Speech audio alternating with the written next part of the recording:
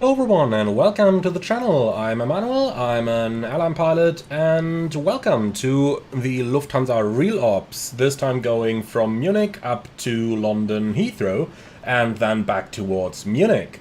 So we started about 5 minutes late, my apologies for that. The sim took a little bit longer to start since I did a couple of changes here, but let's face it, this is not a bug, it's a feature, my friends.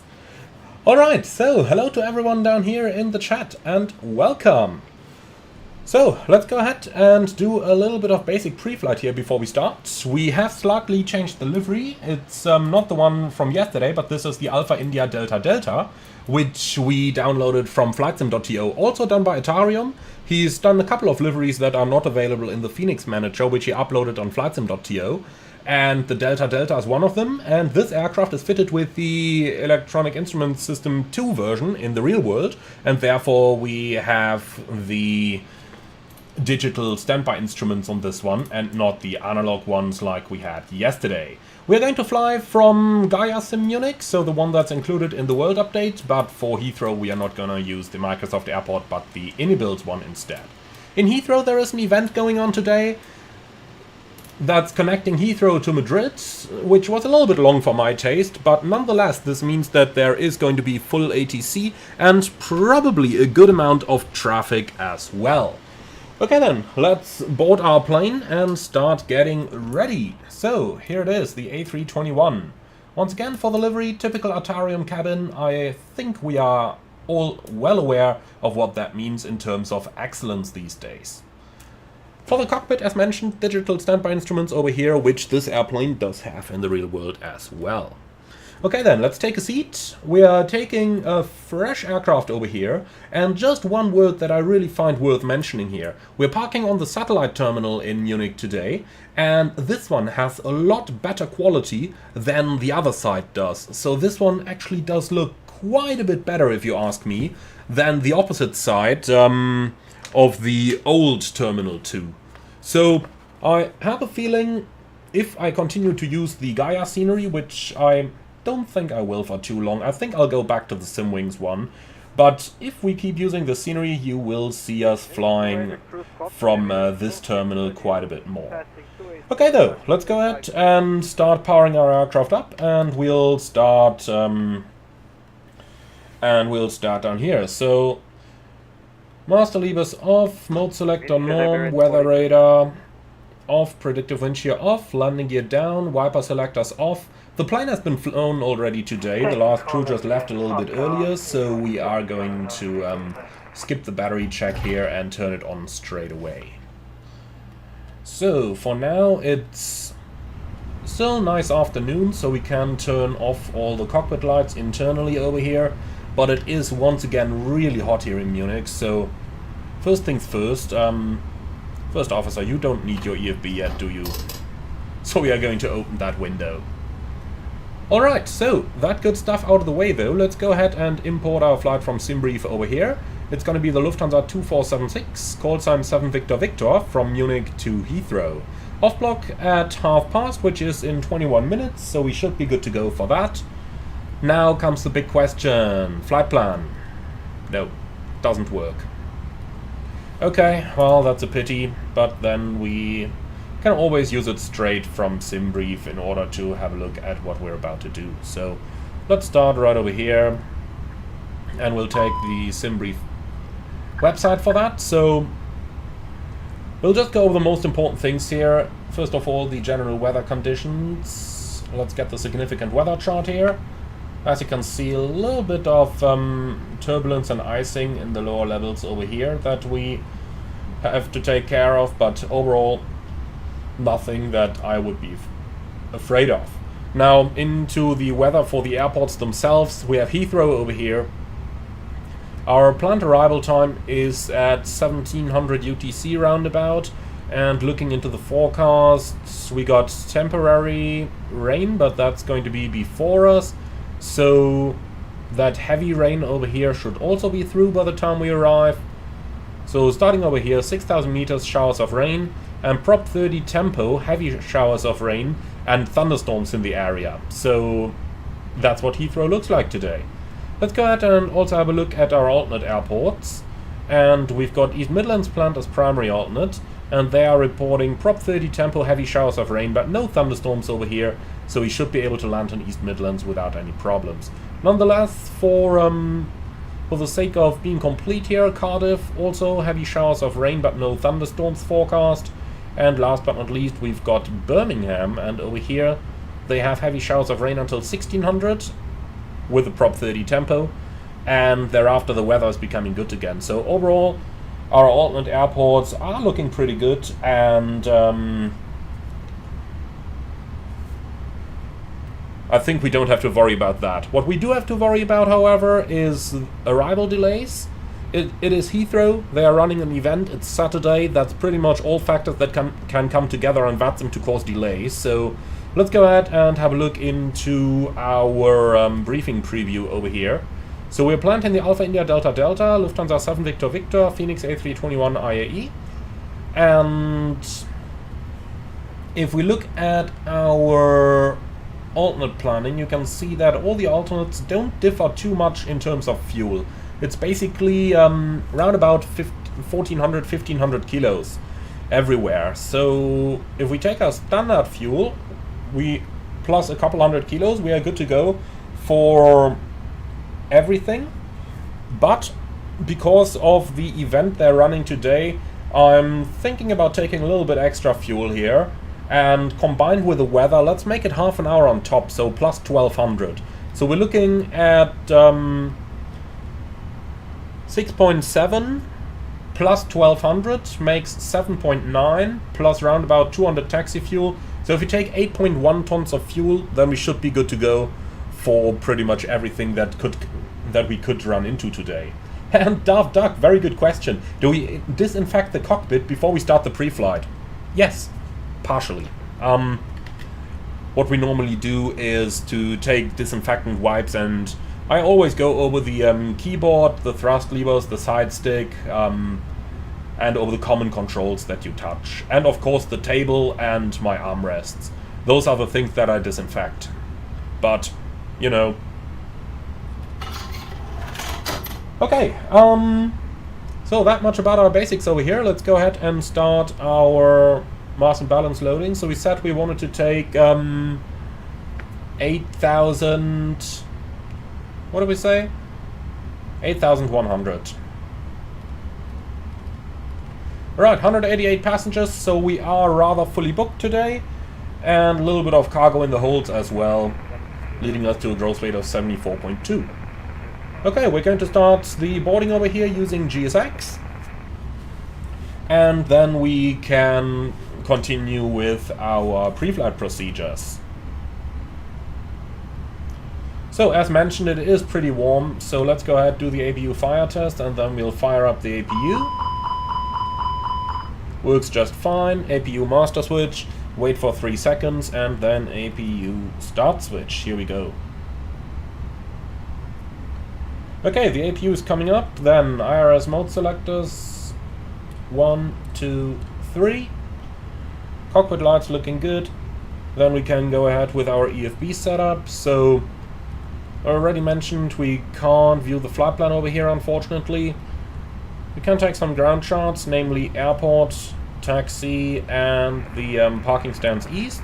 And then the departure chart. We are departing via Give Me today. And unfortunately the Give Me 5 whiskey is no longer in use since a couple of IRAC updates. But what we do have down here is Give Me, I believe it's 6 Quebec. They are using runway 08 over here in Munich today, so we're going to load that one up. Alright, wonderful. Last but not least, let's go ahead and do some performance. So Munich 8 left is looking good. We'll synchronize the preliminary load sheet and the weather, and we'll go for an intersection over here in the form of Alpha 4. And that's our result takeoff data. Looks good, we can fly with that. Aircraft acceptance, we'll do the recall for 3 seconds. And that's it. So, nothing in the logbook or in the MEL. Aircraft configuration summary is the same as yesterday. A321 IAE engines, no automatic nav on go around, so we gotta press the heading select in manually to manage navigation. And last but not least, I am using the mini FCU once again, so if you see things change on the FCU while my mouse is somewhere completely different, like this, then it's because I'm doing these things on my hardware here. But I will always mention it acoustically when we do this. Last but not least, there's currently no OEBs, and our operating fluids, oxygen is on board, hydraulic is looking good, oil quantity is looking good, the flap lever agrees with the flap position, speed brakes retracted, and alternate brakes are looking good. Okay, excellent. So with that, we are good to go. Let's start with our basic setup here, which is our MCDU setup. So, flight initialization, request the flight.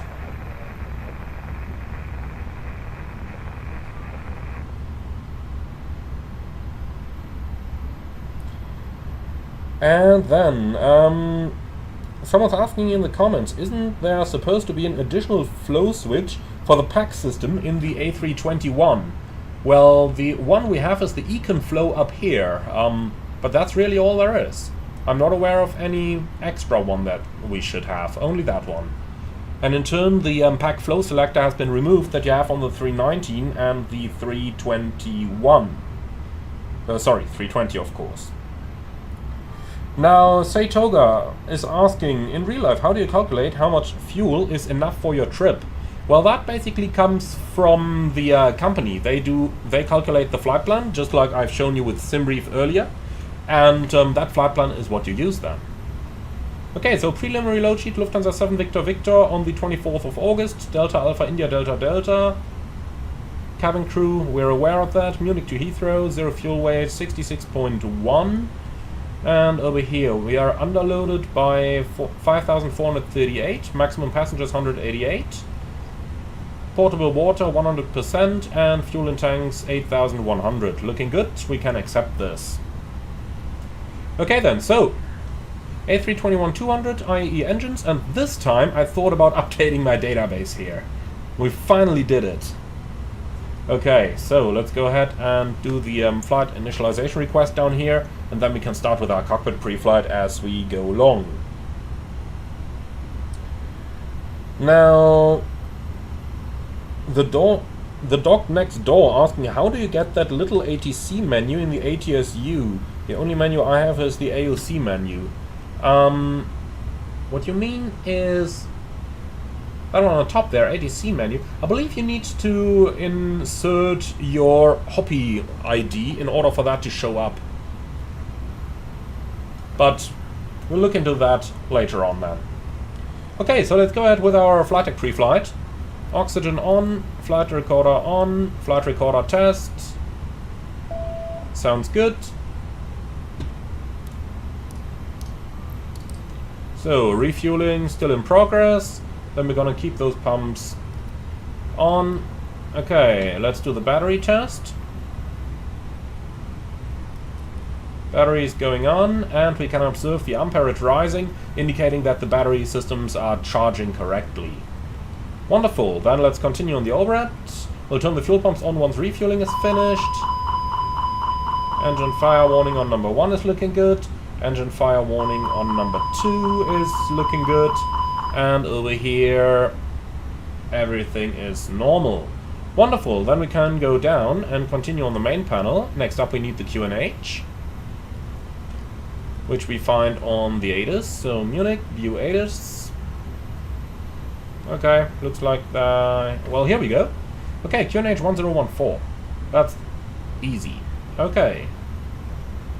So it's the 24th of August 2024. Alternates.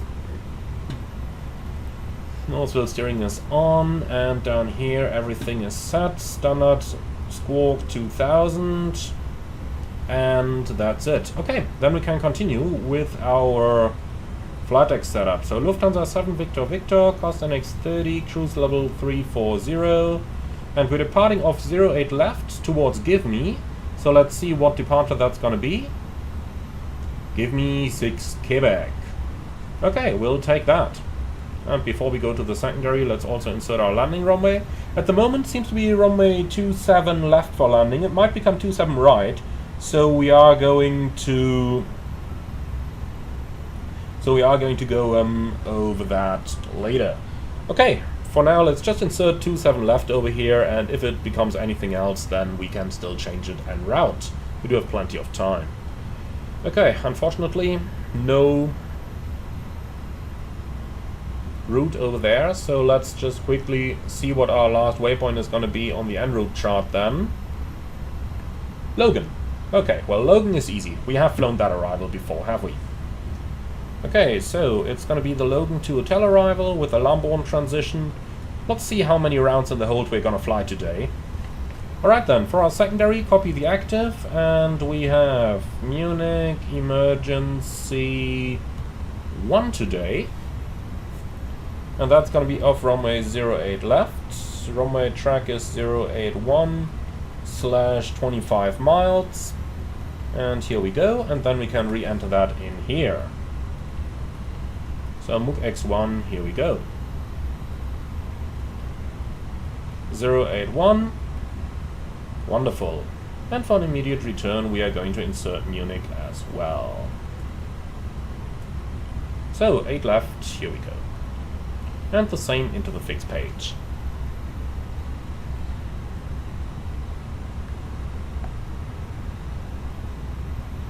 And Jack says in the comments that is runway 27 right at the moment.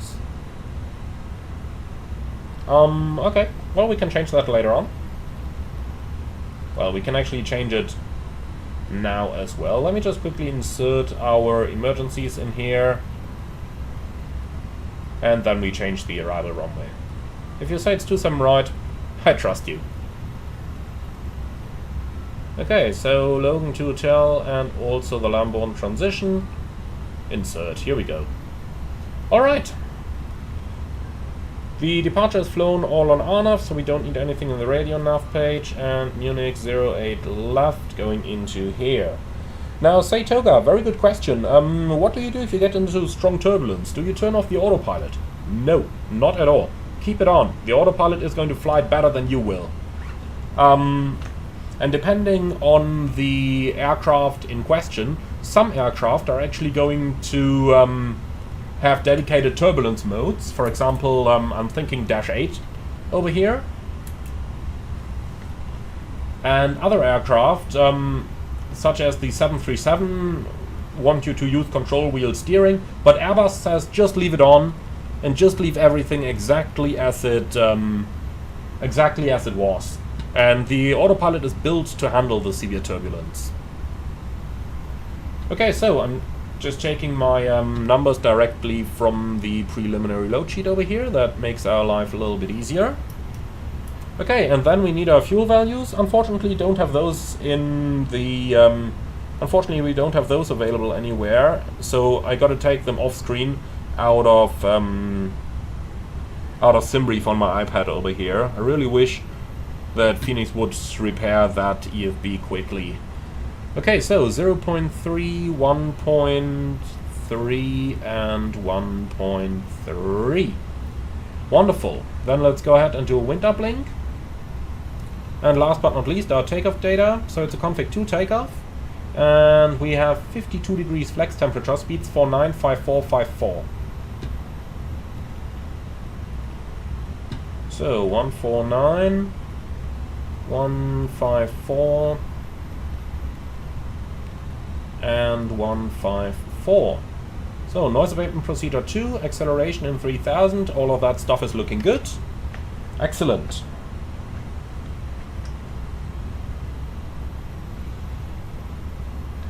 Okay, so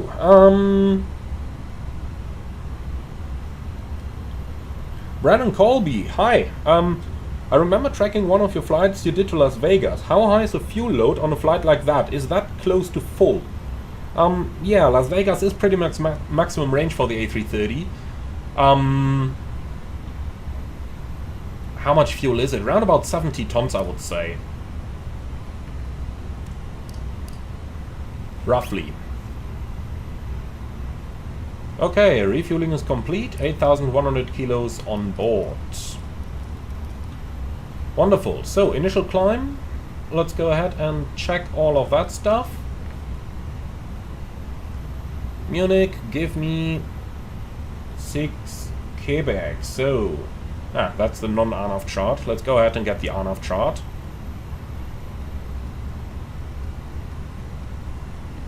So, give me 6 Quebec. Here we go.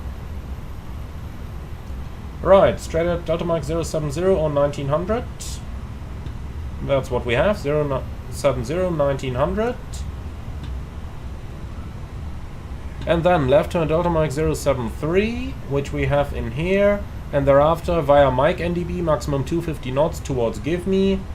And we have Mike 250 knots and give me. Okay, initial climb clearance, flight level 70. Let's go ahead and dial that in. Here we go. Excellent. Terex, what's the name of the scenery? This is the World Update Germany. So the one is from Gaia Sim, but it comes for free in the World Update Germany. Austria and Switzerland.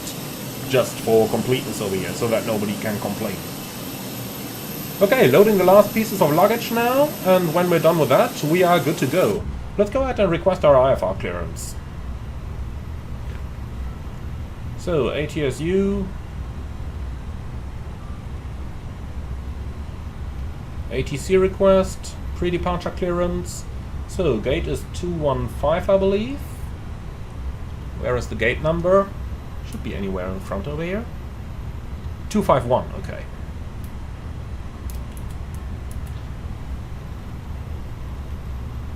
So, 251. Let's say hello to them. Station is gonna be Munich, and ATIS info... Was it India? Yes, ATIS information India. Let's just update that. Kilo now. Okay, so ATIS information Kilo. Okay, sent. Wonderful.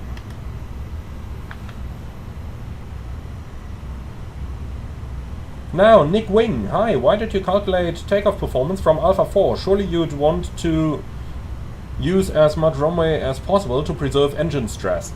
No, not really. It's a mixture between engine stress and between economy, and seeing where we are parking at the moment, the taxi to the full length is rather long. For that reason, if we take Alpha 4, we might save ourselves about a kilometer of taxi distance here. So Alpha 4 is over here, and that saves us all the way going here. Of course, all of that presuming that we are going to... presuming that we are not going to encounter any delay. So it's only worth taking the intersection if there is not a queue of aircraft waiting over there. Okay, ATC message. And that's our PDC. Request being processed. Stand by. Wonderful. Supreme, very good question. At what frequency is an airline pilot expected to fly? Well, of course it depends on the operation you do. On the A330, usually it's one long haul per week, roughly. Per month it's usually 3 to 4 long hauls, depending on the length of the trips. If it's 6-day trips, then you probably do 3, plus maybe a standby block or something.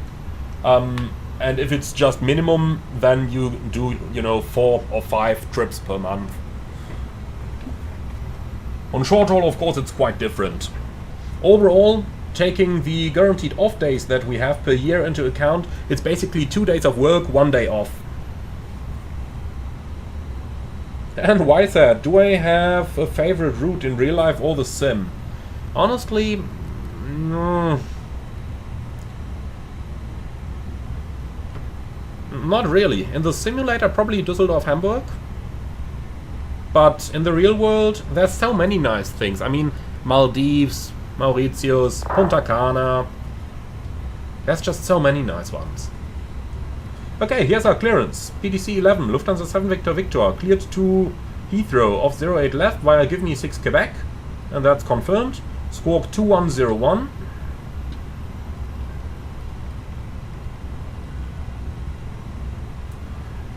Okay. Actual departure time is based on the mean departure interval. In other words, no slot. Next frequency 121.710, 8 is kilo. Request startup according EUBT or CTOT on 121.710. Grüß Gott. I like it. They are reading the comments in the PDCs. I really like that.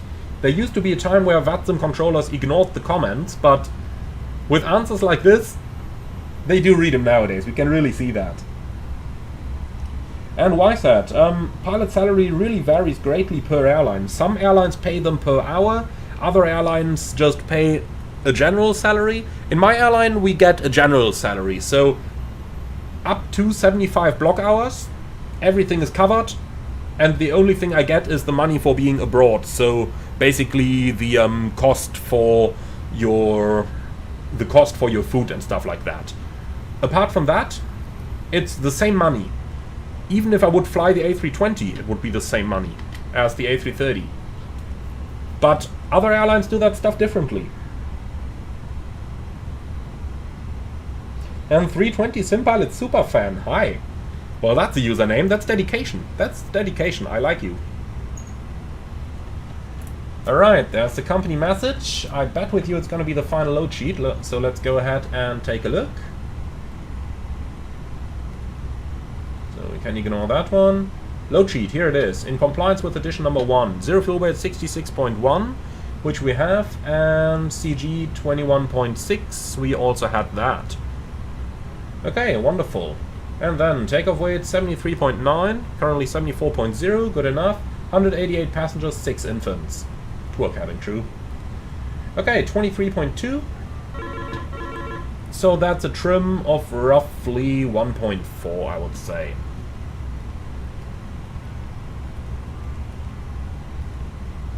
Alright. Wonderful. Then, Lufthansa 7 Victor Victor, CDA received, clearance confirmed. Thank you. So, 121.710 is the frequency. But before we are going to call him, let's go ahead and say hello to our guests and do our departure briefing. Liebe Gäste, einen schönen guten Tag aus dem Cockpit, hier spricht Ihr Kapitän. Mein Name ist Emanuel, im Namen der Lufthansa sind Sie ganz herzlich willkommen an Bord von Flug 2476 nach London Heathrow. Flugzeit heute etwa 1 Stunde 25, wir erwarten einen ruhigen Flug in 34.000 Fuß Flughöhe. Machen Sie es sich bei uns bequem, lehnen Sie sich zurück und genießen Sie den Flug mit uns. Wir haben das Flugzeug jetzt gerade fertig beladen, machen jetzt noch die letzte Schreibarbeit und machen uns dann auf den Weg. Vielen Dank für Ihre Aufmerksamkeit. Nochmal herzlich willkommen an Bord. Ladies and gentlemen, very good afternoon from the flight deck. This is your captain speaking. My name is Emanuel, and in the name of Lufthansa, welcome aboard flight 2476 to London Heathrow. With me in the flight deck, a lot of first officers who are very eager to fly you over to Heathrow today. The flight time is calculated with 1 hour and 25 minutes and a cruising altitude of 34,000 feet. Now, we do expect a smooth flight. Sit back, relax, and enjoy the flight with us. If there is anything we can do for you to make it more comfortable, please do not hesitate to ask any of our charming cabin crew. Thank you for your attention, and again, welcome aboard.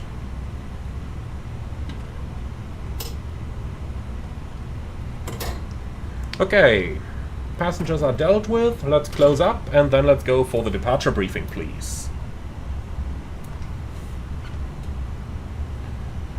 So, runway 08 left Alpha 4, give me 6 Quebec, climbing flight level 70, MSA 3700, extra fuel and time 29 minutes. Wonderful. Hotspots, there are no hotspots. Stop margin is over 1,000 meters, engine outset is on the runway heading, climbing to 4,000 feet. We are below the maximum landing weight, so we can return to Munich at any time. I don't have any specials or non-standards. Do you have any threats for the departure? No? Wonderful. So that's our briefing complete. Cockpit preparation checklist, please. Gear pins and covers removed. Fuel quantity 8,080 kilos balanced. Seatbelts on. ADIRS.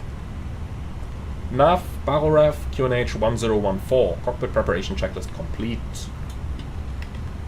Okay, so park and brake is set. Let's get GSX to prepare the position for our pushback, please. And then we can go ahead and call for push and start.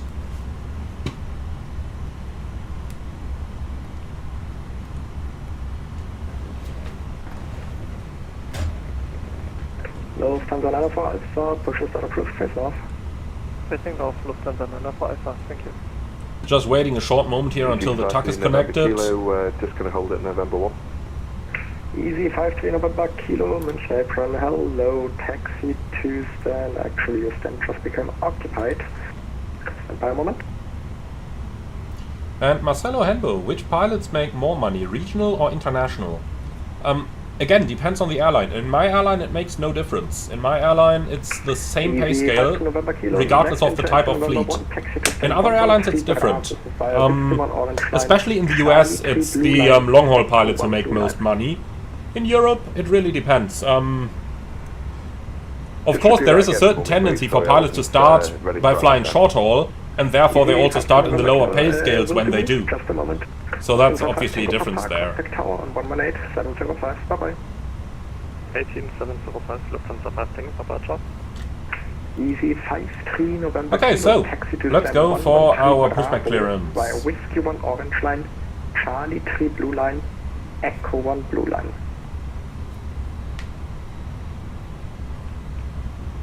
Okay, 113 Bravo via Whiskey 1 Orange Line, Charlie 3 Blue Line, and what was the last? Last one is Echo 1 Blue Line. And Echo 1 Blue Line, thanks. Easy 53 November Kilo.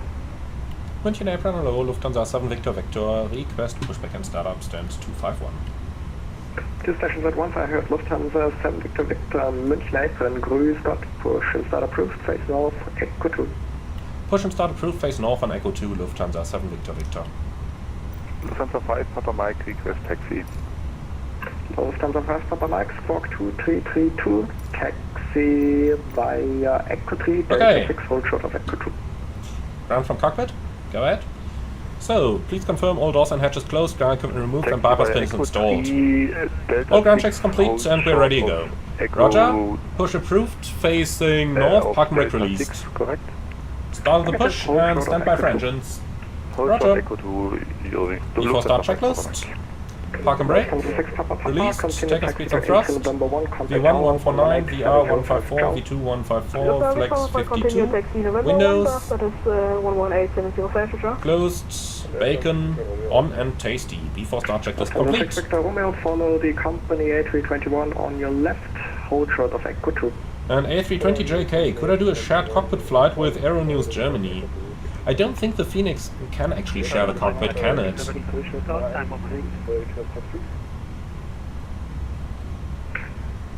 That's two stations at once. To each other, to X-ray, confirm you're facing north. Okay, so. To each other, to X-ray, Roger, make a 180 turn onto Echo 3 Blue Line, taxi via Echo 3 Blue Line, Delta 3. We're clear of the red line, starting Echo engines. Ground flight, starting engines 2 and 1 in sequence. 180. Engine 2 start. Echo 3 Blue Line, Echo 3 Delta 3 Orange Line, and then hold short Echo 2. And off we go. Correct. Condor 1412 request taxi. G Walker, the A350 takes 45 minutes to an hour just to set up in real life, as there's so much more to add and check. Is that really true? Because you know, even the 787, for example, only takes 10 minutes if you know what you're doing. Same in the A330, it can be done just as quick as the A320. I would be surprised if it's that much more work to do. Block, can you please repeat for Condor 1412? Condor 1412, taxi via Echo 1 Orange Line, Charlie 3 Orange Line, Whiskey 1 Orange Line.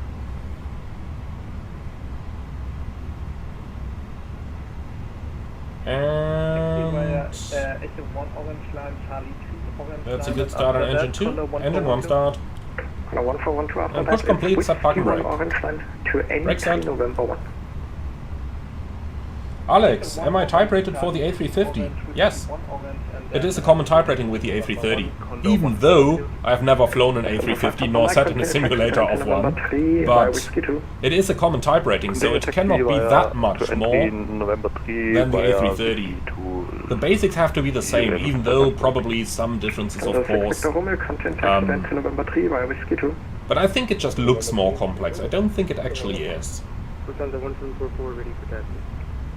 Of course, Lufthansa the big difference is, 744, swing over to center to taxi to do you do everything in one flow like we normally do in the simulator here, or do you wait for things like boarding, loading to complete, do you wait for the load sheet and stuff like that, which normally goes in a single row here in the simulator. So if you take all of that into account, okay, then we also take an hour in the A330.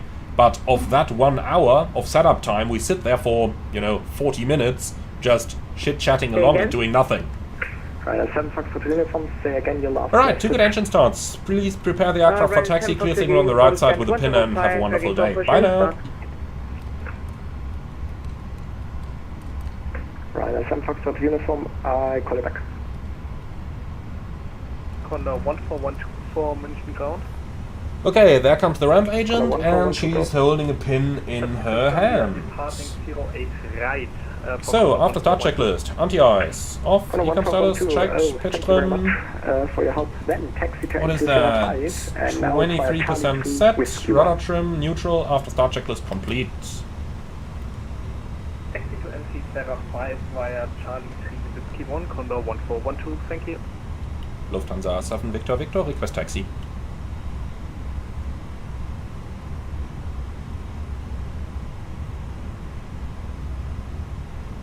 Lufthansa 7 Victor Victor, taxi to entry November 3 via Delta 2 Whiskey 2. Entry November 3 via Delta 2 Whiskey 2, Lufthansa 7 Victor Victor. Lufthansa 5 Papa Mike, Tower 118705. 118705. Okay, so, Papa Mike, bye-bye. via Delta 2 and Whiskey 2. ready for push start is stand 187. Clear right side, clear left side, brake released, to the left over here. Brake check, pressure 0. Lufthansa 6 Victor Romeo, contact Tower 118705, bye-bye. 118705, Victor, 6 Victor Romeo. Okay, 118705, I think we can pre-select that. Approved, face north on Whiskey 1 Orange line.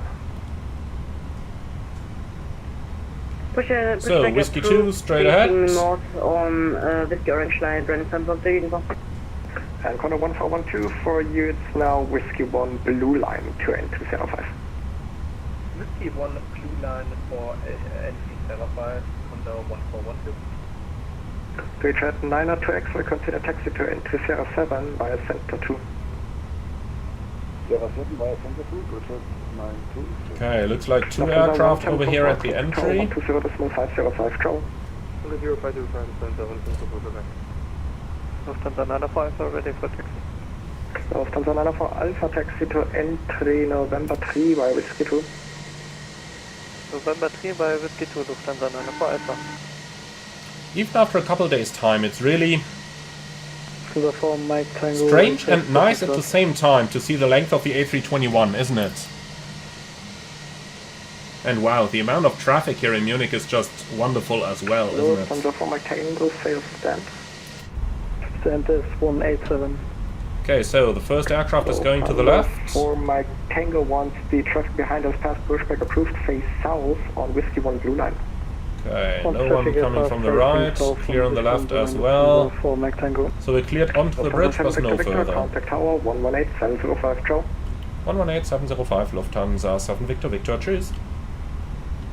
And 744 via Sierra to Bravo. München Tower low, Lufthansa 7 Victor Victor, November 3.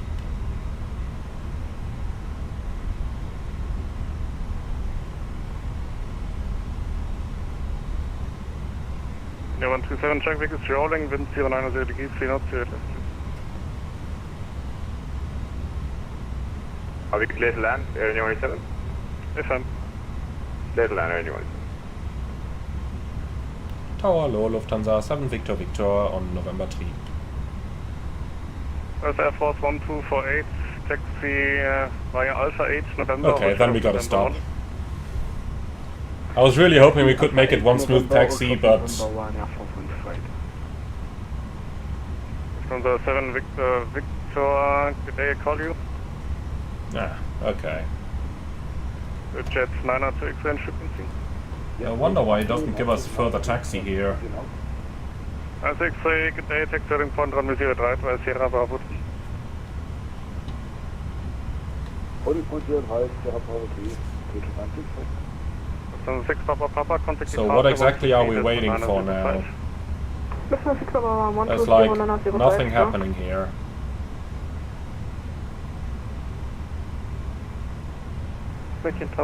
And he said I call you, so that means he wants us to wait. Lufthansa 948, tower, good day. I just don't get what for. Lufthansa 7 Victor, behind the Air Force A320 on November, passing right to left. Exit holding point runway 08 left via November Alpha. Lufthansa 7 Victor behind the Air France, turn left onto November and November... Sorry, Alpha 2 holding point 08 left. Okay. I have no idea why he wants us to go behind the Air France.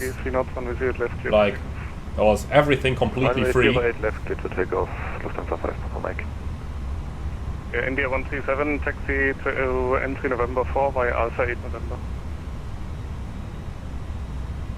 Entry November 8 via Alpha 8 in November. Okay, so, clear of the Air France.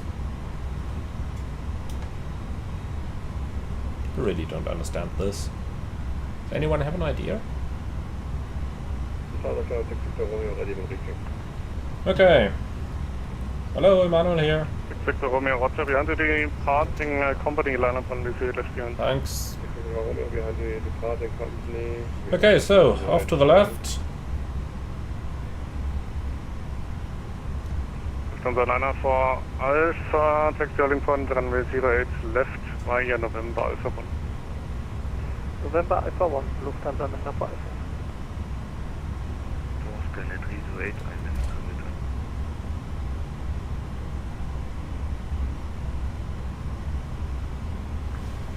Okay. Lufthansa 7 Victor 10 right in Alpha 6 Mike and then continue Alpha 3. Lufthansa 7 Victor Alpha 6 Mike Alpha 3. Air Force 1248, hold your position please. Okay, so we gotta turn next right over here. Air Force 1248, hold position. LD position now for 128. 128, contact Apron 121 listen 78. 121 decimal 78 Alpha 128, goodbye. So, Alpha 6 is off to the Right. right. For Alpha, follow the company in front by Alpha 6 Mike to the holding.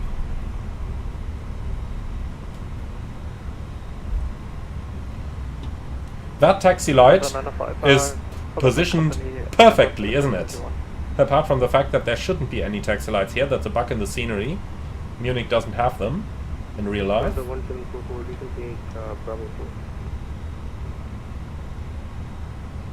Lufthansa 110, 44, Roger. Oh, another one over here! So where are those coming from? Someone did not do beta testing on that scenery, it seems. Can I 308, hello, wind 09 degrees, 3 knots, 03, Okay, here we are. So, flight control check. Full up. 308, Full down. Neutral. Full left. Full right. Contact departure 1239005. Neutral. Rudder. 1239005, Full right. Mike. Neutral. Lufthansa 6 Victor Romeo, wind 090 degrees, 3 knots, 0 left, Okay, I tell you what, we taxi full length here. Couple more taxi lights we can run over. And we still have to finish our taxi checklist, so... Briefing is unchanged, then let's go for the taxi checklist, please. Flight controls, checked. Flap setting, conf 2, radar and predictive wind shear, on and auto. Engine mode selector, norm, ECA memo, takeoff no blue, taxi checklist complete. Okay, Alpha 3 is the first to the right. Taxi to holding point runway Departure frequency 123905, we can pre-select that. Lufthansa 7 Victor, line up runway 08 left. Lufthansa 7 Victor, line up runway 08 left.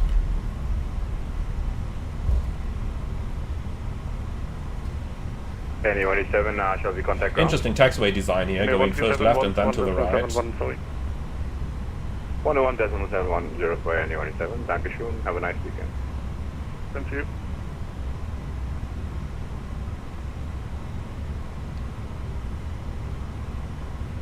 Run at 10 foot to uniform. Go ahead. Maximilian, guys, welcome as an economy class member. Ja, dann bitte noch warten, der ist noch nicht bei mir. Cabin crew, prepare for departure. Okay.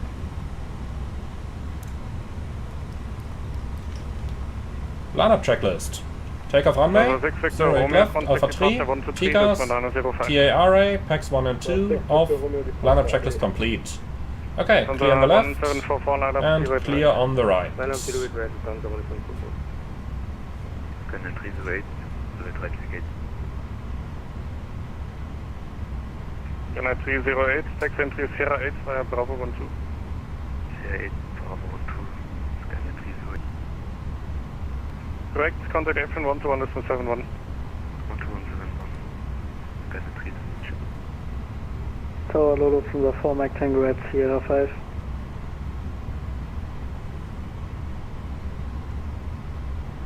Lufthansa 4 Mach Tango, good day, taxi holding point runway 03 via So, Sierra Bravo 3. why don't we get Holding takeoff point clearance? 08 right via Sierra Bravo 3 Lufthansa 4 Mach Tango. Lufthansa 1744, wind 090 degrees, 3 knots, runway 03, clear for takeoff. 08 right to take off, Lufthansa 154. Jet 906, line up 08 right, minutes to section departure ahead. Line up 08 right, and 1 departure ahead, Lufthansa 3892. Lufthansa 7 Victor Victor is ready. Lufthansa 7 Victor Victor, wind 090 degrees, 3 knots, runway 08 left, clear for takeoff. 08 left, clear for takeoff, Lufthansa 7 Victor Victor. So he forgot us, it seems. Okay, takeoff.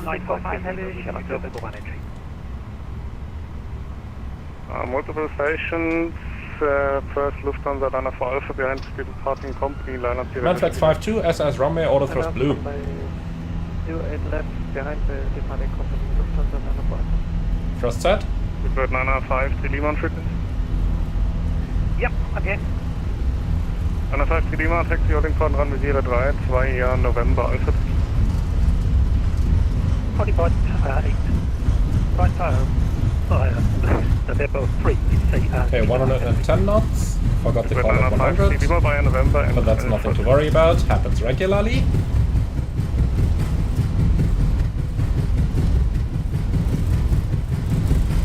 B1. Rotate.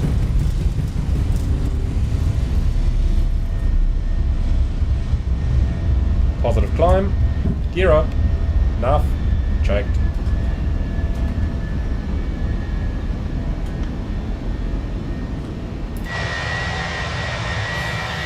Jet 906, wind 090 degrees, 3 knots, runway 08 left.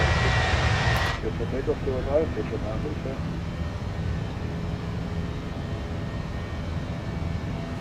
Posting 645 heavy, holding Sierra 2.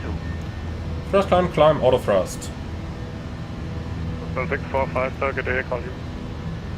Lufthansa liner for Alpha, wind 090 degrees, 3 knots. Flaps runway 1. 08 left, clear for takeoff. Speed checked. for takeoff runway 08 left, Lufthansa. Flaps 1.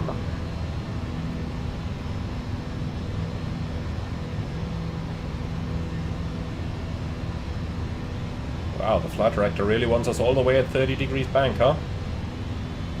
Lufthansa 7 Victor Victor, Unicom 122, that's me, bye-bye. 122.8, Lufthansa 7 Victor Victor.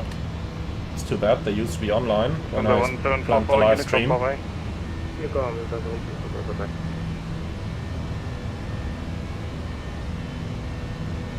Open 645, give Okay. to Lufthansa Airbus A320. Autopilot left 1. Right, thereafter taxi holding point runway 08 right via Sierra Bravo 2. 1228. Too bad.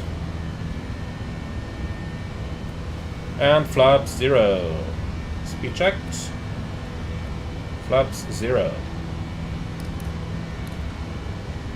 Okay, both packs are on, and well, then we can continue our climb. Used to be flight level 190, to which they clear you over here, and thereafter you get something up further. Okay. So we're on the way to London. That's a pretty nice view of the aircraft and the airport in the back, isn't it?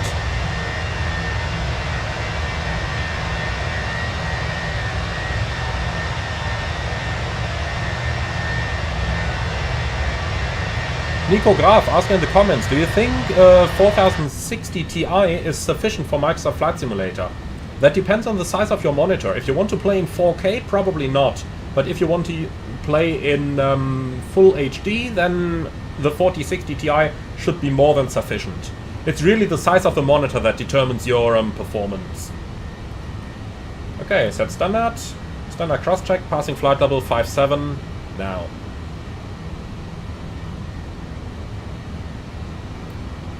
So, let's just quickly go into the options here. Lufthansa would not clip the EFB to the window, but much rather they have the frame mount. And I don't think they have LDAF installed. Not on the old Airbuses, perhaps on the new ones, on the Neos, but definitely not on the old ones. Okay. And G. Walker, you're not convinced the flight directors are correct on more extreme situations. The Phoenix dives for the profile at greater than 6,000. I can't believe that's right. Yeah, probably. I mean, yes, aircraft do dive to profiles. That can happen, but especially in turns, I have a feeling like it sometimes commands that you increase the bank, then immediately decrease it again once you reach the flight director command. It just goes a little bit left and right all the time.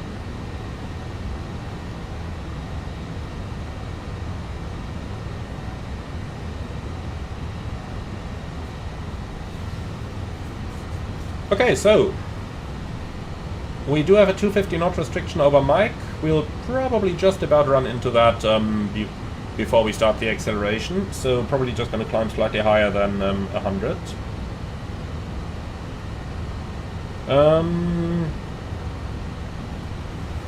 Question in the comments: are the packs on the A321 stronger or more robust because they have to fill a larger cabin? To be honest, that would be a question for a type-rated A321 pilot. On the A330, the packs have the same strength, and the 200 and the 300. And the Neo as well. But on the A320 series, I can't tell you for sure. But I would think that it is probably the same packs. Okay, passing 10,000. Lights off. I think it's gonna stay smooth. So, let's release the cabin.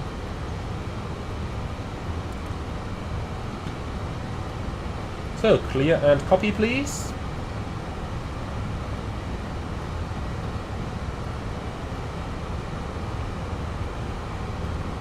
So, cruise 340, optimum 360, max 378. Okay, so if the optimum is 360, then the big question is, why did they not plan us to climb that far? Let's see, at least the wind charts do work here, so this is flight level 300, that's flight level 340 and 390. It does become a tiny bit stronger, but it's pretty much exact crosswind. Looking at our vertical profile chart, it doesn't look to me like the wind would make any big difference here with higher altitude, so let's climb flight level 360. I really wouldn't know why we should stay at 340 if the optimum is 360.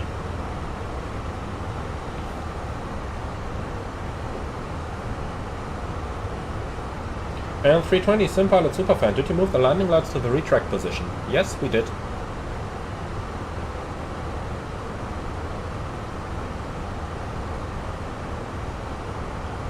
Okay,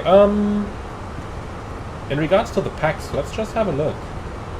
So on the bleed page, the numbers look pretty much the same, don't they? The pack valves are right in the middle, so it's neither low nor high flow. I tend to say that they are the same as on the A320, but I might be mistaken.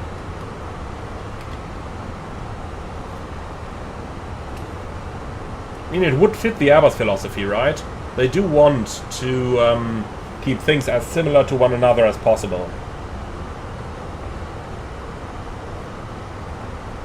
Okay, let's continue our climb a little bit here. Flight level 240 is next, and thereafter comes the upper airspace. So that's flight level 240 blue.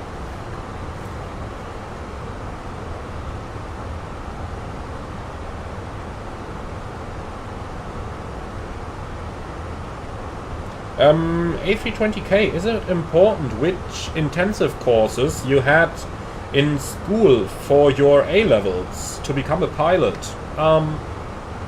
Yes and no. Technically speaking, you don't even need to have A-levels to become a pilot. It's just a license, like, you know, like the driver's license is a license. So, no, it's not really that important. On the other hand side, there is a lot of technical stuff that you need to be able to understand as you do your ATPL training. Rest assured, you don't need to be able to calculate quantum physics, but, you know, if you at least have physics in school, then you are still going to understand things a little bit easier. Would I recommend taking physics intensive course to become a pilot? It's not required. You don't need that intensive course knowledge from school in order to be able to become a pilot. As Critic says in the comments, the important thing is having the money. Yeah, I guess so. Of course, having, you know, mathematics, having physics, and that stuff in school does give you some general understandings for the topics, which then is going to help you with those topics that you have to learn in school in order to, or in flight school, in order to pass your theoretical exams. So those courses do help with the theoretical ATPL training and with the general understanding, but they are not required. However, airlines do appreciate if they see stuff like that on your Zeugnis.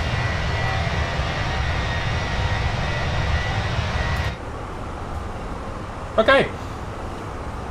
So, looking at VATSIM, at the moment there is no further air traffic control online, so I suppose we're going to climb right up to flight level 360, which is set now, flight level 360 blue. Okay, wonderful. So we're up and on the way.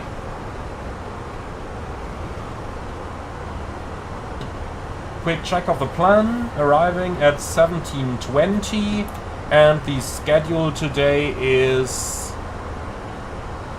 17:30. Perfect, so we'll be just about on time. Have to hope that we don't end up in a holding for too long, but we will be able to manage that somehow. Tobias Tim, hi, I'm using the mouse to look around, indeed. On my VFR flights, I like to use the Tobii eye tracker, but for airliners, I'm pretty much exclusively using the mouse. I really think that makes things as easy as possible. The good thing flying airliners is you basically don't have to look around, you know, all the time. You basically have your view in front over here, where you have the primary flight display, nav display, and the ECAM, and that's the important stuff. You can basically fly the airliner completely out of that. I mean, there is a lovely quote in one of my favorite movies, The Hunt for Red October, that's give me a chart and give me certain speeds, and I would fly an airplane through the Alps that doesn't have any windows in it. And you know, that's exactly how you can fly those airliners.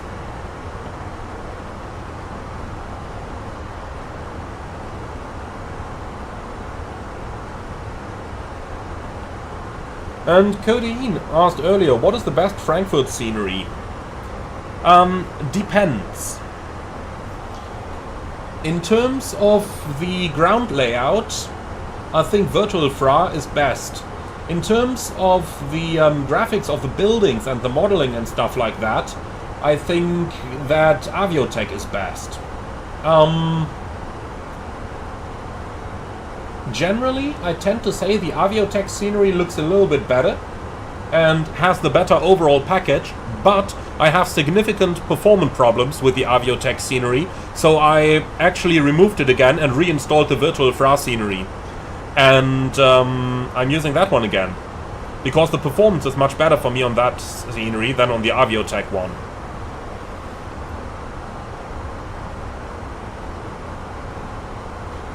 And FCEOS has asked, do you know if I can buy the Phoenix with euros without any problem? Yeah, absolutely.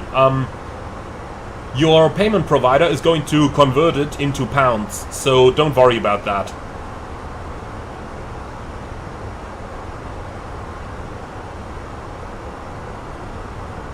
So Dodgers 24, what do I think about the realism of the physics of flight, especially at takeoff and landing? Takeoff is okay. It's a little... You may need a little bit more work on the rudder in MSFS than you do in the real world. In the real world it's really easy to just maintain your center line exactly. In the simulator I always go a little bit left-right. In the real world that's much, much easier. So the plane is a little bit more rigid on course. Now, in terms of the rotation and in terms of getting airborne, if you have an aircraft like the A320 family, it's good. There is nothing to complain about. If you have an aircraft that has some aerodynamical specialties, think about the 777 or the 737-800 and 900, where you've got the elevator deadband. MSFS is not able to do that at all. Not at all. Now for landing, things are a little bit different there. Landing physics are actually not all that good in the simulator. Generally I find MSFS to be much too floaty. But I think the biggest difference between the real life and your flight simulator is in the real world you can use your engine thrust in order to control the rate of descent. If you feel that you are closing the ground a little bit too quickly, don't pitch it up, assuming that you have the correct pitch and you are on speed, but just add a little bit of thrust and that's going to arrest your rate of descent, and then you will go down very nicely. Now, that works, but not in the sim. So, landing physics are, well, but to be honest, that same question about using thrust to arrest the descent rate doesn't really seem to work in X-Plane as well. It might just be something related to the feeling of your, to the seat of the pants sands, let's use that word instead of feeling of your ass. So it might just be related to the seat of the pants sands.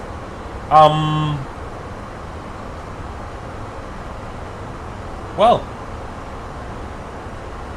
and that's how we do it.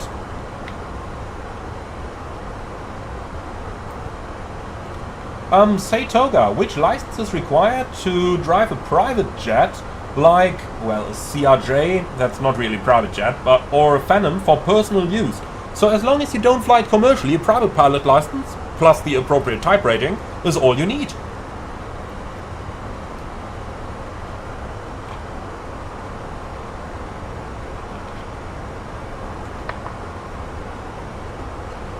And Lasonas has asked a bit earlier on, how do you know which noise abatement procedure is used? So it's generally noise abatement procedure 2, except if there is anything different written in the charts. So on the majority of airports that we fly to on the channel, those are all airports that I know already. We rarely fly to one that I haven't been to before. Because, well, let's face it, after 14 years of flight sim and 7 years of real life flying, there aren't too many airports left that I haven't been to anymore. So for most of them I tend to know. But if you don't know for an airport, assume that generally it is noise abatement procedure 2, unless there's something written in the departures. So if we go into the airport briefing and departure chart over here, we can search those to see if there is anything written in regards to noise abatement procedures. So just go through all of this. As you can see, nothing in here. And if there's nothing in there, then it is procedure number 2.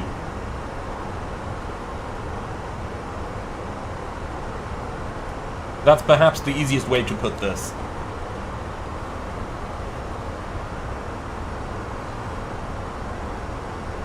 Another question from the comments. Have I considered virtual reality? I have. I actually do own the HP Reverb G2, but I just think that the resolution isn't good enough. If I'm wearing those glasses and have problems reading my gauges, then no thanks. I have to say, flying some steam engine or steam gauge aircraft. Did I want to say steam engined aircraft? If any one of you is able to build one of those, I am definitely gonna fly it.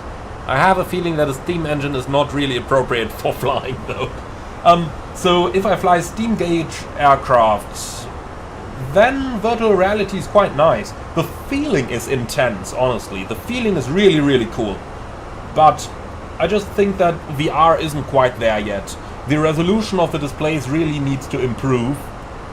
Or rather, the resolution of the goggles. Basically, you need 4K on every single eye. And right now, don't really seem to have that yet. And of course, the performance is the next matter there. I think it's going to be a challenge to build a computer that's actually able to do that properly. I mean, maybe in 5 years' time, but not just yet.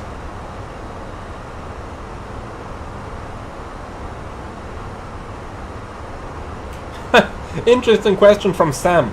I have a question. During an overnight long-haul flight, once I get to my cruising altitude, do I have to stay at my computer and monitor my aircraft, or can I just leave and go to sleep? Well, it depends.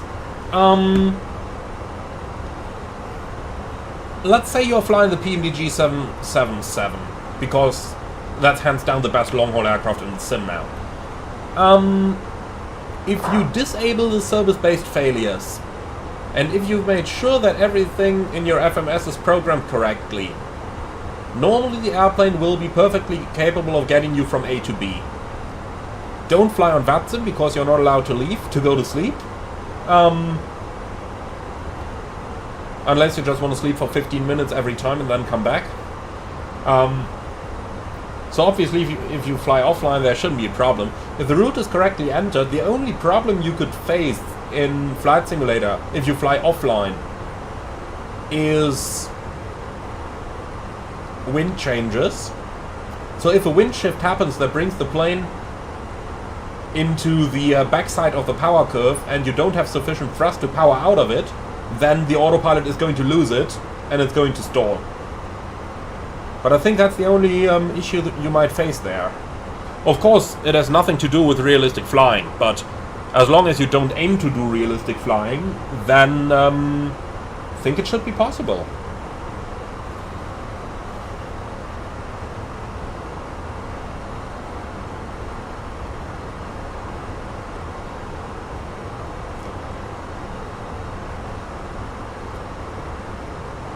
Okay,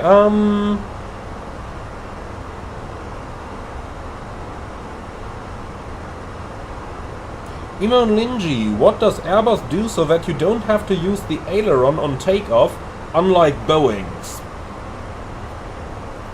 To be completely fair, I'm not sure.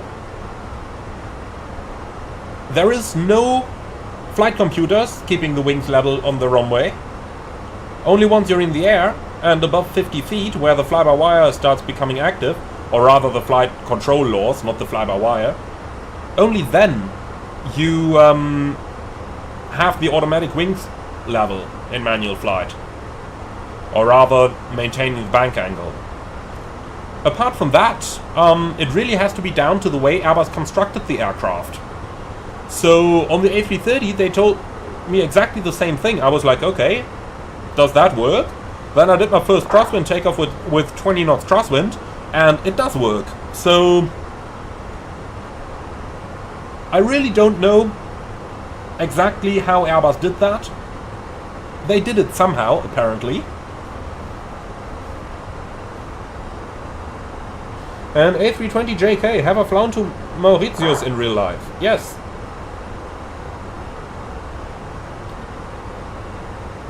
Now, cleared for takeoff, good question. Why did I change from the 737 to the A330? Because it's a different airline, and because it is just a much different lifestyle. I very much prefer the lifestyle. So, oncoming traffic here, but he will be about 8 miles off, I would say, maybe more. So no problem. 5 miles is the minimum in upper airspace, so with him over there, doesn't matter.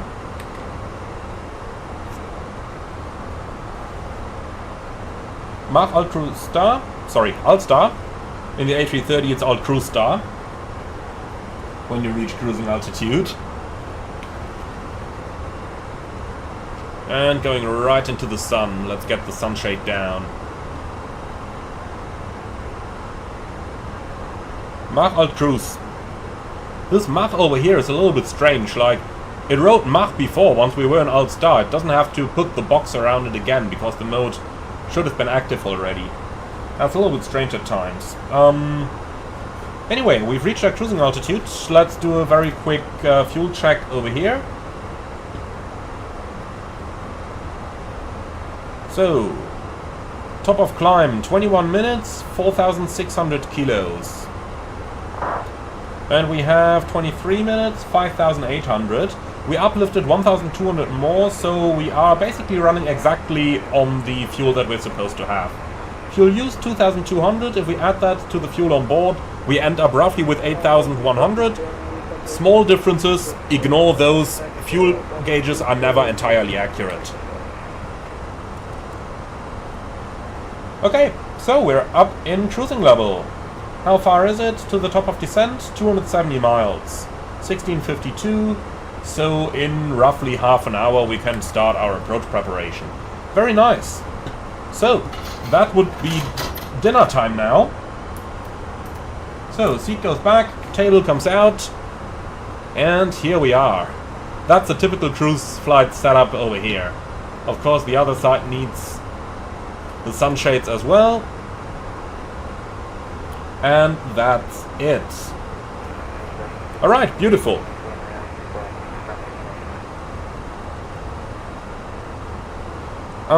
Say Toga, is there a definition for strong wind? No, there isn't. I mean, strong is not a real description, you know.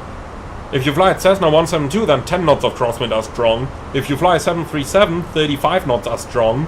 If you fly an A330, you know, we had a little bit fun on one day and made it a 70 knots. Oh, TCAS, I have control. At least 1,000 below. That should not be any problem. Okay, there he is.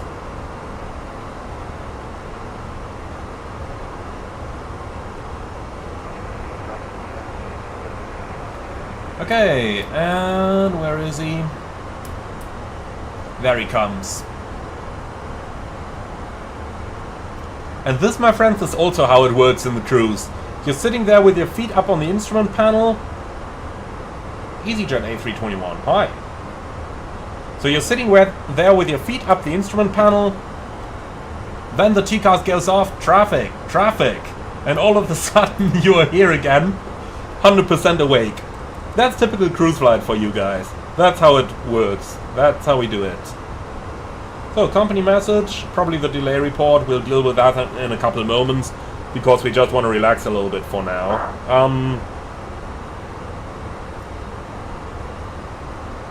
Wisehead, I'm not going to answer the question which airline I work for, sorry.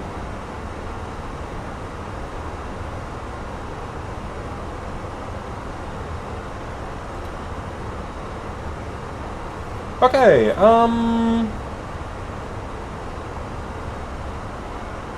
just going through the comments once more over here. Dodgers24, are any of the A319, A320 or A321 aircraft more or less susceptible to crosswind?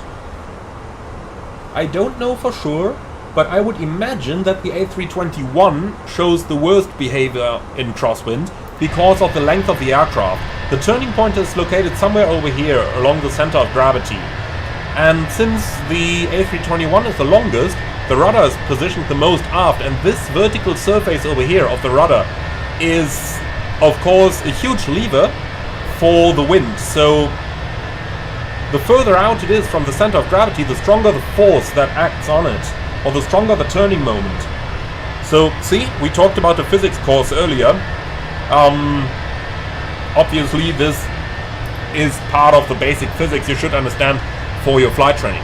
Now, I don't know if Airbus put any compensation in the aircraft, but I would probably not think so, seeing that this basically only matters when the aircraft is about on the ground. Mostly when the main wheels are on the ground, but the nose wheel is not yet. So at that point, the wind can develop its full force and turn the aircraft about the main wheels.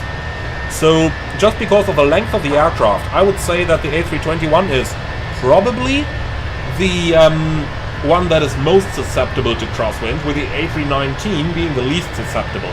But then again, that's just an assumption, and maybe one of the type-rated pilots who do YouTube can tell us for sure.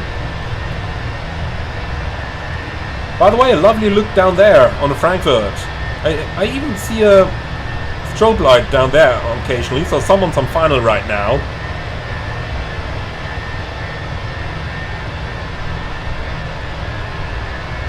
And just take a moment to look at the aircraft itself as well. I don't want to ruin the perfect view in Frankfurt down here, but once we are past it, might just as well take a quick look at the airframe itself. Look at how it is bent outwards over here due to the pressurization going on. Really well done model. Phoenix have really done an awesome job with their model. I really like it.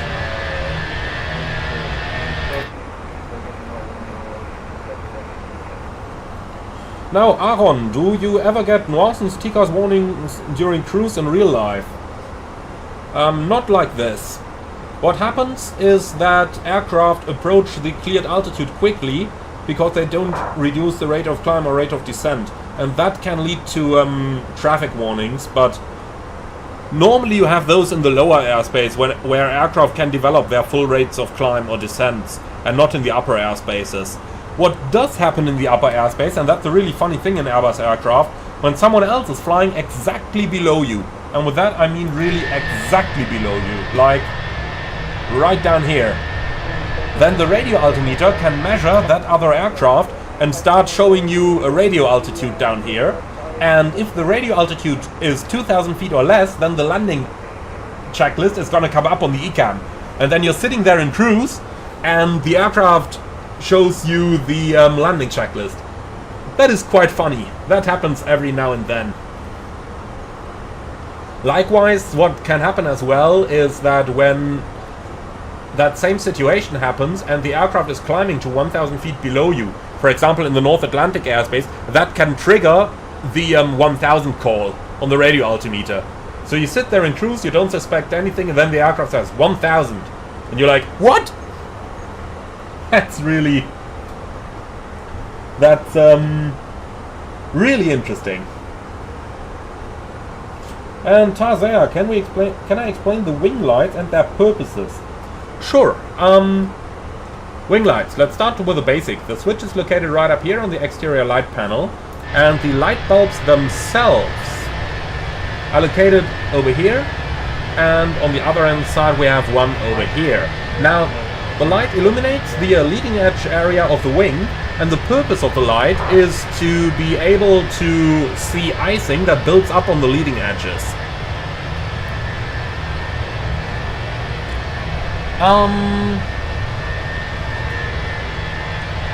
Yeah, and that's really it. I know that in the States a couple of pilots also turn the wing lights on to be visible better to other pilots, but to be completely honest, I don't think that really helps, because they are not bright enough for that. Those lights are meant to illuminate the leading edge here, and that's really it. That is what they do.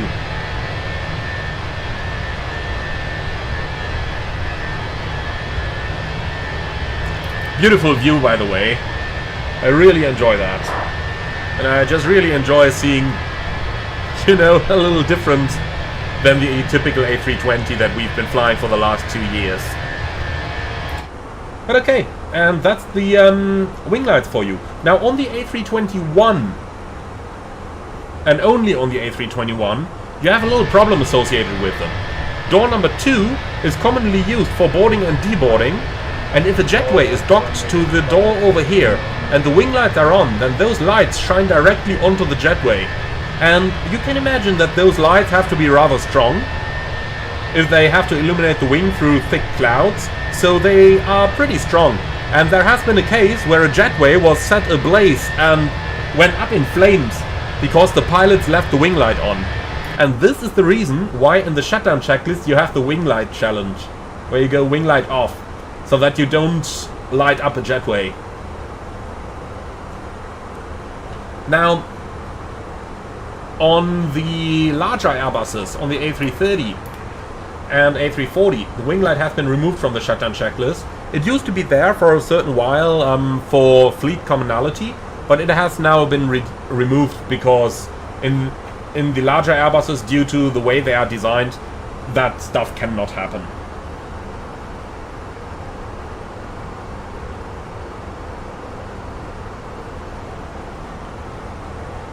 Okay, so, Joshua Finnegan, is the expansion for the A319 and A321 worth it? I would say so, yes. Of course, only if you're a frequent Phoenix flyer, but I guess most of you guys will be. And yes, it is certainly worth it. If only because the cockpit obviously looks pretty similar to the A320 and is not going to make all that much of a difference. But the way how the aircraft handles different, how on the A321 you got to apply oversteering technique and have a little issue with tail clearance, while on the 319 the plane just doesn't slow down. All these differences bring a little bit of change into your flights and make every flight a little bit different, so I would say yes, it's worth it. Of course, it's Phoenix quality. I don't think we have to talk about the aircraft being good. Of course it is. But you know, certain things like the slightly different handling behavior of the aircraft, I do very much appreciate that kind of stuff. And for that reason alone, it is worth it in my opinion.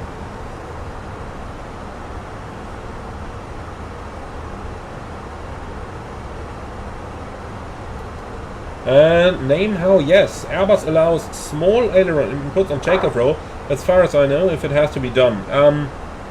The focus here is on allows. It's not required. On Boeing aircraft, for example, on the 737 or on the 777, the FCOM explicitly tells you to apply aileron into the wind. On Airbus aircraft, it says don't do that unless needed. So that's the difference.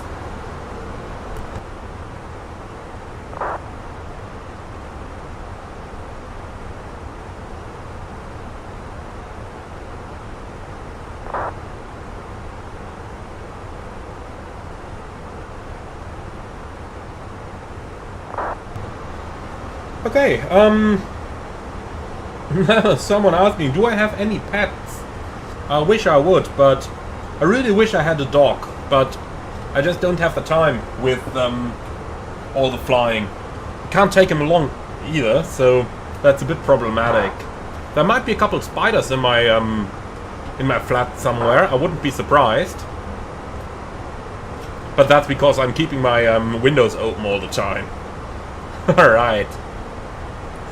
So, they're probably looking for a delay message here. Let's go ahead and send one. So, delay for 7 minutes. What do we put that down to?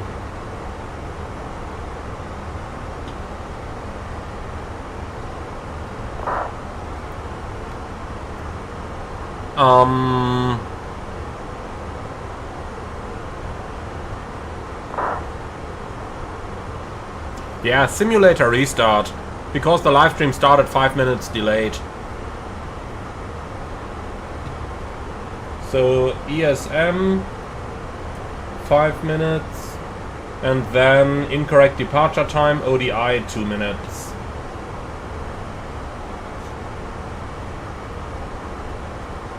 Alright.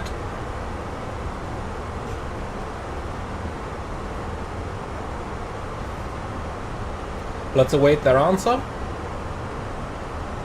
Here it is. ADC received. Thank you.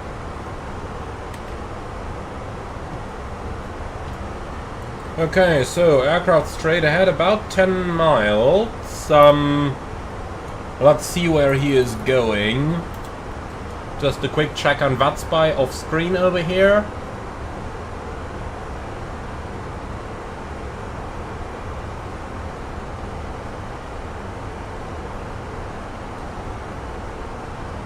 He's also going in Heathrow.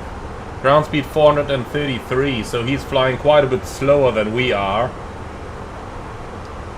But we're going to enter controlled airspace over DNUT, so at 45 in 15 minutes. And we actually just got the contact me, 131.1.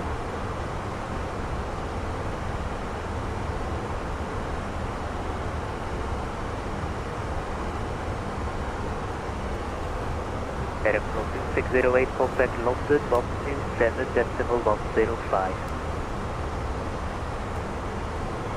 Brussels Control, Iberia 2906, flight level 340. Okay, so... Brussels Control, hello, Airline for Echo Whiskey, Bravo 1, ready for departure. Airline for Echo Let's lock onto CPDLC as well. 290 at 17, runway 25 right, clear for takeoff. And then ATC can do the separation for us, then we don't have to do it ourselves. Iberia 906, Brussels Control, good afternoon, identified. Brussels, hello, Tomcat 95 November, with you, follow for 380. Tomcat 95 November, Brussels Control, good afternoon, identified from the direct to Zenith. Direct Zenith, Tomcat 95 November. Easy 905, descent to flight level 2. Seems rather busy though. By Helen. Flight level 200, Easy 905. Easy 905. And Tobias Tim, do we still use active sky or default weather? It is active sky. 125.75, thank you. KLM 567 monitor Unicom. Man, that guy's busy. Unicorn 1.8, thank you for the service, carry on 567. Aeroflot 2608, 127.105. Goodbye. Easy 86 Juliet Yankee, descent altitude 4,000 feet, QNH 1006.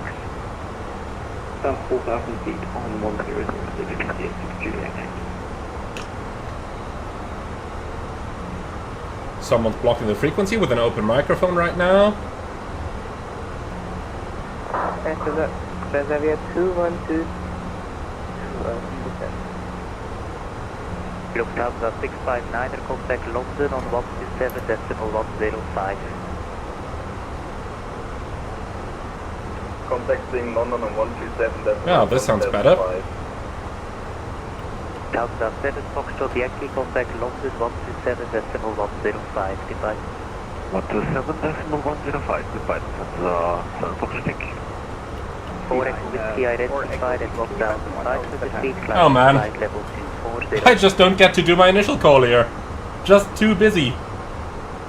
Airline 4 Echo Whiskey, climb to flight level 240. Flight level 240, Airline for Echo Whiskey. Brussels, good evening, Lufthansa 7 Victor Victor, flight level T60, Mach decimal 77. Lufthansa 7 Victor Victor, Brussels Control, good afternoon, identified. Lufthansa 6 Victor Romeo, smoke 7124 please. ATC message, lock on accepted. Lufthansa 6 Victor Romeo, squawk 7124. So I told him my Mach number straight away, so that, well, he will ask for it anyway, because of the other traffic that's so close. So he will ask for the Mach number anyway. So in order to reduce the amount of congestion on the frequency, I thought, well, tell him straight away, and then he can work on it right away. So Jamie, is it ever busy like this in real life that you can't get to do your initial call? Before 2022, it used to be. That's because CPDLC was not mandatory by then, and especially over London, sometimes it took up to 5 minutes to do the initial call. That happens. But nowadays, since 2020, since CPDLC is mandatory, I haven't seen that happen anymore. Ever since then, it's usually straightforward. Kilo Romeo Hotel,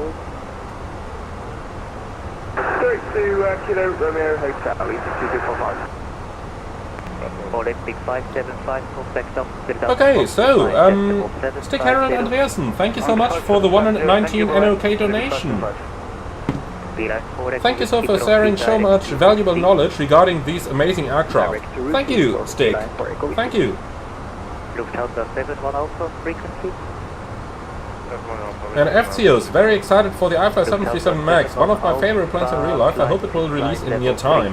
I surely hope so as well, but I think chances are good that it is going to come out pretty soon, because they need to release it before FS 2024 drops. Since Asobo said that they want to do a high fidelity 737 MAX in the new simulator, I'm pretty sure that iFly is just forced to release now. Control, good afternoon.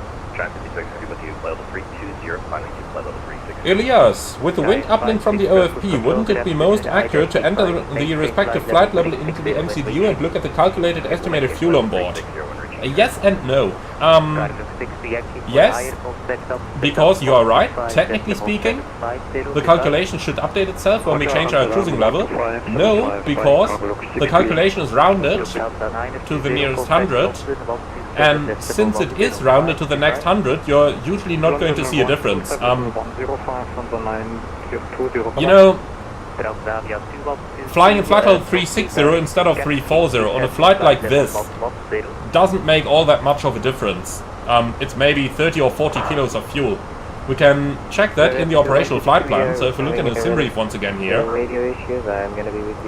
and into the operational impact section, if we can find it. Hello, ops impact, anywhere? Here we go, so you can see flying 2,000 feet below adds 56 kilos of trip fuel. So you might just not see a change in the calculated estimated fuel on board at all, because, well, 56 kilos is not that much. However, you know, if everyone follows these flight optimizations, and if every flight saves 4,000 kilos, you know, Lufthansa operates, what, 2,000 flights a day? That's 60 tons of fuel saved.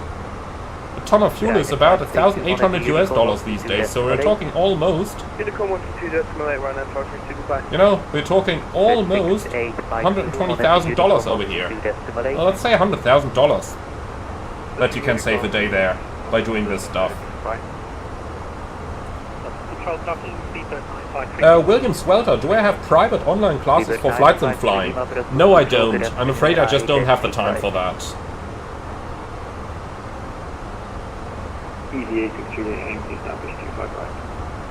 And pouring water. In your opinion, CPDLC isn't that useful for shorter flights. You have to make the initial call via voice anyways and then only get the handoff by CPDLC.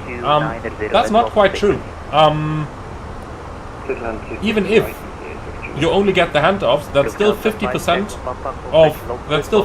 of communications that you have just reduced compared to if you do everything on voice, even on short flights. And of course, anything that has to come in between. You know, in the real world, they also give you radar vectors via CPDLC, at least in the en route environment. They give you radar vectors, they give you speeds. A lot of the instructions you get, they give you pretty much anything via CPDLC. So, in my opinion, it's really, really a useful system. Okay, I'm not aware of any such thing that's not even on your route 6, so make a right turn please, because you're merging into other traffic. Yes, I know, but as mentioned, to send us a CPDLC direct model. Beeline 4 Echo Whiskey, climb to flight level 330. Okay. Climb 330, Beeline 4 Echo. Well, I'll tell you what, our top of descent is... You're not even locked off the CPDLC. Top of descent is slowly approaching here in 100 nautical miles. Well, it's not with me for sure. That Lufthansa 6 Victor Romeo is interesting. ATC keeps telling him that he's not sending him any instructions and that he is not even logged onto CPDLC, and he says he is logged on and gets instructions. I have a feeling he logged onto a wrong controller, and now that wrong controller is trolling him.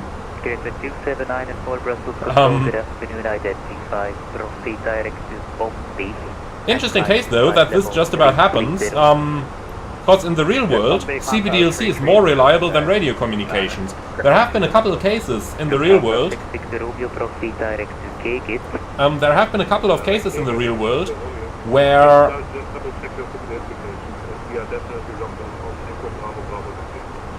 Okay, then you may now lock off, please.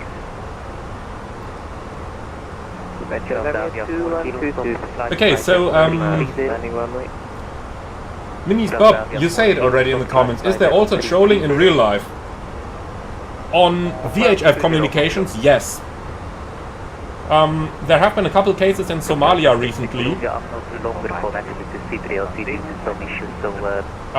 Disregard all messages. Okay, they say disregard all CPDLC messages now. In that case, we are going to disconnect as well. So connection, normally would be connection status, seems blocked in here, so we gotta go via notification and then connection status. Disconnect.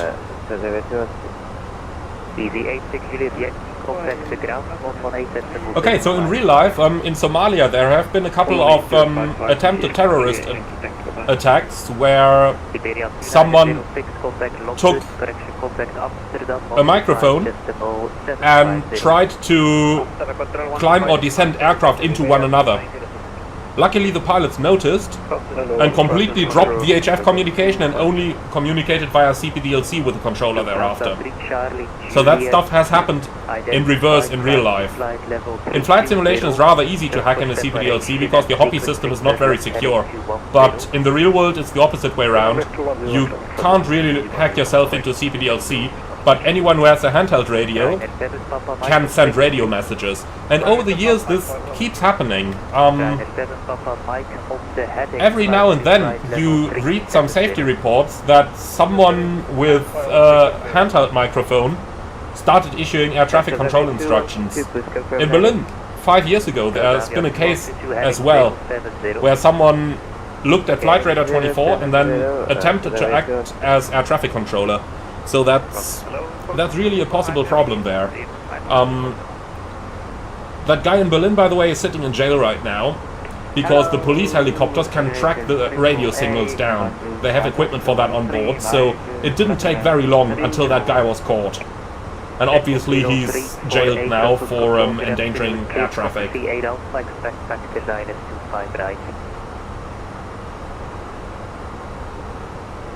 And Jamie, have I heard pilots talking to company aircraft on 12345 over the Atlantic? Yeah, all the time. That's standard, everyone does it, all the time. I don't think there is any transatlantic flight, unless maybe you go to the Caribbean, but if you fly along the tracks, I don't think I've done any flight along the tracks yet where I did not have all that chatter. Okay, so, Heathrow information, Juliet, arrival runway 27 right, 2508, slightly variable, 10 kilometers, scatter cloud 1800, 18 degrees, QNH 1005. Yeah, I don't know your call sign, sorry, it's Echo Kilo 348, I'm showing cleared on Coxie 8 Alpha, cleared, sorry, expect island 25 right. Echo Kilo 348, say again please.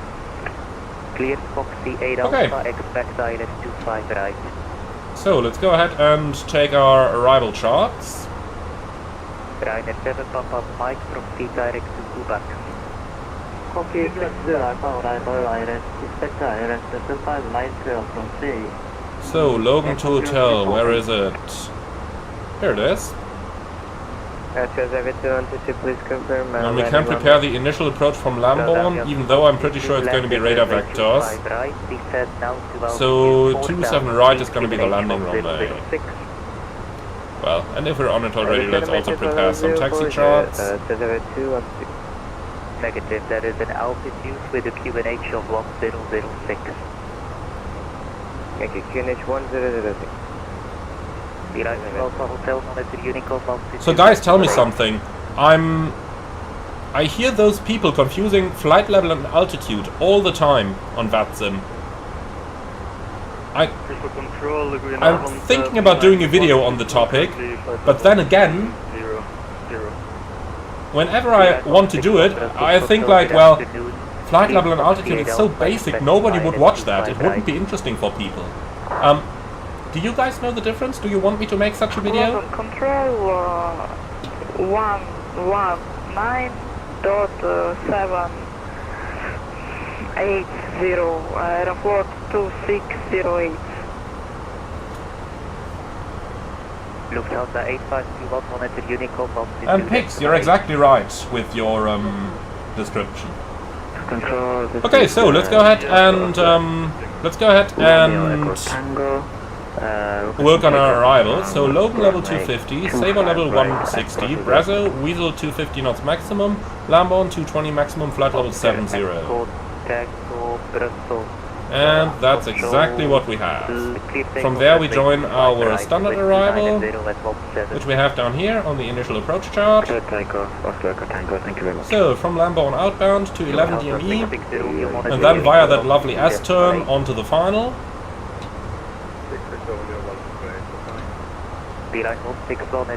And that's what we have in here. Okay, wonderful. So, let's have a look at the final approach chart. ILS starts at the Fox in 2,500, 3-degree glide. And we have the Fox 2,500 with a 3-degree glide. For the go-around, climb straight ahead when passing 1580 or 0 dB, whichever is later, turn right on track 316 to 3000, then as directed. And that's exactly what we have. Okay, looking good. Yeah, probably Boltzmann 645. So, for the radio nav, we can program that initial approach down here. So, Lamborn VOR and Bovington VOR. Can we expect good climb? I was just about to call you, climb to flight level 370. So Lamborn and Bovington. Here we go. For the landing, it's going to be Heathrow 27 right, coming into here. Okay, on the descent page, Mark 75 or 300 knots.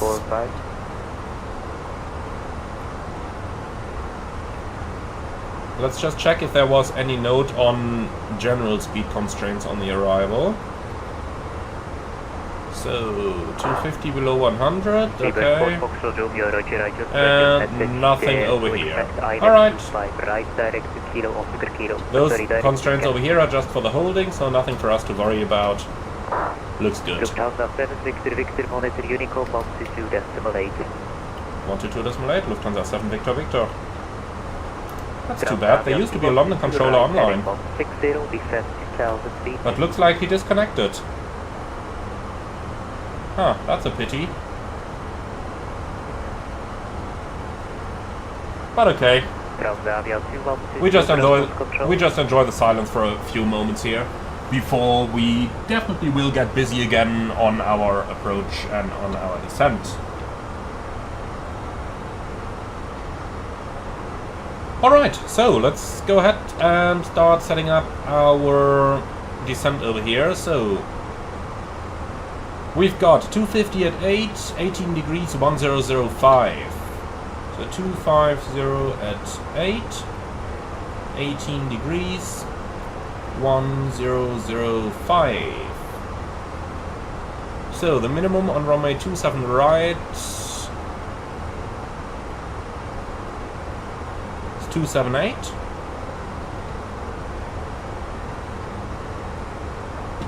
Gonna do a flap full landing over here, and for the go around, single engine acceleration. MSA up here is 2200, so let's insert that one as well. Wonderful. Extra fuel 35 minutes. Auto brakes low should be sufficient, but let's go ahead and run a couple of calculations. So landing 27 right, we probably want to vacate Alpha 10 Echo. And looking into the runway, that seems to be just past the midpoint. So we're looking at about 1,800, 1,900 meters of landing run. Okay, so 27 right, dry, refresh and apply. Landing weight, well right now it's 70.4, let's calculate 70 tons, then we're on the conservative side here. So 70, flaps full, manual thrust, low auto brake, 2,129. So we are we got about 200, 300, yeah, around about 200 meters, that we need more. But I tell you what, we're just gonna use manual braking there.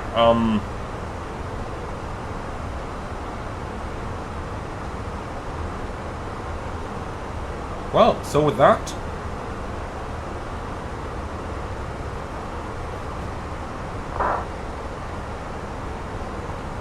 our preparation is pretty much completed.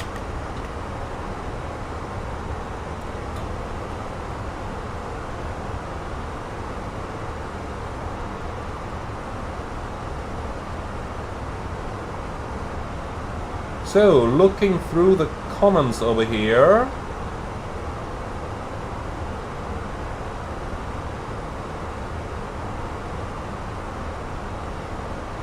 I think in general it's I think in general you guys mostly know about the transition altitude and the transition level, but I do like the suggestion from Bilal over here. Please mention the difference between transition layer and transition level.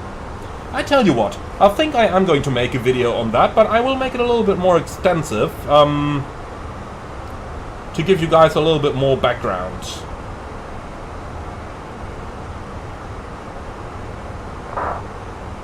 Let me just write that down.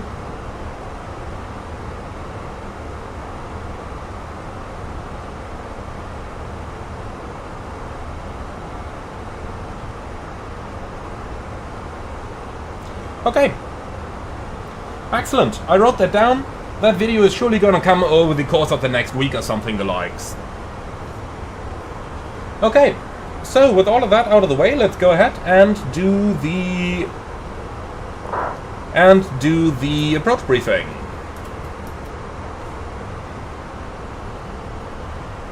So, MSA 2200, Logan to hotel arrival for an ILS 27 right. Minimum's 278, go around trajectory straight at 1580, right hand turn, and climbing 3000. Extra fuel 35 minutes.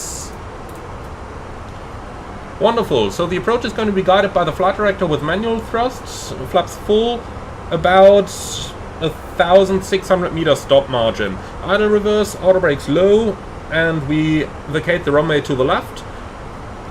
Hotspots for taxi in, nah, not really. Nothing special, nothing non-standard. No threats, and that's it. Any questions? No? Wonderful. Well, then let's start our descent. We'll do level 260 at first. Thrust idle descent, alt flight level 260 blue. More drag. No, I disagree on that. So, Takeoff below. Definitely more helpful here. I keep forgetting that on the sim. In the real world, I do it all the time, but in the sim I keep forgetting about that Takeoff below mode. I guess it's because of the PNDG aircraft that didn't have that for such a long time. I just never got used to doing that on the simulator, but okay, stuff happens.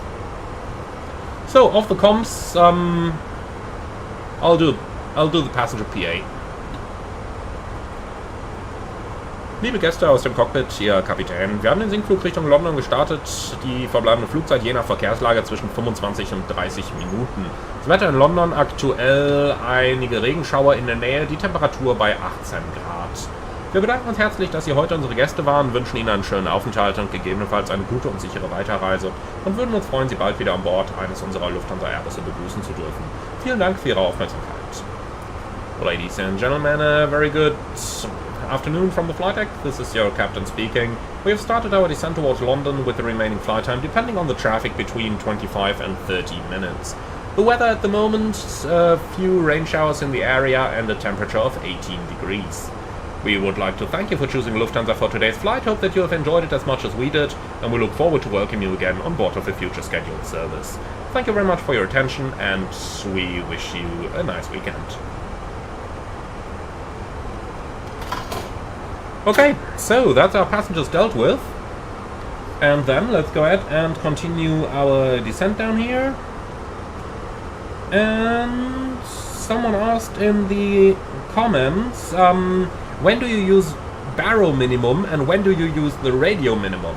That's quite easy. It's barrow minimums for pretty much anything, except for a category 2 or 3 approach where you use the radio minimum. So ILS cat 2 or 3, radio, anything else, barrow.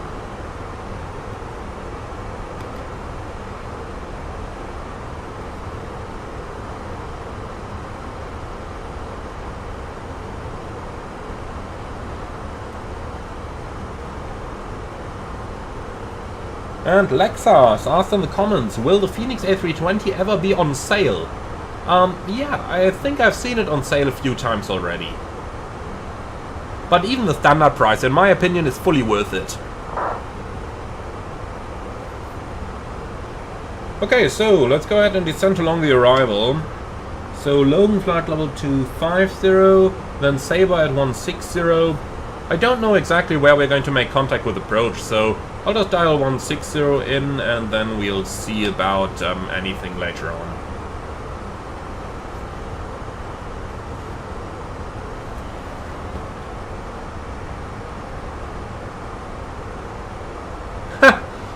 A very good question in the comments from Purify9. I have a question regarding the approach. How do I set the right priority when several instructions come from ATC, such as reduce speed and descent at the same time? What does ATC expect from me? How do I prioritize? Now, honestly, every controller is different. There is no rule like you need to prioritize one over the other. If the controller gives you several instructions, carry them out at your convenience. So normally, if they want you to reduce the speed, do that first. It's my personal opinion. But it wouldn't make sense. Let's say that we are in the descent over here, and now air traffic control tells us to reduce the speed towards 260. It wouldn't make sense to fly down and level off and then reduce the speed, right? So I would personally prioritize speed over altitude, unless he also issues a rate of descent like what has happened on the live stream yesterday. In that case, okay, use the speed brake if you can, otherwise tell the controller that you're unable to maintain the rate and decelerate at the same time.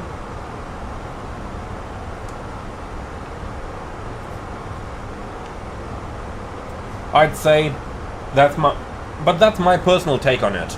Others might be different. And rest assured, regardless which way you do it, eventually at some point some VATSIM controller is going to get mad at you because they think it's going to be different. That's just VATSIM. Nothing to worry about.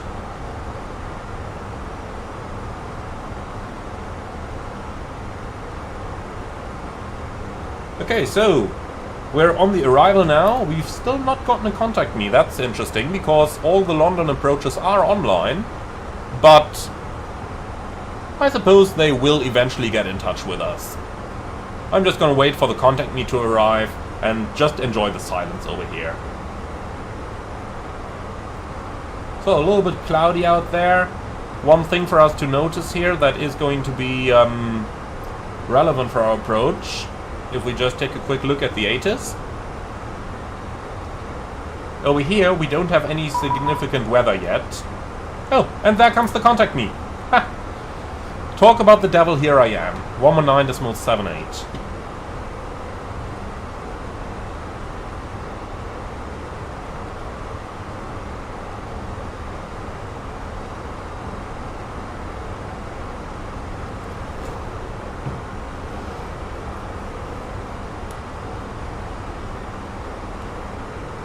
Descend to 5 Tango Papa, descend flight level 100. Descend flight level 100, Lufthansa 5 Tango Papa. 5 Tango Papa, contact Heathrow director, 119.730, goodbye. Landing careful 2608. Bye-bye. London Control, good afternoon, Lufthansa 7 Victor Victor, Logan 2 hotel arrival. Lufthansa 7 Victor Victor, London Control, hello. Descend flight level 160, speed 250. Descent flight level 160, speed 250, Lufthansa 7 Victor Victor. Okay, flight level 160 is in there already. Speed... Lufthansa 250. So this is such a situation. We have to reach Sabre at flight level 160, which is part of the arrival, but we also have to reduce the speed. So the aircraft is now going to favor the speed over the altitude, as you can see. But we still need to make our altitude restriction. For that reason, we gotta use the speed brake over here. London Control, Shamrock 1462 with you at flight level 190. And if we start using the speed brake already, let's also put the seatbelt signs on, because it is going to be a little bit turbulent once we enter the clouds down there anyway. Descend 5 Papa Mike, descend flight level 110. Descend flight level 110, Lufthansa 5 Papa Mike. Canon 1409, descend flight level 140. Okay, so down we go. Descend flight level 140, KLM 140 Osprey 517 Alpha, Monarch Unicom, 120 down. Bye-bye. Go with Unicom, thanks, bye-bye, Osprey 5. Elias, do I know if Phoenix plans a NEO expansion? They haven't said anything about it. If they plan one, they haven't communicated it yet. London High Speed 823 Delta, descend to flight 70 speed. Apologies, 150 level right, Boeing, we'll try to capture it. Speed 823 Delta, London Control, hello, speed 250 knots, descend flight So, welcome to London. Or rather, welcome to the UK. So, reaching 250 knots, speed brakes going in.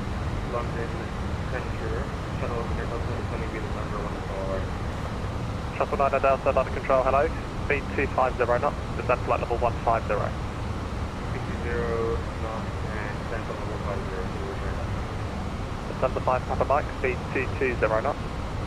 Speed 220 knots, Lufthansa 5 Papa Mike. Canon 1409, speed 220 knots. Good question in the comments. Do I prefer night flights or day flights? Definitely day flights. Papa Mike, report speed to Heathrow Director. Night flights, well, you know, are overnight, so I much prefer the time where I'm naturally awake. 1000 to go, maintaining the rate of descent to make the Sabre restriction. Good afternoon, London Control, Gulf Delta Lima 98 with you at 21,000. Gulf Delta Lima 98, London Control, hello, turn right. Yeah, 320 Simpilot Superfan. On the A320, since the maximum speed brakes while on autopilot is only 50%, do pilots ever fly manually if they want to use full speed brakes? Yes, that happens. All star? Squawk 4715, Delta Lima 98. Canon 1409, descend flight level 120. Okay, let's get rid of the Descend flight level 120, KLM 140. sunshades here. Descend the rate 521, descend flight level 150. Stand by. Descend the rate 521, descend flight level 140. Okay, so maintaining level 160 as instructed by our traffic control. Descend the rate 521, speed 250 knots. Speed 83, correction 823 down, so descend flight level 120. Descend flight 120, speed 83 Delta. Speed 40 Delta Bravo, London Control, hello, speed 250 knots, descend flight level 150. Flight level 150, 250 knots, speed Beautiful aircraft. Really beautiful aircraft. Oh, there was some lightning down there in the cloud. And some pretty strong precipitation over there as well, as you can see. That looks rather significant. Alright, that's going to be interesting. Maintain altitude 6,000 feet, Transavia 691, thank you. Lufthansa 7 Victor Victor, descend flight level 140, speed 220 knots. Lufthansa 7 Victor Victor, descend flight level 140, speed 220. Okay, flight level 120 blue, thrust low descent, and speed 220. Winds 125 from London Luton to Munich.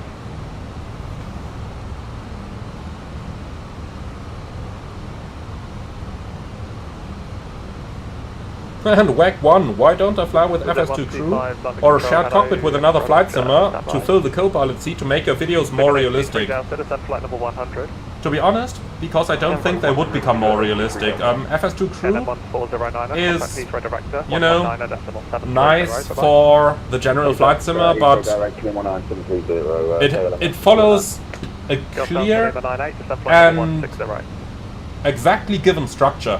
it takes away any flexibility, and I don't like that. You use that flexibility a lot. You might notice that I do very small alterations to the AVCOM like all the time to adapt to the actual flight, and FS True does not make that possible. And the reason I don't fly shared cockpit with another flight simmer is because it would end up just in an instructing session, and I'd really have to go and find another pilot in order to be able to produce videos to the same quality. Shuttle 9 Delta, descend flight level 120, speed 220 knots. And a couple of guys say that ATC instructed a different altitude. Okay, let's confirm that.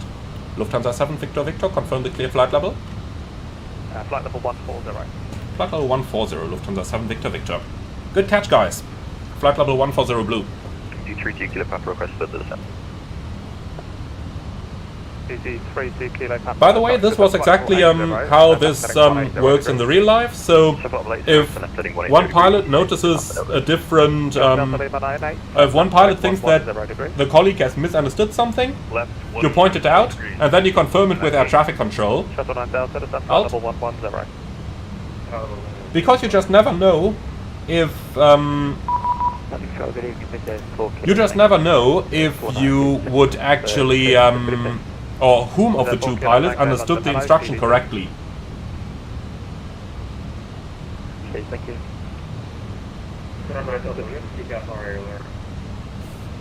Shuttle 9 Delta, sorry, say again? You have a TCAS RA alert, traffic crossing from left to right in front of my nose, about 1,000 feet below me. Oh yeah, Wizz Air 125, stop the flight. Wizz Air 125, stop the flight. That was interesting. One guy reports a TCAS array, and in turn, ATC gives an instruction to one of the two pilots. I mean, the other one should have an RA as well. And then, of course, ATC shouldn't intervene. On the other hand side, this is VATSIM, so I wouldn't be surprised.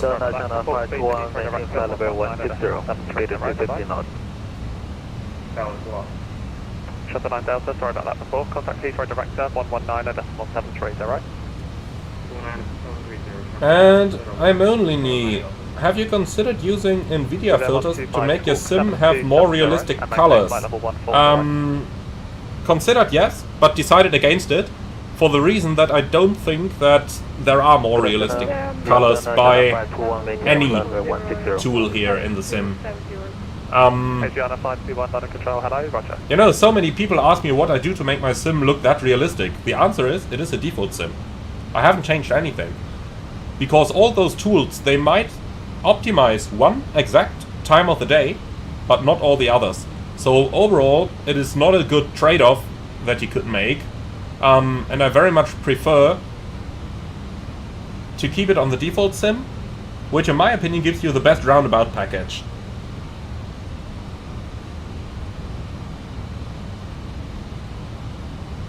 And Jamie, you're absolutely right. There was a crash where aircraft collided because they had a TCAS array and ATC gave an opposite instruction. Now that was not ATC's fault. He gave the instruction before he knew about the RA. The problem was that the other pilots followed the instruction, unfortunately. Lufthansa 7 Victor Victor, descend flight level 120. Lufthansa 7 Victor Victor, descend flight level 120. Transavia 691, climb First idle open descent. And we're approaching Lamborn. Gotta confirm our routing over here, because Lamborn is the end of the arrival. Do not proceed beyond Lamborn without clearance. 40 Delta Bravo, plan to hold at Bovington, contact Heathrow Director. Okay, let's enter the holding over here, it's too busy on the frequency. It's 03, so 263 inbound. 32 Kilo Papa, descent to altitude 3,000 feet, QNH 1005. And a left turn, isn't it? QNH 1005. Yeah. Lufthansa 7 Victor Victor, confirm joining the holding over Lamborn. Bovington, Bravo, November. London, this is Delta Lima 98, you're stepping on. Gulf Delta Lima 98, resume our navigation direct to Bovington, Bravo, November. 1000 to go. Roger, direct. Bravo, November. Lufthansa 7 Victor Victor, overhead the clearance limit. Lufthansa 7 Victor Victor, hold Lamborn. Hold to Lamborn, Lufthansa 7 Victor Victor. Lufthansa 7 Victor Victor, contact Heathrow Director, 119.730, bye. 119.730, Lufthansa 7 Victor Victor, bye. Asiana 521, descend flight level 150. Why am I not surprised that we're holding in London? Okay, set hold speed. Yeah, let's do that. Manage speed. Oh well, that's quite quick. No. Hold is We'll keep it here. At, next Bovington. We'll keep it at 220, shall we? Thank you. Can you maintain the level you've been cleared to, please? Apologies, my autopilot just disconnected there. Okay, well if it doesn't work, you'll have to disconnect. It's too busy. Lufthansa 5 Papa Mike, descend now to altitude 4,000 feet on the QNH 1006. Descend to 4,000 feet, QNH 1006, Lufthansa 5 Papa Mike. Lufthansa 5 Papa Mike, call sign to 1204, bye bye. Call sign to 1204, Lufthansa 5 Papa Mike. Heathrow Director, Lufthansa 7 Victor Victor, holding over Lamborn, flight level 120. Lufthansa 7 Victor Victor, hello to you. Maintain flight level 120, 27 right, less than 10 minutes delay. Maintain flight level 120, 27 right, less than 10 minutes, Lufthansa 7 Victor Victor. Okay, excellent. Lufthansa 5 Tango Papa, descend flight level So, 80. we have fuel for 31 minutes, so nothing to worry about. Set hold speed. Well... Lufthansa 5 Tango Papa, Do you have anything turn here? left, heading 190 degrees, and speed 180 knots. On the A330 that page looks a bit different when we're in a holding, but okay. KLM Managed is 235, and I tell you what, let's do that. Send to flight level 100, KLM 1409. That just brings the nose down a bit, makes it a little bit nicer for the passengers.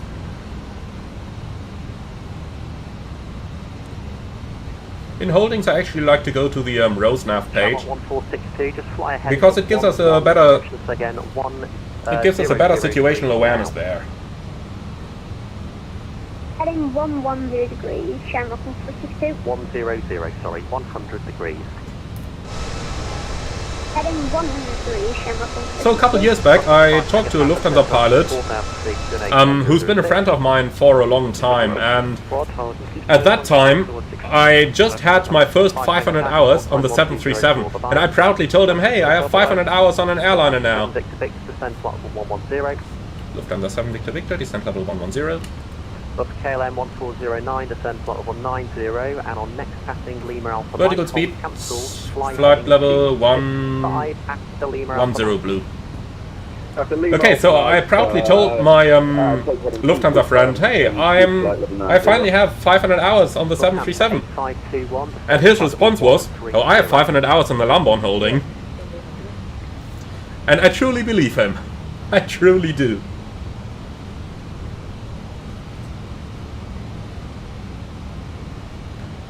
Einfach Odin, yes, active skies in use.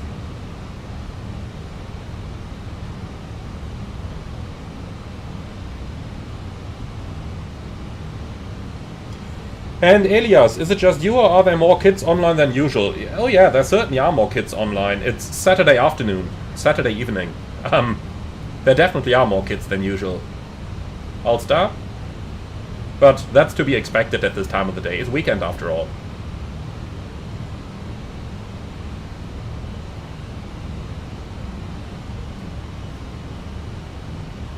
Heathrow approach Delta 98 with you at 13,000. Halt. Golf Delta Lima 98, hello to you. Take up the hold at Bravo, November as published. So he said less than 10 minutes, so I guess it's probably going to be 1 or 2 rounds, and then we'll start the approach. Shouldn't be too long. Typical Heathrow. That's what it's like in Heathrow in the real world. Well, kinda like all the time. London, Asiana 5201, Boeing 747-400. Hello, take up the hold, correction. And Mr. Doc... No, actually, Imonli, what's the average age of a VATSIM user? I don't think there's any such data public, but Lufthansa 7 Victor Victor, descend flight level 100 in the hold at Lamborn. Lufthansa 7 Victor Victor, descend flight level 100. Lufthansa 8521, descend. Okay, alt flight level 100 blue. I keep hitting that magic altitude button on my mini FCU. That's a bit unfortunate here. So it should be minus 1000. And down we go. Turn right heading 120 degrees. So I can't tell you the average age of a VATSIM user, but the average age of my channel's viewers is about 25. There's a rather even distribution between the people between 18 and 25 and the people between 25 and 40. Of course, we got to take into account that many teenagers insert their date of birth slightly incorrectly when signing up. But I think the average flight sim user is maybe about 25 years old. But at this time of the evening, no surprises here. Asian 521, descend flight level 130. Descend flight level 130, channel 51. And Scott Brandenburg, you're 55, guess that makes you senior.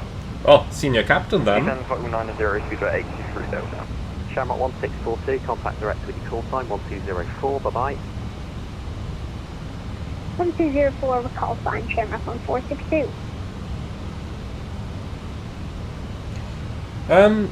Luftfan, what does alt star mean? The star basically means that it is capturing whatever the mode indicates. So alt star means the aircraft is capturing the flight level 100 in this case. The same, for example, if you have localizer star or glide slope star, it means that the aircraft is currently capturing the localizer or the glide slope.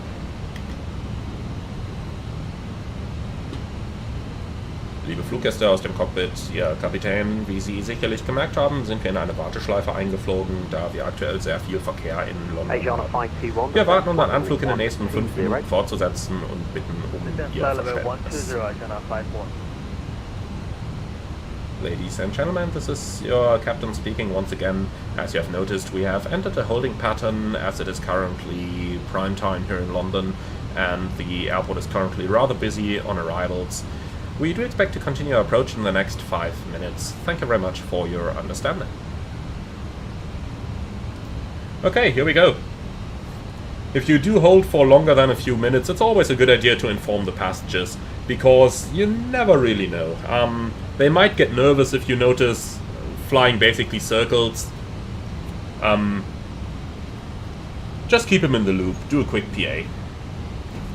That's always a good idea.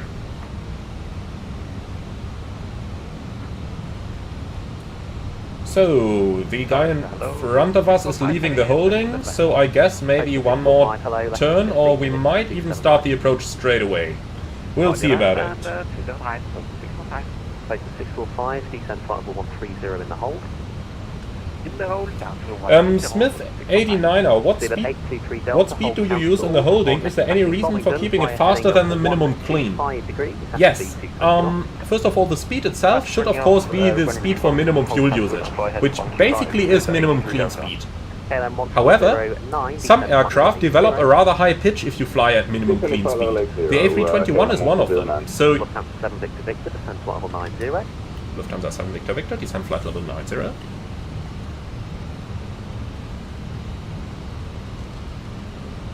So, vertical speed, flight level...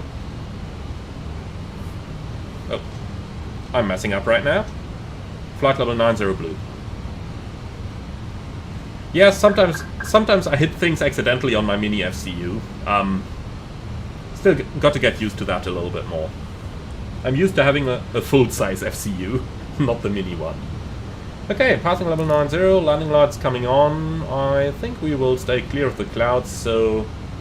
Oh well, temperature is 14, we don't need to worry about anti-icing anyway.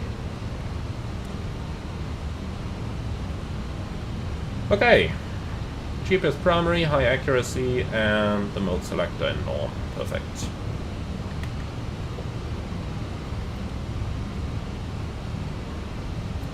So as long as he doesn't tell us to leave the holding, we're going to continue to hold here. So to continue with the previous explanation, alt star, normally you you would fly the speed for minimum fuel usage, but some aircraft develop a very high pitch when you do that. And if that is the case, then the FMS is going to recommend a slightly higher speed, so that you have a good compromise between fuel efficiency and passenger well-being. So right here you can see the managed speed is 235, which gives us a slightly better pitch. Otherwise the pitch would be in excess of 5 degrees, and that just isn't very nice for the passengers. We'll continue to hold the 5127 right, KLM 1409, turn left heading 10. And William Swelter, are we going back today? Yeah, we will. 100 degrees. KLM 1409. KLM 1409, thank you. Descend now for altitude 4000. And Aaron, I'm surprised that new users have the confidence to fly into congested areas. I was so nervous when I started. It was exactly the same for me, but, you know, some people just want to try it. Even though I would personally not recommend a beginner to fly to the large airports like London or rather like London Heathrow or Frankfurt, for example, or Munich. I would recommend beginners to fly into the small airports first, because it's usually not as busy, and some nice lightning over there. So yeah, the smaller airports are usually by far not as busy, and you can learn over there much easier. Turn left at 095 degrees, KLM 1409. Shuttle 5 uniform, descend, Cynics asking if we are using any add-ons for the weather. Yes, we are using Active Sky at the moment. Asiana 521, descend flight level 110 in the hold. And Lufthansa, have I flown to Indonesia in the real world? Unfortunately not. Call sign only 1204, bye-bye. 1204, KLM 1409. Do at 823 Delta, turn left heading 105. Left heading 105. Okay, turning inbound Lamborn. Now, ATC initially told us the holding wouldn't take longer than 10 minutes, and this is the 10-minute mark right now. So, let's see how good his planning was if we are going to leave the holding over here. KLM, correction, speed at 823 Delta, call sign 120.4, goodbye. Hello, Emmanuel here. Thanks, speed at 83 Delta. Thank you.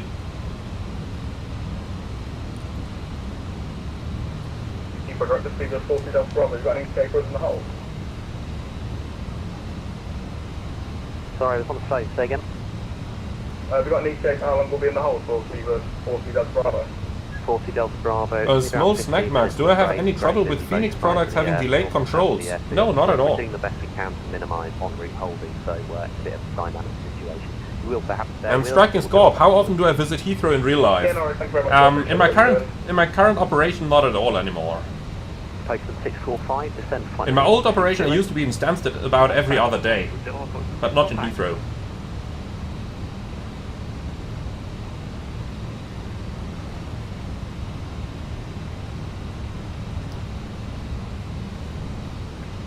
Okay, so quick check of our fuel situation. 14 minutes extra. Lufthansa 7 Victor Victor, hold cancelled, after Lima Alpha Mike, fly heading of 265 degrees, speed 220 knots. Lufthansa 7 Victor Victor, hold cancelled, after Lima Alpha Mike, heading 265, speed 220. Shuttle 5 uniform, hold cancelled, fly the heading now of 11. Okay, speed 220, and then the heading is going to be 265. Heading 115, shuttle 5 uniform. Speed of 40 Delta Set hold speed, negative, we do not. Okay, exit the hold. Finnair 6 Romeo Delta, descend flight level 130. Descend flight level 130, Finnair 6 Romeo Delta. Heading. And I guess we're going to get radar vectors for the entire way now. So aircraft coming straight ahead, 1,000 feet above us, right in the sun, but here he comes.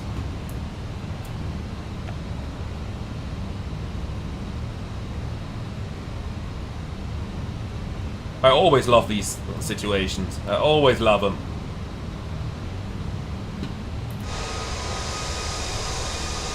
Hi there.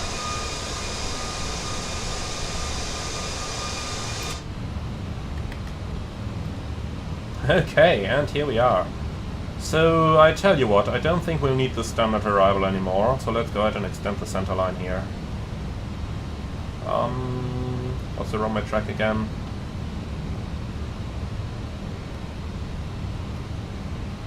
.269, so the opposite is 079? No, 089. Golf, Delta Lima 98, descend flight level 120. Okay, insert. Full heading. 120 for Delta Lima Heading. 98. Shuttle 9 Delta, descend flight level 90. So obviously it seems rather high at the moment, seeing that the center fix, which is 10 miles out, is just 13 miles away, but we'll have ATC handle that, and we'll just do what ATC tells us to.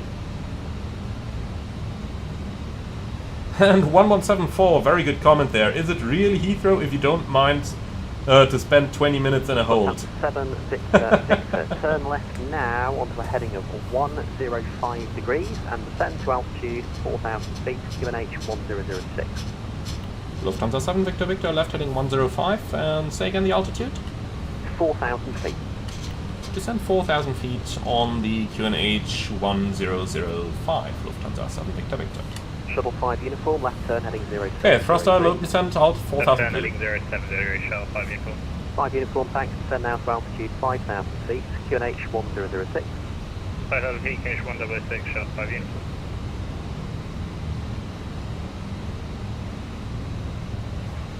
Okay, I have a feeling there's that guy in the final. He's coming in, and then we'll be behind him. So we're looking at about 15 miles. 766 to contact call sign only, correction, contact direct, call sign only, 1204, bye-bye. 1204, Lufthansa 7 Victor Victor, bye.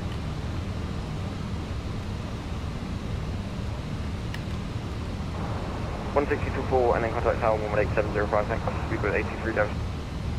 Walker 1092, turn left heading 360 degrees. 360. Lufthansa 7 Victor Victor. Lufthansa 7 Victor Victor, Heathrow direct at 24 miles, runway 27 right. Roger. Okay, flaps 1.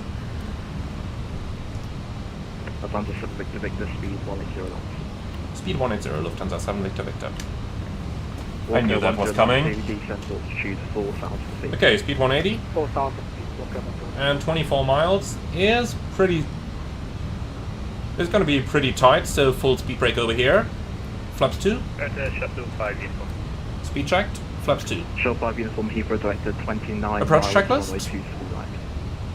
Barrel ref, QNH 1005. Lufthansa 7 Cross check Victor 3 Victor, times. turn right heading 180 degrees. Lufthansa 7 Victor Victor, right heading 180.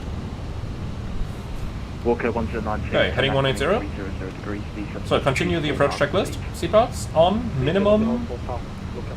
Barrow 278, auto brake, low, engine mode selector. Norm, approach checklist complete. Walker 1092, when established on the localizer, runway 27 right, descend on the glide path. So 20 miles out, 6,000 feet, that looks good for me. Speed brake in.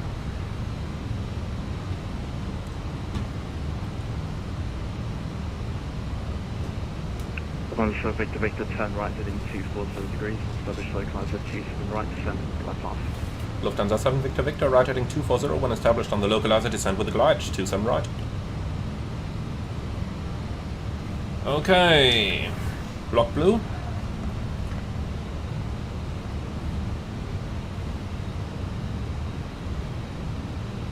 Shuttle 5 uniform, speed 180 knots. And a couple of you guys say QNH is 1006. Oh, I could swear he said 1005, or at least he didn't correct us when he said it. I'll confirm it with him. Lufthansa 7 Victor Victor, confirm QNH. 1006. 1006, Lufthansa 7 Victor Victor. Shuttle 5 uniform, turn Okay, right. QNH 1006, cross-checked, passing 4,400 now. Wow, that's quite bright outside. I don't see quite a lot. Alright, let's do it that way then. Speed alt star.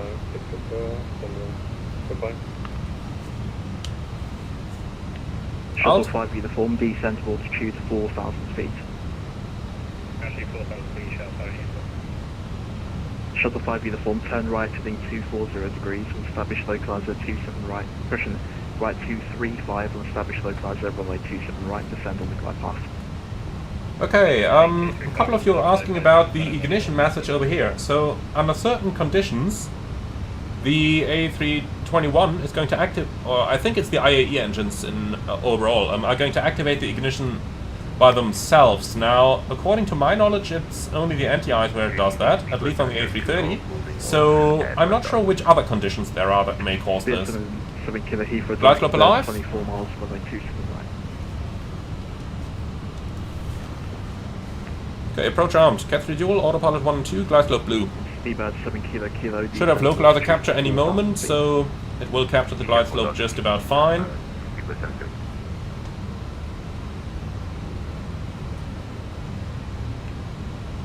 Block star.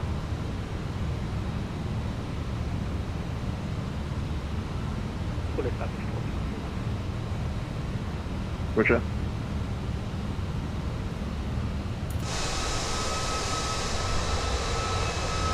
Now that's what I call a view.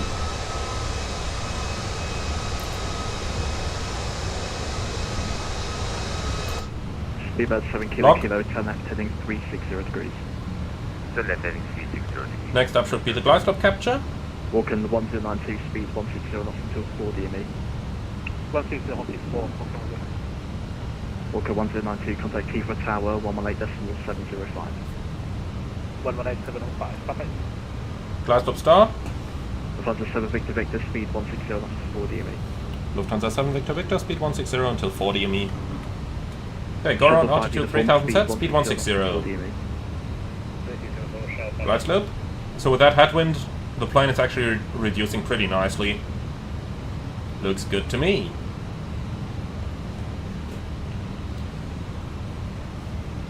So even with the speed restriction of 160, we're still going to apply the standard configuration sequence. So at 2000 feet, flaps 2, which we have already, when the flaps are 2, landing gear down, then flaps 3, flaps full, but we're just going to maintain the speed at 160.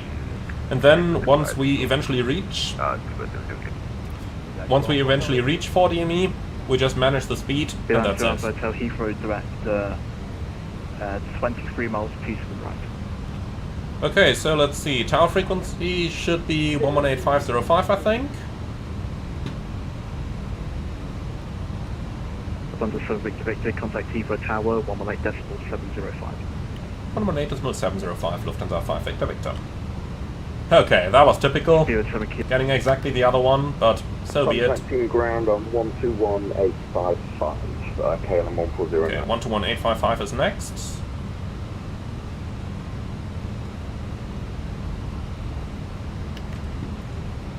Heathrow Tower, Lufthansa 7 Victor Victor, ILS 27 right, 160 until 4. Lufthansa 7 Victor Victor, Heathrow Tower, hello. Maintain approach 27 right, number 2. The surface wind 320 degrees, 7 knots. Continue approach, Lufthansa 7 Victor Victor. 320 at 7. 2,500. Checked. Alright, let's get rid of the sunshade. Don't see exactly much over here, but... well, that's it, flying IFR. So the wind is going to turn quite significantly to the right.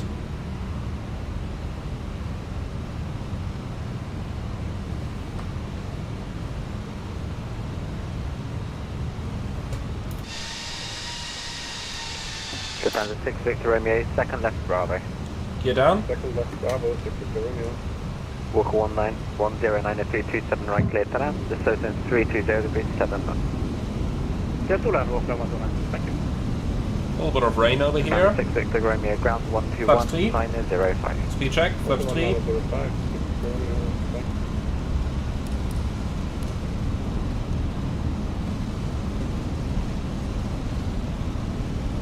And flaps full. Speed check, flaps full. Shuttle 5 uniform, Heathrow Tower, hello, continue approach 2. So note that the DME down here does not quite match the actual distance from the runway. That's because they use a common DME for both runway sides. So at 4 miles, which is where we are right now, manage speed. It's IMC, so we gotta be stable at 1000. But this looks pretty good. Okay, landing checklist. Eco memo, landing no blue. Landing checklist complete.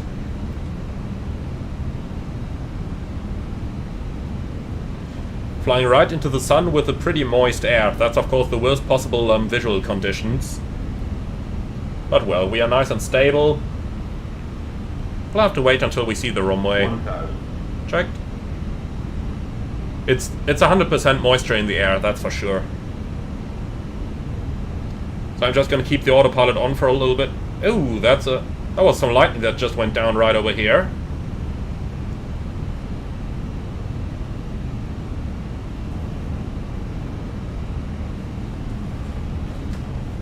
I think I see the approach lights in front, but not 100% sure just yet.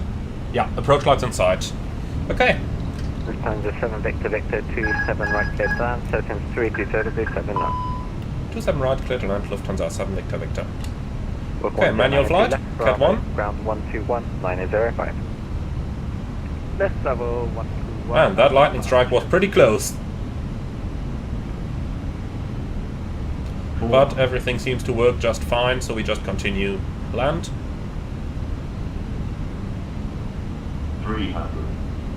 Wind is pretty variable over here. 200. Minimum. Continue.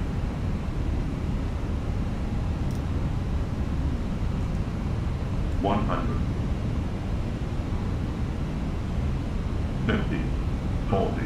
30. 20. Retard. And just put it on the ground. So, spoiler. Reverse green. Decel.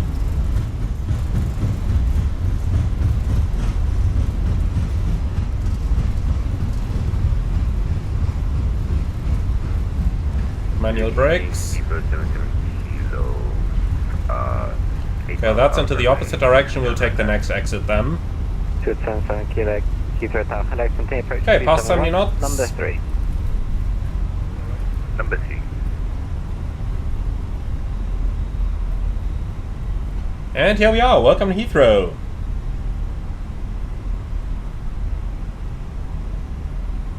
Lufthansa 7 Victor Victor, right on Alpha, contact ground 121, 905. Right Alpha, 121, 905, Lufthansa 7 Victor Victor. Okay, Alpha is the first one to the right. 320 with 7, runway 27 on the right, cleared to land.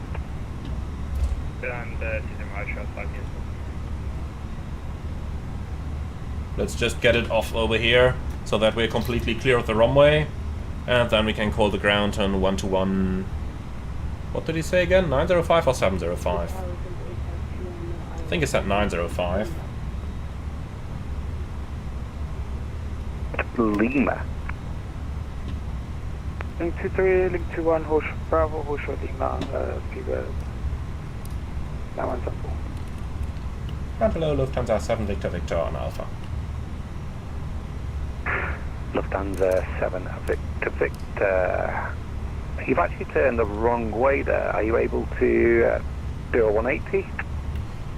Yeah, we can do a 180 at the next intersection. Tower instructed right on Alpha, but I was wondering about that as well.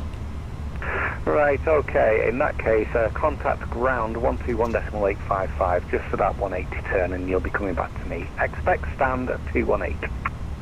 Okay, expecting 218 and 121.855 for the 180, and then we're back on your frequency.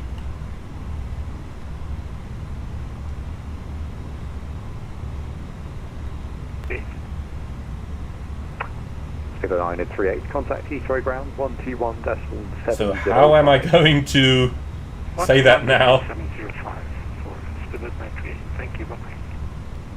Ground below Lufthansa 7 Victor Victor on Alpha for a 180 turn.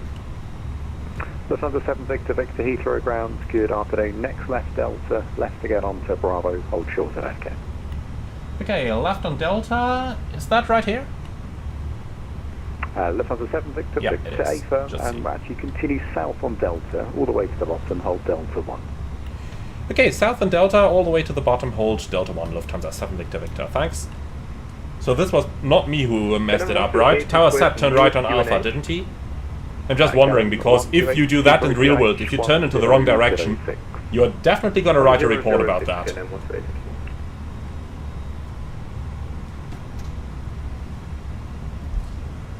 But you guys probably heard more on that than I did. In the meantime, after landing checklist, radar and predictive wind shear off, after landing checklist complete. Okay, so we continue straight ahead, and hold short Delta 1, he said.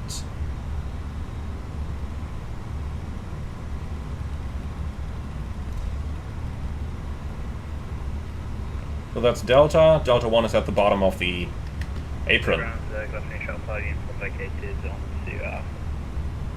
Shuttle 5 uniform Heathrow ground. That's a lot of 777s over here.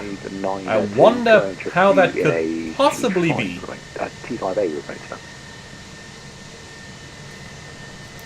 But that was a really enjoyable approach, wasn't it?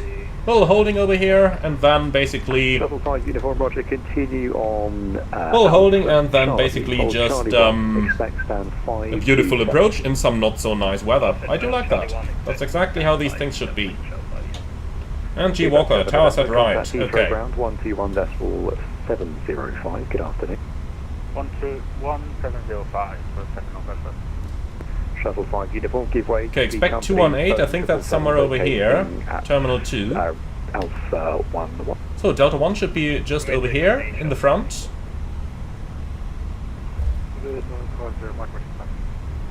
Still 950 Mike taxi via Bravo, link correction via Alpha, link 53, Bravo, hold Locky. Okay, Delta 1 is up here, the red symbol.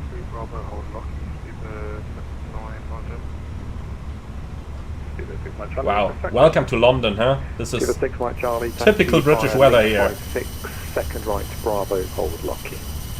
656 second right on Bravo. And okay, here's the line. Lufthansa 7 Victor Victor, turn left onto Bravo, hold short of Echo. Left on Bravo, hold short Echo, Lufthansa 7 Victor Victor. Okay, so that's going to be left turn over here, and then hold short Echo, that's just about the next to the left, hold short over here. 58, hold short of Bravo. And Bravo is the inner one of the two taxiways. KLM 128, contact Heathrow ground 121.705. Bye-bye. Wow, that visibility is really dreadful here. KLM 128, contact ground and 121.705, thank you. Please ground to lower speed bird 121.5, 8220, stand 555, reach 4% stop with Juliet. I'm just keeping this taxi slow over here. Heathrow ground, good afternoon, correction. That's probably the heavy precipitation that we had on the 80s. Couple of little bit of lightning in the area as well. That's about as bad as it gets here, huh? Ready for taxi.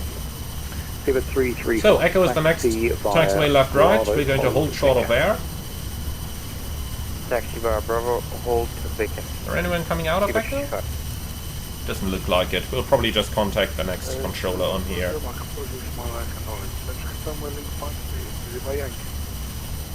At 9.08 K firm, it's the taxiway after Yankee. So after Dassault, take the next left. That's British weather here. That is British weather. Figure 77 kilo, continue taxi on Bravo, stand 533. Okay.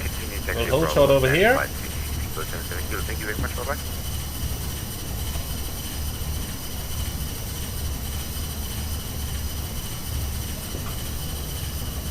Let's go ahead and turn. 7 Victor Victor, contact Heathrow ground 121.705. Good afternoon. 121.705, Lufthansa 7 Victor Victor. Good afternoon.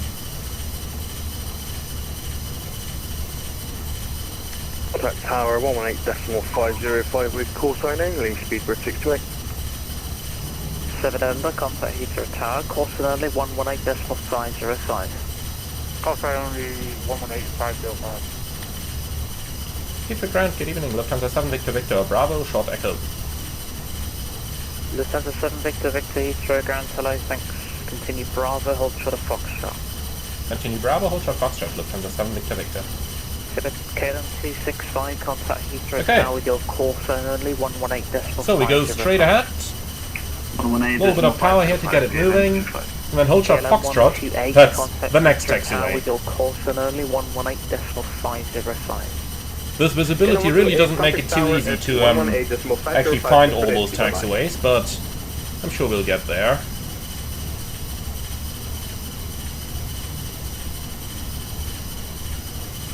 So, idle power, hold short of the next taxiway. Wow, there's the next intense shower coming in. Barely able to see anything here. This is low visibility procedures, my friends. That's also the reason why I'm not answering any of the chat right now, just in case you're wondering. I'm really focusing on the taxi right now, because that's what you gotta do in low vis. There's a 7 Victor Victor, continue on Bravo, hold short of Kilo, expect that 218 left. Bravo, hold short Kilo, expect 218 left, Lufthansa. Or correction, 7 Victor Victor. Okay, so hold short Kilo. Kilo is, well, we've got Romeo, and then Kilo is over here. Okay, and our stance is probably going to be up here. And I tell you what, let's turn this onto a lagging simulator. Come on, load your charts. Here we go. So this is nicer. Having the moving map for taxi makes things easier.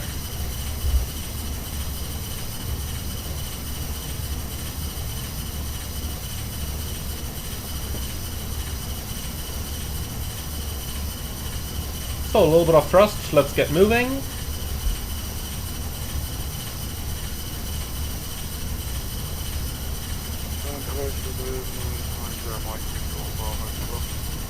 Give it 9, times your mic, thanks, continue Bravo, hold it Lockheed.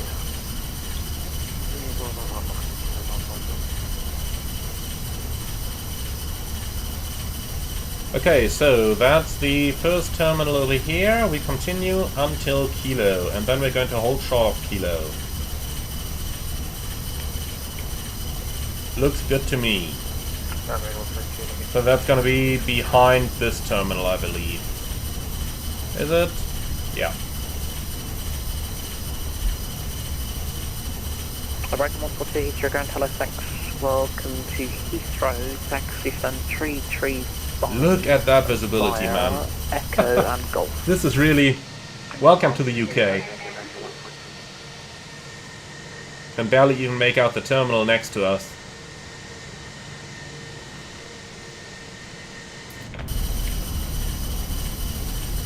Grounded 866 Mike Charlie with you.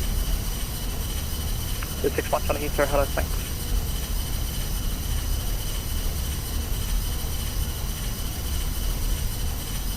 Okay, so behind this one comes Kilo. If only we could even see the building. Wow. So, GSX 218 left. Let's find that. Should be Terminal 2. 218 on the left. Here it is. Request follow me, no thanks. And handling by shipboard. So, one plane over there, but I think he is behind Kilo. Probably all waiting in line for the departure here. I have a feeling for the way back we are definitely going to take some additional fuel. Good night, times your mic, contact Heathrow Tower, decourse on only 118.505. Okay, approaching Kilo. In 218, this has a 7 Victor Victor there. 121.905. 121.905. Lufthansa 7 Victor Victor.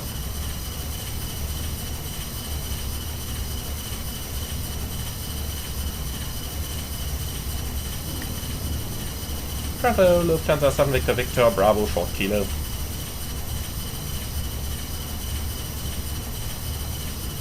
Lufthansa 7 Victor Victor, left at Kilo, standard 218 left. Left at Kilo, 218 left, Lufthansa 7 Victor Victor. Okay, so it's going to be left over here. And then we'll have to find the stand. We'll have to do that slowly, because it will be rather hard to read anything down there.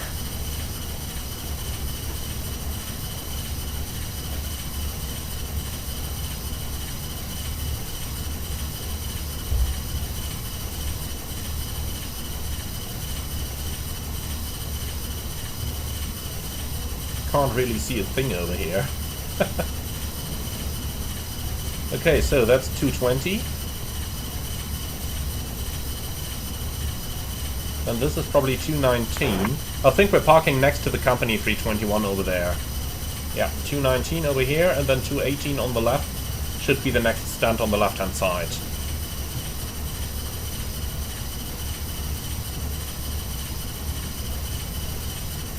Okay, 218 left, here it is. Lights off. Should probably have started the APU a bit earlier. Man, I can't see the center line. Okay, there it is. APU coming up. That was pretty hard to see the center line here. Okay, A321 is on the guidance system. Ground China 541. Parking Bay 235.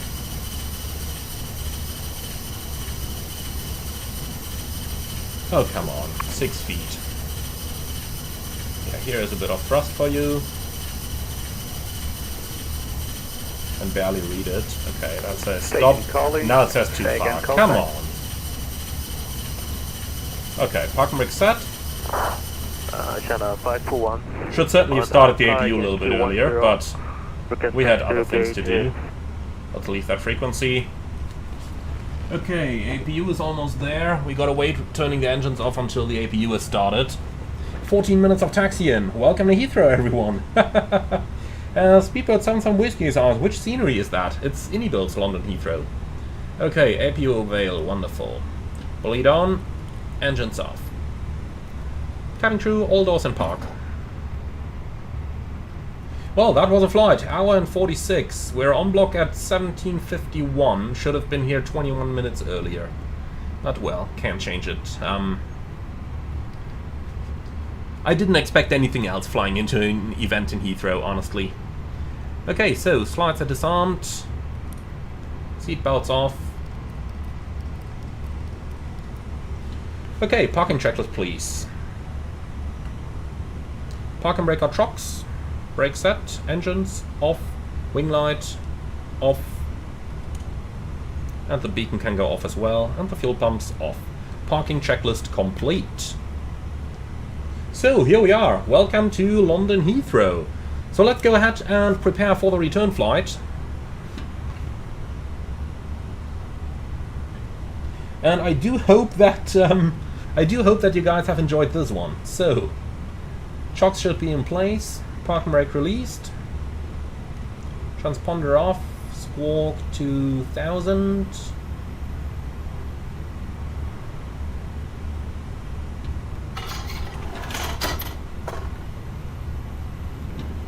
And I have a feeling we can already start using the aircraft lights here.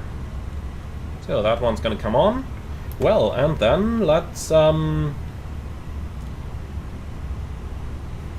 ahead and start planning our way back. So first things first, we gotta find ourselves a call sign that's gonna work. So how are we gonna do that? Well, let's go flight radar, and over here I got the Lufthansa route map, and from Heathrow we're looking for departures towards Munich. So I'd say the flight at 1650 over here is quite good, Lufthansa 2479, and the call sign for that would be Lufthansa 2 Victor Romeo.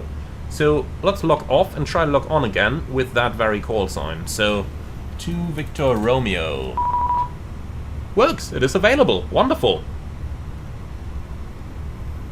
Okay, so now that we know that the call sign is available, let's go ahead and start planning our flight. So, brief, new flight, Lufthansa 2479 from Heathrow to Munich, A321, and we are going to use the Phoenix profile. We are in the Alpha India Delta Delta,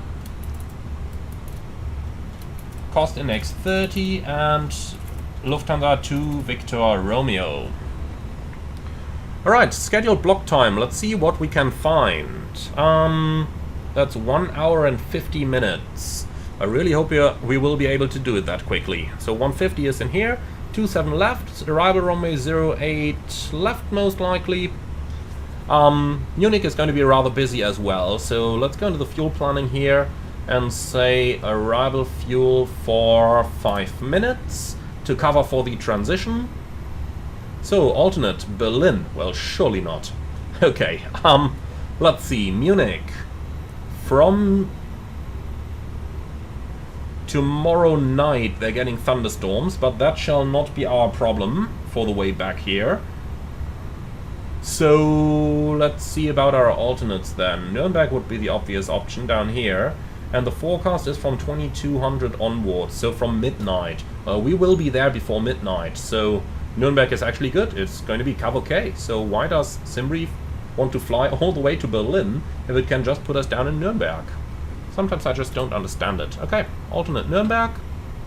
And the off-block time, I think we can make it 20, and that should be good. Okay.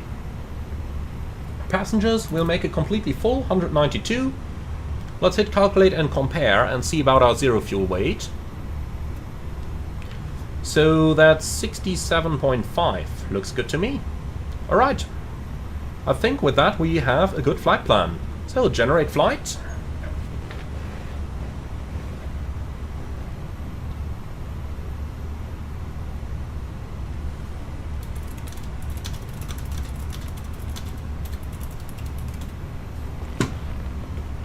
So 1 hour and 18 in the air. I do appreciate that, because I originally wanted to finish the live stream by 10 PM. That would be in 2 hours 5. I have a feeling that that's not gonna work out. But okay, let's go ahead and pre-file that flight down here. Here we go. Looking good. File. And that's it. Wonderful.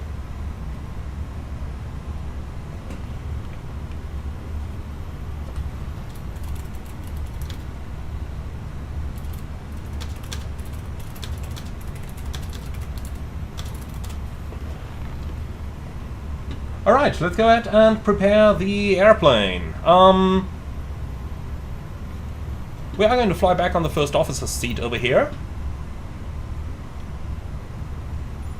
So, pilot view, co-pilot. Here we are.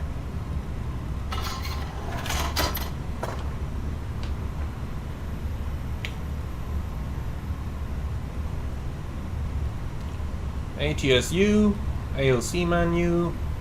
Received messages, arrival message. On block at 50, sounds very good. And then let's go into the flight init and data request. And while that's going on, we just gotta make a fuel decision up here. So let's open Simbrief one more time. And, well, from what we do know already, our arrival weather in Munich is good, our alternate weather is good. The only thing I suspect might be a little bit of traffic delay, because I figure it could get a little busy. So I take it will take 15 minutes on top of the flight plan fuel over here. So briefing preview. Let's see, half an hour is 1,300, then let's take 700 extra.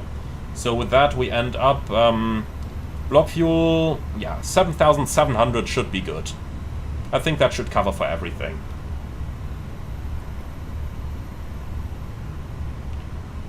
Alright, so yeah, I do hope that you are commencing deboarding already. So, tap to import. Heathrow to Munich. Why ever it shows deboarding, I have no idea. Mass and balance. Okay, in progress. Should hopefully not take too long. So, planned fuel, 7,700. Apply and load, and I'm just going to make it, I tell you what, I make it load instant. Oh, which doesn't work. Wonderful. Alright, we gotta wait for GSX to finish the deboarding, and then we do our boarding again. The reason I do it like this is because I just sent a private message to the delivery controller and asked him how long the slots are, and he told me that there are no slots, but they're closing at past, so ideally we want to be in the air by that time. Okay, so 7,700 kilos of fuel is on board already.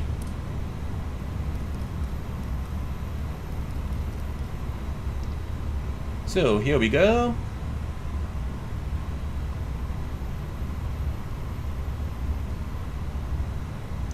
Right, a little bit of light over here everywhere. Sounds good like that. And floodlights can come on as well, please. Thank you. So Cool, Squawk 2000 and on our side. Wonderful. Okay, so initialize data request. And B777, remember when you used to hate GSX? I still do. There is just nothing to make it better at the moment. Okay, Lufthansa 2 Victor Romeo. Cost index 30. Flight level 350. So, Heathrow departure off 27 left via the Datling to Golf departure. Insert and Munich arrival 08 left with a Rokill 08 transition. Here we go. Well, man, there is quite a lag between clicking my mouse and the input over here. So Heathrow X3 is going to be our emergency point, and that's going to be Echo Golf Lima Lima 27 left /269/25. And it seems to omit every second button press. I think the system is a little bit overloaded here in Heathrow. Alright, so fix info EGLL 27 left. And yes, I am intentionally omitting the secondary flight plan right now. That's because my computer seems to have a little problem at the moment recognizing keyboard inputs, and I really don't want to waste any time here, so I'm going to make only the basic things. Alright, let's see, we should have a preliminary load sheet somewhere. ATSU, AOC menu, received messages, 2 load sheets. Ha! Okay, preliminary. Well, let's just accept that, and then revision to edition number 2. Okay, 62 tons.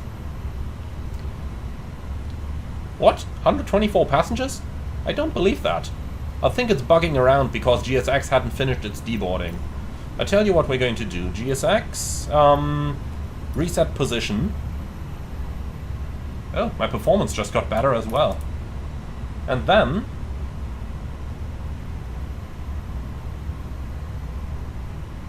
why are all these options grayed out? Oh boy, let's just import that flight again. Okay, reset all, I don't care. Import again. I thought I could save a little bit of time, but doesn't really look like it, huh? So, yeah, cancel. Fuel 7,700. Here we go, that's much better. Okay, apply and load, instant. Aircraft loaded, perfect. So let's go ahead and grab our final load sheet, which is right down here. No, that's preliminary. Oh boy, so where's the final one? Here it is, load sheet number 4. But okay, in compliance. So, 0 fuel 67.4. And 23.50 fuel weight. Come on. I told you it omits numbers when I press them. Okay, 7.7 fuel.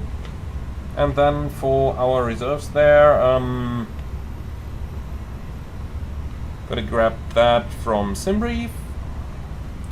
1 second.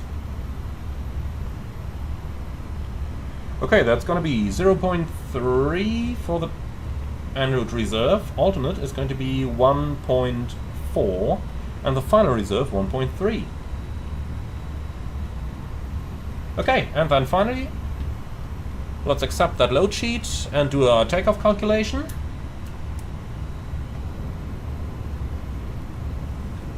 So Heathrow 27 left, most certainly a wet runway. Synchronize load sheet, view intersection data. I think we need something here, November 3. I think that's good. Right, flaps 2, 54 degrees, up trim 0.9. So we have 2/up 0.9, and the flex temperature was 54. I tell you what, with the thunderstorms in the area, let's go toga, just in case of wind shear. Okay, so flaps 2 up 0.9 and toga. That is what we have. And then speeds 44, 59, 59.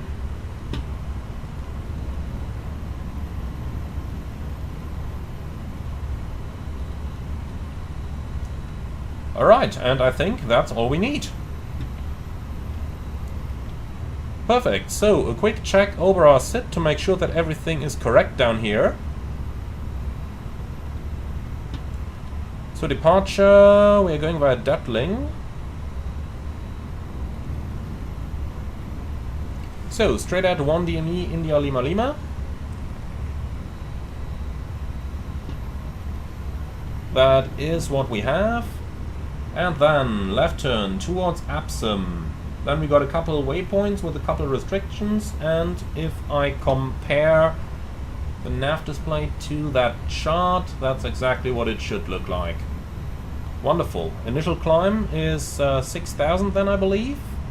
Yep, it certainly is. So 6,000 is in here. And that's our pre-flight procedures complete. Okay, wonderful. So everything is done down here. Let's go ahead and do our takeoff briefing. And we toy. Did I enter 4.4 as alternate fuel? Did I? Oh, I did. Okay. 1.4. Very well seen. And if we're on it already, we can also request our winds. Okay, so that good stuff is done. Let's go ahead and request our clearance then. So, ATC request, pre-departure clearance. We'll send it to Heathrow. And we're at gate number 218 on the left.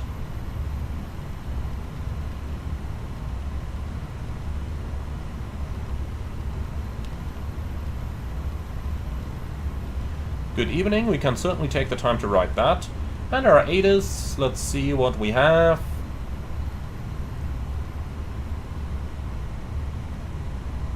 Is Lima. Okay, send the clearance request. And then I'd say let's go ahead and do our departure briefing while we're waiting for the clearance. So, it's your turn, Captain. Okay, runway 27 left, November 3 intersection, Datling departure, climbing initially 6,000 feet. MSA 2,100, extra fuel, we have 700 kilos, that gives us roughly 10 minutes. I don't have hotspots for the taxi. However, due to the bad visibility, we'll just take it slow and ensure that we catch the right taxiways. We'll definitely use the moving map here. Stop margin for rejected takeoff is very shallow only because of the wet runway and the high takeoff speeds. Engine out, sit straight ahead. We've entered that on the blue line. If we need to return, Heathrow is available, but we'll probably rather take it to Stansted. Not in the real world. In the real world, I would just declare emergency, come back to Heathrow. But on VATSIM, they don't like us to do that, especially during an event. So if we have an emergency, Stansted is our option. Okay, nothing special, nothing non-standard. Threats? Weather. Wind shear is a possibility. So if we do get the wind shear alert on takeoff over here, thrust lever is toga, rotate 15 degrees, and then we are going to follow the flight director. Once we're out of wind shear, call that out and retract the flaps out of wind shear so that we don't overspeed the aircraft. Any question? No? Wonderful. Briefing complete. And here is our departure clearance. So, cleared to Munich, runway 27 left, we have that. Via Datling 2 Golf departure, confirmed. Squawk 4703. 4703. Okay, when ready, call 121.980.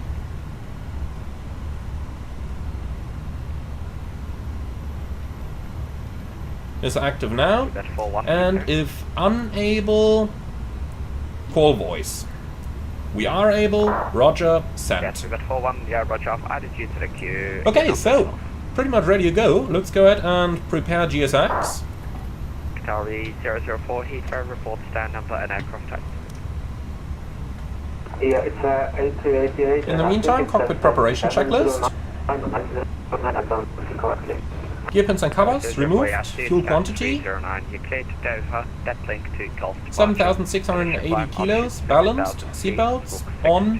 ADRs. Nav. Baroref. QNH 1006. Cockpit preparation checklist complete. Just second the position. Okay, let's call him for startup. Delta Echo Tango. So that was a quick turnaround here. 20 minutes. Alright, we clear to Doha. Feels like back in the day at Ryanair.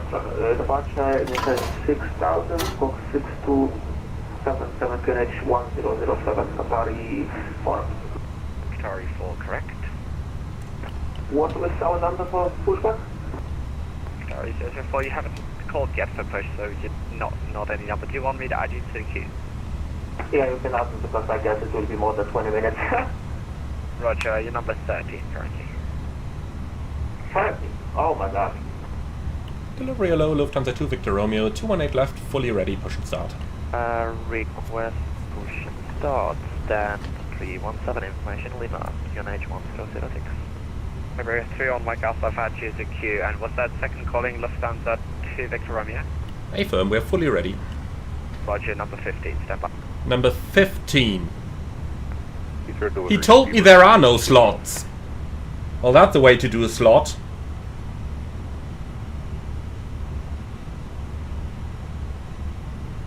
Well.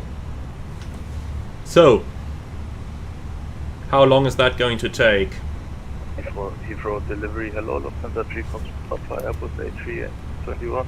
Request SR clearance to Frankfurt as far as information, Mike. Lufthansa 3 Foxtrot Alpha. Okay, 3 Foxtrot Alpha, yeah, so you know. Well, there is a company message down there. Golf departure, squawk 4755, Q1H 1007. So, PDC, request received, standby. Yeah. 2 Golf departure, squawk 4755.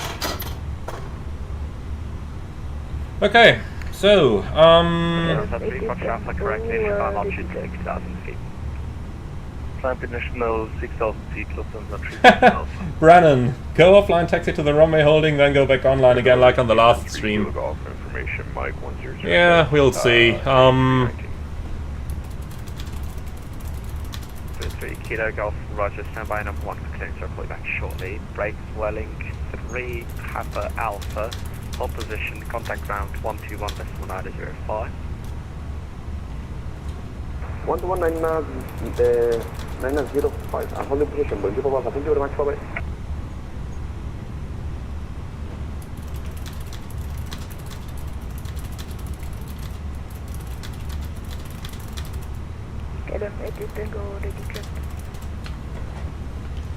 Okay, well, I suppose we just gotta wait a little bit then.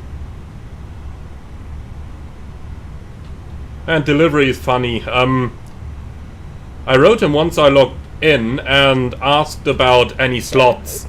He told me there were no slots. Tango, Heathrow delivery, hello, Ridley 5. And then he said, oh yeah, sorry mate, there are no slots, but there is just a long queue.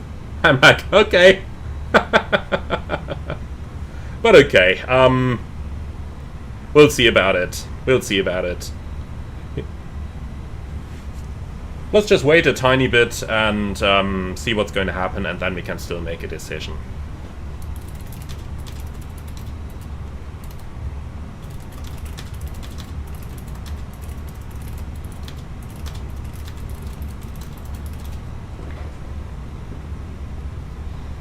Well, okay, in the meantime, just a small wait over here. I suppose we can use that and just go back and say hello to the passengers personally then.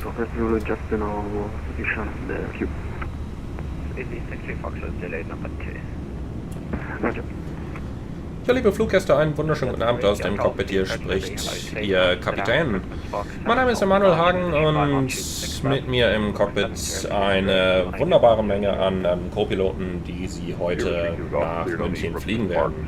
Wir sind hier soweit fertig und könnten jetzt vom Gate zurückdrücken. Allerdings hat sich hier in London eine ziemliche Warteschlange gebildet, weshalb wir noch ein bisschen warten müssen. bis es dann losgehen kann. Wir halten Sie darüber auf dem Laufenden und erwarten dann innerhalb der nächsten 15 bis 20 Minuten unseren Pushback. Vielen Dank für Ihre Aufmerksamkeit, vielen Dank, dass Sie heute unsere Gäste sind. Lehnen Sie sich zurück und genießen Sie den Flug mit uns. Ladies and gentlemen, a very good evening from flight deck. This is your captain speaking. My name is Emmanuel, and with me on the flight deck a lot of lovely first officers who are going to fly you over to Munich today. We expect a flight time of about 1 hour and 20 minutes, but before we can start our pushback, we need to wait a little bit here at the gate, since quite a queue of aircraft has built up, and for this reason we will probably not be pushing in the next 10 or 15 minutes. I will get you updated as the situation evolves, and with all of that out of the way, I would like to say thank you very much for being our guests today, and I can promise you, as soon as we're in the air, we are going to do our best to get you to Munich as quickly as possible. Thank you very much for your attention. Now sit back, relax, and once we start, enjoy the flight with us. Number 15, expect delay more than 30 minutes. Alright. Most importantly, close that door. Why do I keep hitting that jump seat? No. You go there, my friend. Alright, let's take a seat, and then we just got to wait a little bit over here. Heathrow delivery, good evening. Shuttle 8 Quebec, information Mikeson 518 with QNH 100. So I wrote a little bit with delivery, and he said that apparently there was a bit of a miscommunication there, since when I asked for the slots, he confused it. So he changed our position in the queue to the time when I asked for slots, as basically we would have been ready at that time. And with that, we are now looking at a delay of about 10 to 15 minutes. I tend to say that's quite good for Heathrow, so thank you very, very much for that.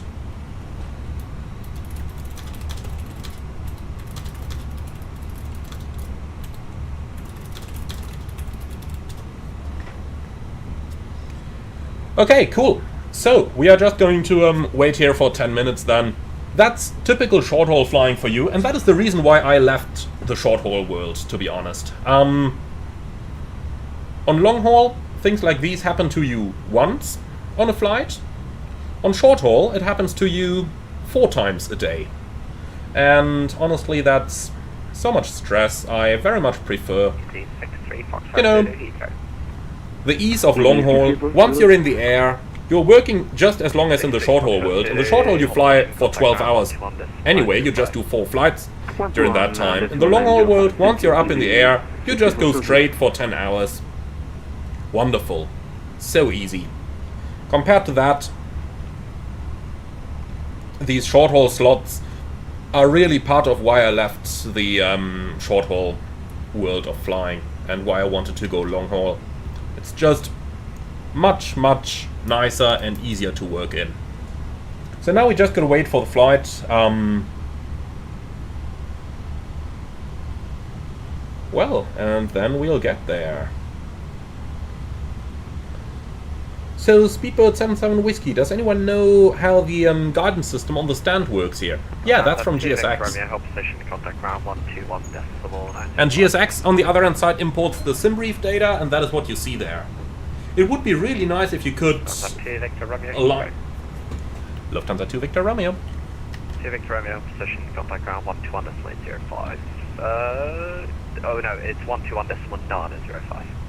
Hold position 121.905, Lufthansa 2 Victor Romeo. Thank you so much. You're the hero of the evening. Yeah. Okay, 121.905. 777 on Bravo.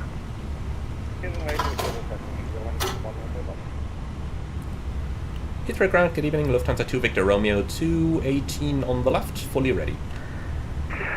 Lufthansa 2 Victor Romeo, 218 left, push and start through, face south. 218 left, push start approved, face south, Lufthansa 2 Victor Romeo. Ground flight, go. So, push start approved, face south, park and brake set. Roger, cleared to push and release brakes, please. So, facing south. Brake released. So, off block at 18. That is okay. That was really friendly of the controllers. One of the reasons I like flying into the UK so much, they have really friendly controllers here. Heathrow broadcast EQNH 1007. Heathrow broadcast out. Okay, QNH 1007. Here we go. And then let's do the before start checklist, please. Park and brake, released, takeoff speeds and thrust. V1 144, VR 159, V2 159, toga, windows. Closed, and the beacon is on. Before start checklist complete. The ground flight, go. So cleared to start, engines 2 and 1 in that sequence. Oh, look at the rainbow over there. Okay, engine 2 start.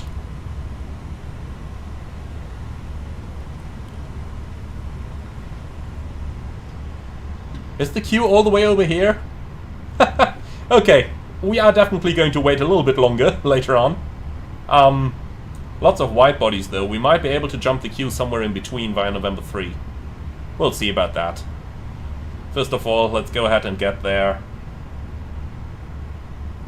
So this would certainly be a clear case for doing single engine taxi out. I'm afraid we're just a little bit too heavy for that, and I don't want to blow anything away. If we were flying an A319 or an A320, I would have done single engine taxi out now, to conserve a little bit of fuel. But like this, well. Okay, park brake set.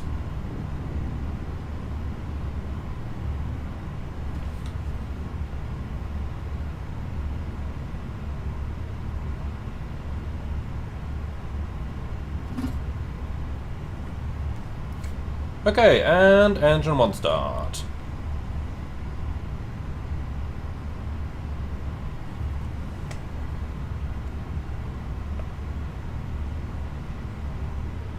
Manuel, how is it flying into the US in the real world? I always find it difficult how much they deviate from standard comms.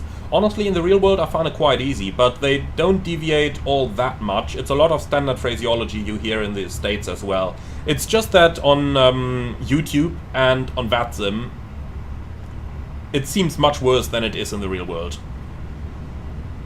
I don't know if they just try to behave when someone from Europe comes over, but I listen into all the traffic that into all the local traffic as well, so I don't think that that's too much of a problem there. No, indeed, in the real world, I think US ATC is quite easy. Okay, so we have a TUC, we have a ramp agent who's holding the pin, and our engine number 1 is ready as well now. Wonderful.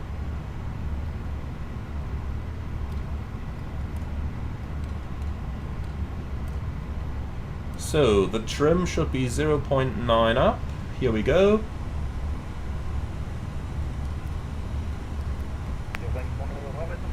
Okay, after start checklist. Anti-ice off, ecom status checked. Pitch trim is 23%, rudder trim neutral, after start checklist complete. No problem, thanks for flying to Heathrow, see you again soon, bye bye. Lufthansa 2 Victor Romeo, request taxi.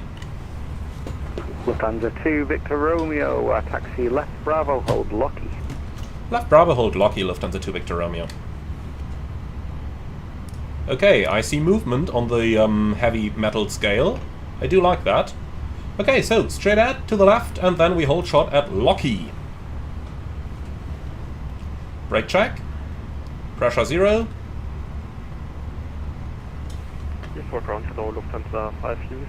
We'll do the flight control check as we're waiting in the queue. No need to rush anything here. At least the visibility has significantly improved again. Nonetheless, I'm going to keep the wet numbers for our takeoff performance, as the runway would take hours to dry down again.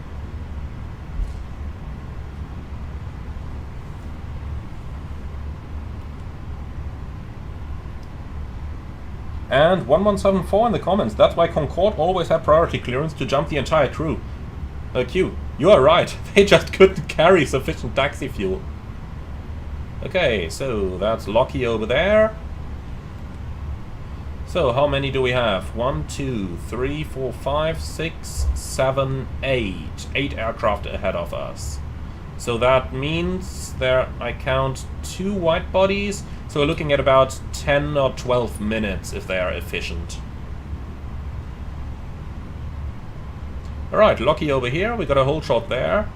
And then hopefully get into the queue in front of the Vueling.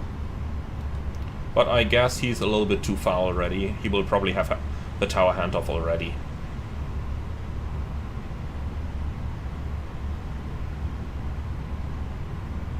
Okay, hold shot at the line.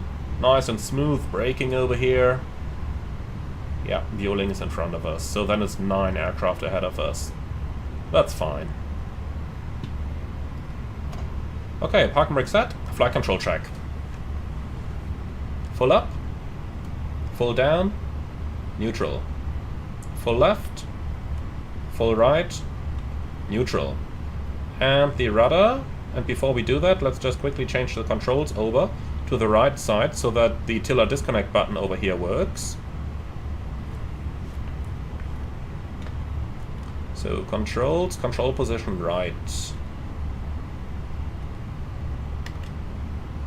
Excellent. So rudder.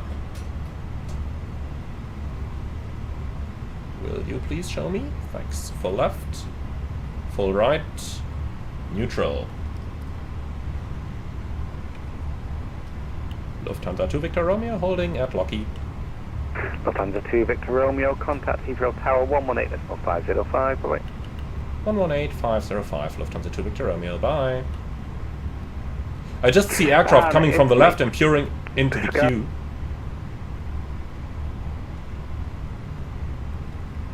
.280 degrees, 5 knots, runway 27 left, cleared for takeoff.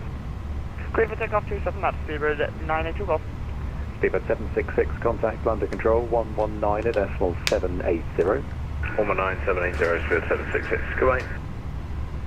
Tower low, Lufthansa 2 Victor Romeo at Lockheed. Lufthansa 2 Victor Romeo, Heathrow Tower, good evening, taxi Bravo, link 28, hold November Bravo 1. Bravo, link 28, November Bravo 1, Lufthansa 2 Victor Romeo.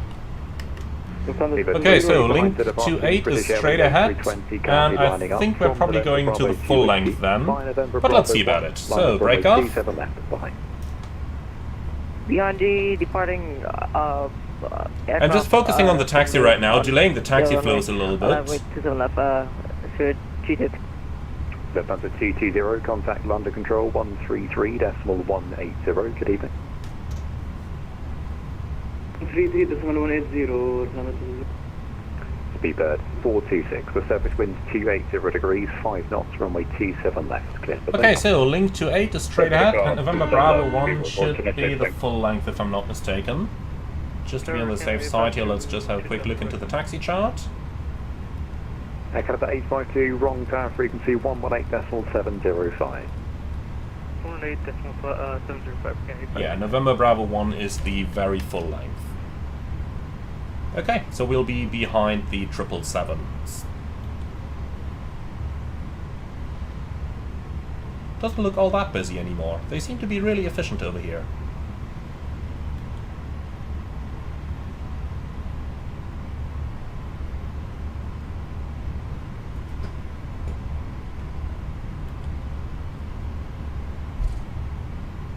Okay, let's hold over here and not taxi into the jet blast of the 777. As that would, in the best case, just give us a bad smell inside. In the worst case, return us right to the ramp. Okay, so. Hold November Bravo 3. Hi, Emmanuel here. Sorry for the delay. Oh, he hung up. Okay. Speedbird 982 golf, any missed calls? It did take a little long, but cabin ready is on here. That's good. Alright, apart from what we already talked about, no changes to the takeoff briefing, so let's go ahead and set everything up down here. behind the departing, and then we can do the taxi checklist, please. Flight controls, checked, flap setting, conf 2, radar predictive wind shear, on and auto, engine mode selector, norm, ECAM memo, takeoff, no blue. Taxi checklist complete. So that 777 is a bit further forward now. Brakes off. 032, roger. Break, speedbird 426, contact London Control 119.780. Good evening. I told you, they are really efficient over here. 780, speedbird 426, thank you. Look at how empty the holding point has already become. Taxi third right, hold November. There used to be quite a couple more aircraft.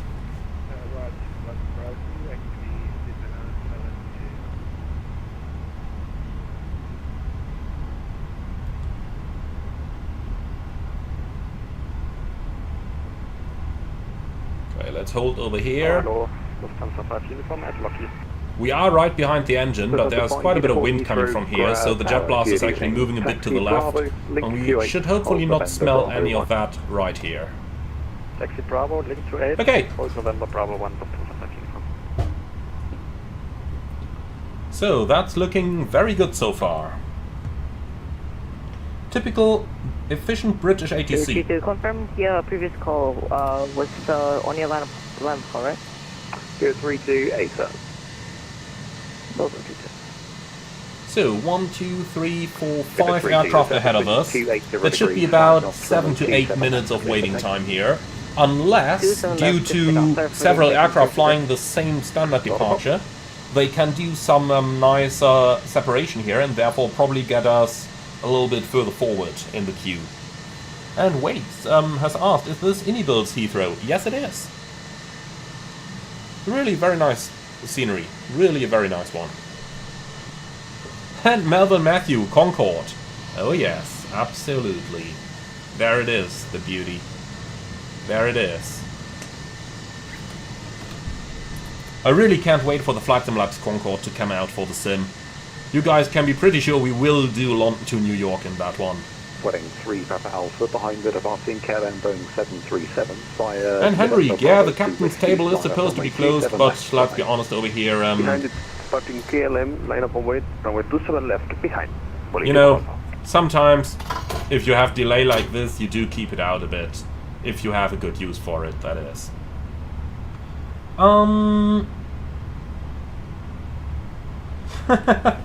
William Swelter, does anybody know if the Phoenix aircraft bundle includes appropriate manuals?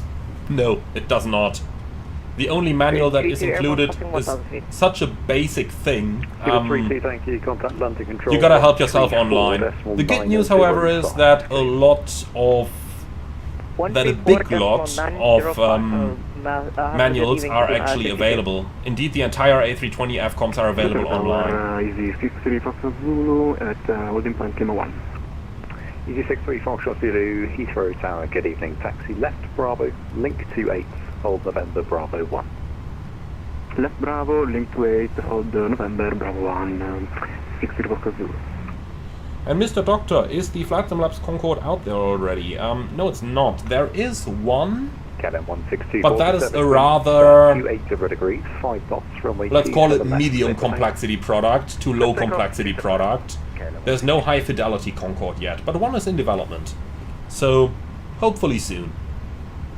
You know what that means. Now, Lexas asks, have you ever flown to Prague? Yes. Critic, is my annual operator proficiency test done? The OPT, yes. You probably mean the line check. That one's gonna be, I think, next month?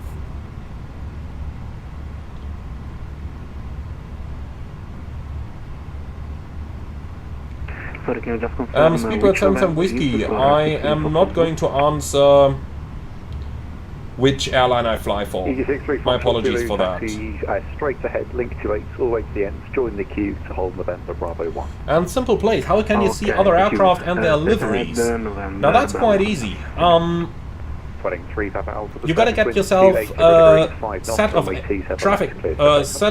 aircraft models. For example, I'm using FS Traffic from Just Flight and the model matching rule set, which you can mostly download on either flightsim.to, or some developers actually do deliver them with their aircraft by default. So that way you can get something nice. And Boudwin, I wish I knew when the first A330 came out, is going to come for MSFS. I really wish I knew, but I don't. Speedbird 28 behind the departing company A320. Line of Denver Bravo 1. Line of Okay, so that guy's going. That guy's just getting lineup clearance. So hopefully, I think the EasyJet was here before us, but thereafter it should be our turn to go. Speedbird 972, the surface winds 280 degrees. And Speedbird 7 Whiskey, yes, I have used FSLTL before, but I had real performance problems with it. And FS traffic is just working a little bit better for me. Canada 1624, contact under control 119.780. Good evening. 119.780. Thanks. Just hoping that that's going to be the same frequency for us. Of course, it's 119.780. Okay, the 777 is doing the lineup. I'm not going to add any thrust. The plane starts moving on its own in idle, and we have plenty of time available. So he's going, then comes the 777, thereafter probably the EasyJet. And then it should be our turn, so less than 5 minutes now. Heathrow, Lufthansa 921 at Loki. Alex, no, the InniBuild's A320neo is absolutely not study level. It's medium fidelity somewhere, but far from anything high fidelity or study level. It's a good airplane, it's fun, but hands down, it doesn't barely. It doesn't reach Phoenix quality at all. It's an okay aircraft, don't get me wrong on that, but definitely not study level. 180, thank you very much for waiting. Speedbird 28, the surface winds 280 degrees, 5 knots from So, quick look at our fuel. So we used 300 kilos of taxi fuel now. That's fine. 165 behind the departing British Okay, the Easy's getting lineup clearance. And thereafter it should be our turn, I suppose. Line up and wait, runway 27 left, behind departing 777, Easy 165. Could you repeat the frequency for Boeing 777? We couldn't find it. Frequency 133.180. Okay, brake set. Thank you very much. So, the 777 is going. That looks pretty nice, doesn't it? This is default sim, by the way. No add-ons there. For the effects, I mean. Look at that. I'm taking screenshot after screenshot here. 972, thank you. Contact look at control. that. 119.780. Just wonderful, isn't it? 119.780, thank you. Lufthansa 2 Victor Romeo via November Bravo 1. Line up and wait, runway 27 left. Caution, 1 intersection departure ahead. Lufthansa 2 Victor Romeo via November Bravo 1, line up 27 left. Roger. Okay. So, that guy is far enough away. We can do the lineup. 4.905. Good evening. London 134905, 028, good evening, bye bye. Cabin crew, prepare for departure. Heathrow Tower, KLM 1014. It's cold enough that we can turn the packs off already. 1014 Heathrow Tower, good evening, hold Sierra 1. Okay, lineup checklist. Takeoff runway 27 left, full length, TCAS, TARA, packs 1 and 2. Off. Lineup checklist complete. Heathrow Tower, good evening, hold Sierra 1. Hold Sierra 1, KLM 1014.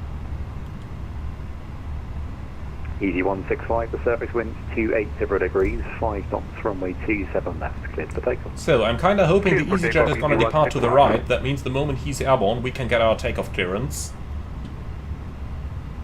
Right into the sun, of course. I have a feeling this is gonna look beautiful. Foxtrot Heathrow Tower, good evening, continue taxi next right, hold November Bravo 3. Okay. I like the perspective.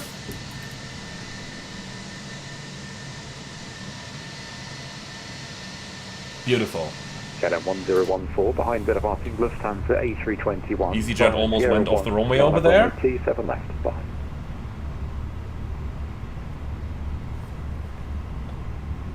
Lucas Kreslin, thank you so much for the €10 donation. Yeah, streaming again. KLM 1014 behind the departing Lufthansa A321 via Sierra 1. Line up runway 27 left behind. Behind the departing Lufthansa A321 via Sierra 1, line up and wait. Just look at the graphics here, that's really beautiful, isn't it? Lufthansa 2 Victor Romeo, the surface wind 270 degrees, 5 knots, runway 27 left, cleared for takeoff. Lufthansa 2 Victor Romeo, runway 27 left, cleared for takeoff. Okay, ready? Takeoff.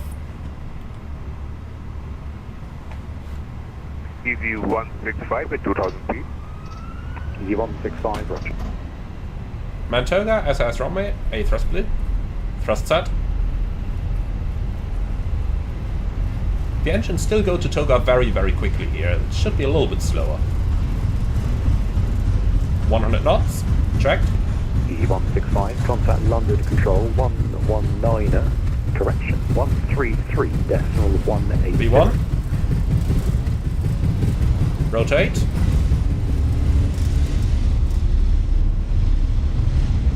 Positive climb. Gear up. Easy 165, contact London control 133. Oh, look at the nose going up and down here. Okay, nav. Autopilot 2.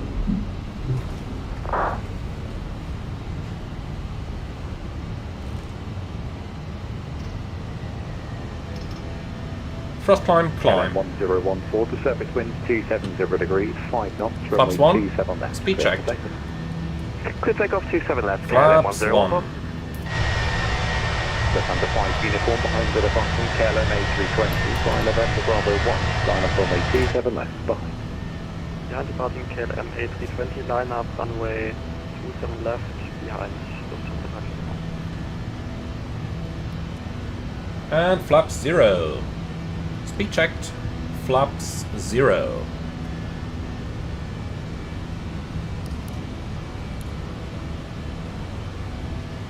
Alright, here we go. Up in the air.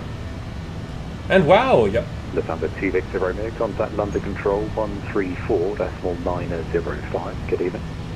134.905. Lufthansa 2 Victor Romeo. Thanks for the awesome service. Good evening. Take care. BC621 checking to Seabird 32, climb flight level 310. 310, sorry, our VNAV is acting up, 322. I do 31 Romeo Foxtrot rated in 295. Rated in 295, in 3, out on the box. Okay, approaching. 311, level 187. Speed, vertical speed. Right entry 11 under control, where you calling from, sorry? We are inbound to Throttle. Right entry 11 under control, roger. London, good evening, Lufthansa 2 Victor Romeo, 4,500, climbing 6,000.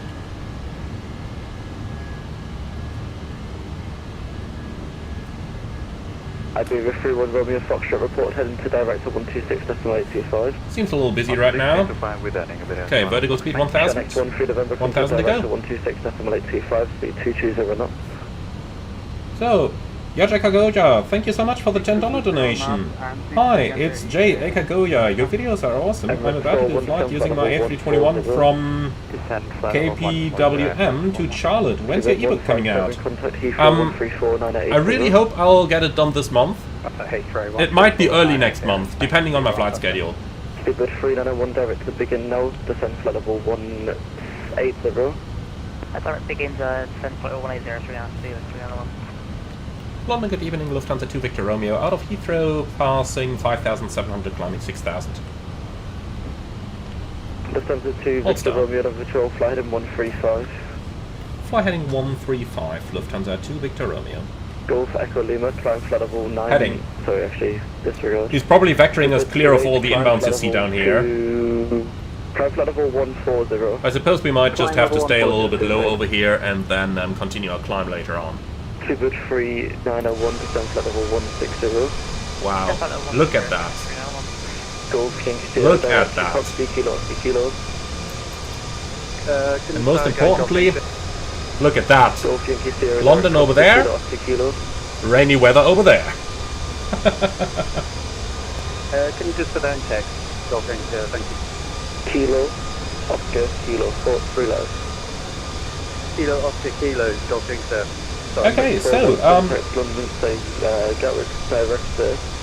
up and in the air, a couple of guys talking about the oscillations we just had after takeoff. And yeah, indeed it seems to be a confirmed bug. Something they're hopefully going to work on. I'm sure there's going to be an update on that soon. Left 09, Ryanair 78 Charlie Golf, climb flight level 290. 290, 78 Charlie Golf. Is he 41 also climb flight level 1? And in regards to the question for my settings, you can look at the community tab on my channel, and I did post my settings over there. Wow, quite an active CB over there, with quite a couple of lightnings coming out. We'll probably insist on a left turn before we go through there. I'm not gonna fly through this, that's for sure. London Control, Ryanair 78 Charlie Golf, request heading 090 to avoid weather. Yeah, it's gonna be the same for us, 090 to avoid. Honeycomb, 78 Charlie Golf. Shamrock 63 make switch to Unicom. Seabird 3210 left, heading 050 degrees. 050 degrees, repeat here. Lufthansa 2 Victor Romeo, request heading 080 to avoid weather. Lufthansa 2 Victor Victor, climb flight level 140. Confirm that's Lufthansa 2 Victor Romeo, request heading 080 to avoid weather, and confirm climb level 140. Climb flight level 140, enable the heading. Lufthansa 2 Victor Romeo, climbing flight level 140, and we'll have to expedite that climb now. Golf Echo Lima, climb flight level 160. Yeah, never say unable heading. But since we can see the tops of the clouds, I will just climb the aircraft above that weather. Why are the engines running down? Why is it? It's on thrust climb. Why are my engines not in climb thrust? Okay, auto throttle off. Let's force them up. Easy 41 Alpha, turn left. Okay, set standard. Left 030. Standard cross check, passing flight level 73 left now. 100. Left 100, Lufthansa 2 Victor Romeo. One control. Okay, yeah, that works just about. Lufthansa 5 uniform, flight heading 130. Heading 130, Lufthansa 5 uniform. Ryanair 311, contact London Control 119780. 19780, go back. And Mark Hasseldyne, you are right, those clouds do not look like CBs at all. But as a matter of fact, MSFS does not have any CB cloud models. They only have cumulus, and they somewhat make big puffs of cumulus to look somewhat like a CB, but they don't have any actual ones in the sim. Okay, I think we're clear enough here. Manage speed. Let's accelerate again.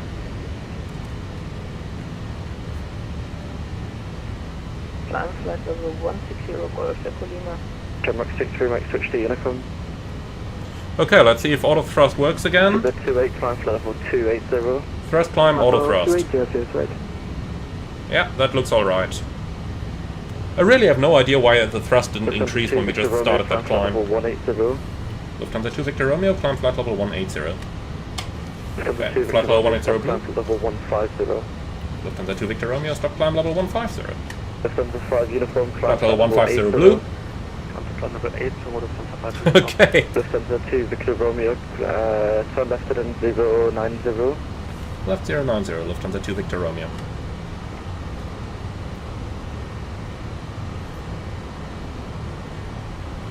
Okay.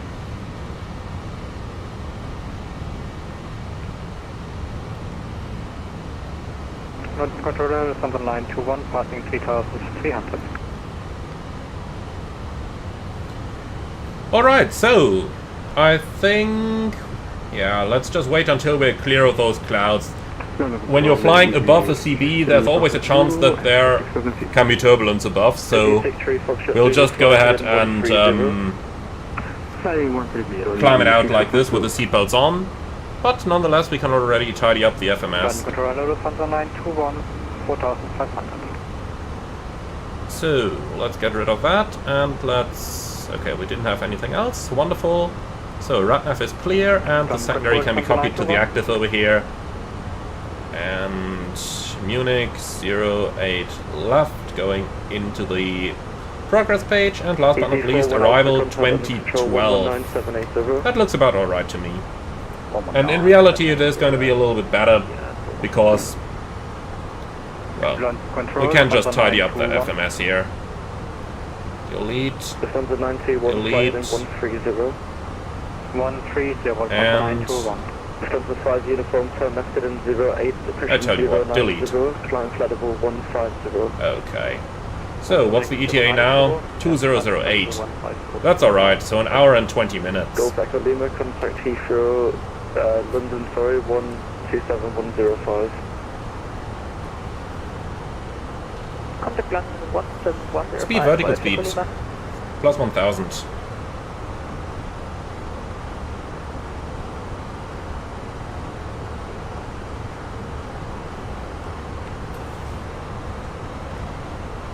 And about 1000 to go. So just looking into the comments down here again.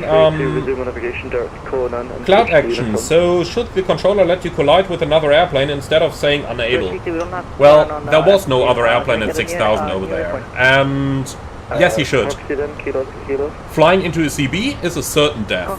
Flying close to another aircraft is not. And the weather avoidance always is a safety thing, so they need to clear the airspace in order to make it possible. Of course, he could have given me a right-hand turn at any time. That would have resulted in a longer track. Nothing wrong with that, if it avoids the bad weather. But just saying unable and making an aircraft fly directly into a CB is not an option. Right heading 100, climb altitude 5,000 feet, easy. Hold down. I think the reason why he said unable was because the airspace to the left would have been approach airspace, and so he would have to coordinate with another controller. Which he probably does not really have the time for, neither the approach controller nor the center controller. But, yeah, that's something ATC needs to solve. You know, he could always have given me a right-hand turn, if that's better for his airspace. Lufthansa 2 Victor Romeo, climb flight level 290. First climb open, climb flight level 290 blue. Then, Terrain Ahead has asked, why not press the expedite button? That's mostly for two reasons. Number one, the A330 doesn't have one. The A330 has an altitude hold button over there, so I'm not used to having that button. And number two, many airlines actually do not allow their pilots to use that button, because it can get rather dangerous. It can go very aggressively. Lufthansa 2 Victor Romeo, direct over. Lufthansa 5 uniform, direct Dover. Direct Dover. Okay, direct 2. Dover. Insert. Okay, wonderful. Nav. Climb. And off we go. So, made it out of London. And I'd say up here we are not going to get any turbulence anymore, so seatbelts off. Alright, so sit back, relax, and enjoy the flight.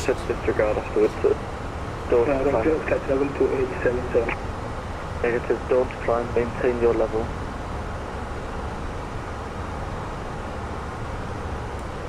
That sky trouble in the back just seems to climb on its own. Switch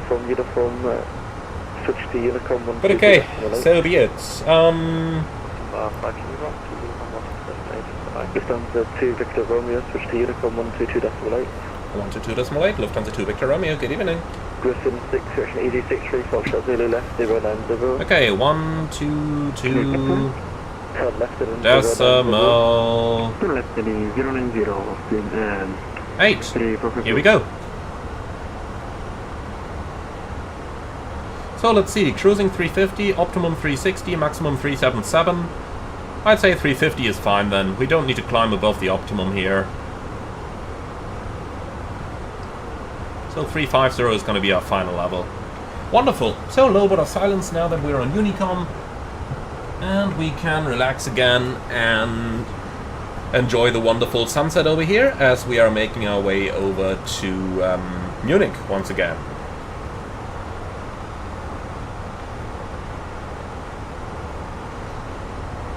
Okay, so landing mission is asked, is active sky better than default? Somewhat. So, in general, the weather patterns look better with active sky than they do with the default weather. However, Active Sky has a lot of other limitations where default is better. I'm not quite decided yet whether I should use Active Sky in active or in passive mode. I'm thinking about just using Active Sky in passive mode, but I'm somewhat playing around with it, and I have to make a decision that I haven't quite made yet. Now, someone said earlier on, let me just find that post again, in regards to why the engines didn't go up to a higher speed. Just can't find the post right now. Oh, there it is, from Sadra. You had set the speed to 220 and were at 250, that's why your engines went idle. That's true, but I also went to open climb immediately, didn't I? At least I thought it was in open climb, and then of course the engines should have spooled up straight away. So I think what hit me there was that the engines, after I activated open climb, just didn't spool up straight away, which is what I would expect them to do. Alright, and since we're on Honeycomb now, let's set our cruising level. Flight level 350 is blue. We'll see if there is any ATC online in Belgium. No, not at the moment. But there is going to be a lot of Langen radars, so we are definitely going to have a little bit of action going on. So, first of all, let's do a little recap of our tour in Heathrow and of our Heathrow experience today. So, first of all, the arrival. I'd say that was pretty good. ATC had to reduce our speed so slow because of the preceding aircraft, who was just flying a lot slower than we were. I really don't know why, but he was just flying very slow, so we caught up with him. I kinda expected Brussels to solve that earlier, but he didn't. So, yeah, so we just had to fly a bit slower. Now, for the rest of it, a couple of holdings over Lamborn, which is pretty much expected when you fly to an event. That's what we took half an hour of fuel for. We used up 15 minutes of that. And the rest of it was a standard Heathrow arrival, I would say. Lovely weather over there. I really enjoyed that. You don't have that bad weather conditions very often, so I really enjoyed having those low visibility conditions again. And combined with the contaminated taxiways and runways. Now, from there on, delivery was really a good guy. We had an initial misunderstanding, but when we noticed that we had misunderstood one another there, he actually put us into the queue that we would have been if we called at the initial time I inquired about the slots. So that was really, really nice for him. I can only thank him for that. Excellent controller. Yeah, from there on, the departure was pretty much as expected. Quite a queue, but of course that's normal, I'd say. And later on then, we have had that vectors on the departure. Again, it's the UK, so vectors on departure are very much expected. The only thing that was a little bit unfortunate there was the weather avoidance heading that he didn't grant. If he can't get us to the left, for example, due to traffic, he should have asked us about a heading to the right or something like that. Now, to be fair, a few moments later he gave us a climb, so we could get clear of the weather and climb above it, and that somewhat solved the situation. The only thing is, of course, ATC would not have known the tops of the weather, so if you're a VATSIM controller and if you're watching this stream, then I would be happy if you could take the... I don't want to call it a lesson because that sounds stupid, but I would be happy if you're a VATSIM controller and you're in the same situation where a pilot asks you for that, if you could take away from this that if you're unable to grant a certain avoidance heading, suggest another one and just find a way around the weather for the pilot. Because that really has utmost priority here, if something like that happens. Okay, yeah, other than that, we got a couple more vectors. Now we're inbound some waypoints again. Maintained a lower level for a little bit, but that's expected in London. So overall, I tend to say we had a really good set of controllers today, and they've done really, really well. So, at first I was a little bit concerned, should we really fly to Heathrow on a Saturday evening? Because, you know, That's normally the time where it gets the busiest. But I have to say ATC was really good. And overall, I'm really happy with how everything went. So congratulations to the controllers in the UK. I really do like to fly to the country because of the controllers. Normally they are very, very good. And they've proven that today.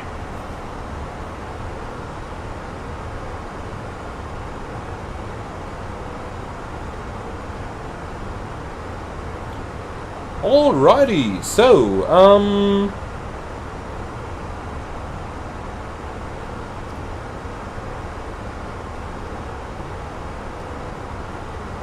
looking through the comments over here, Fernando,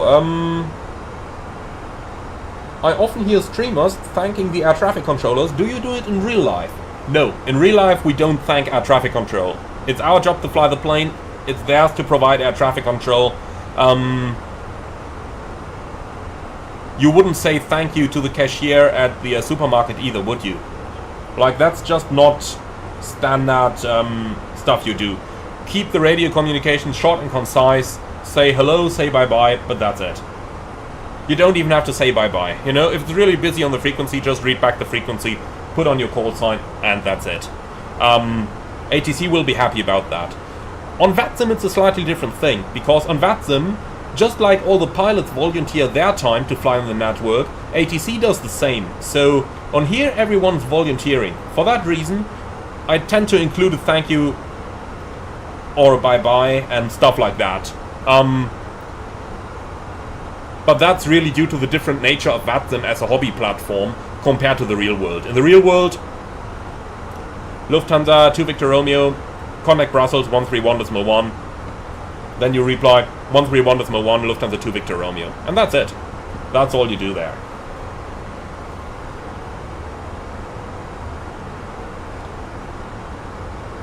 Okay,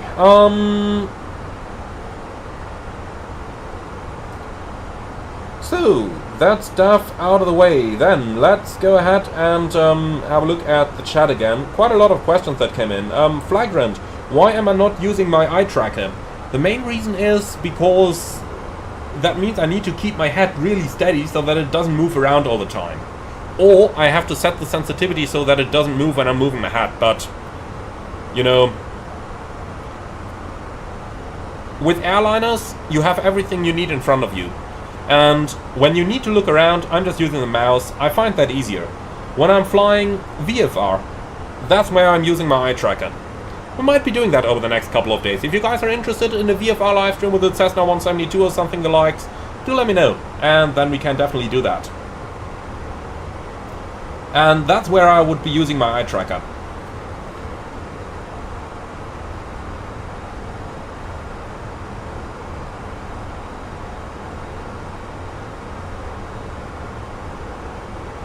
And Critic, are those funny US ATC recordings fake on YouTube?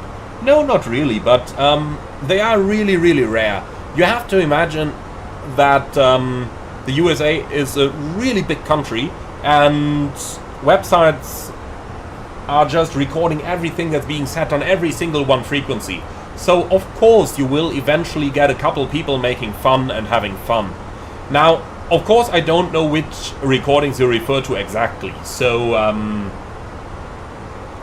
I am sure that there are a couple of fake ATC recordings out there as well, but many, let's say, unconventional communications will surely have happened like that in the real world.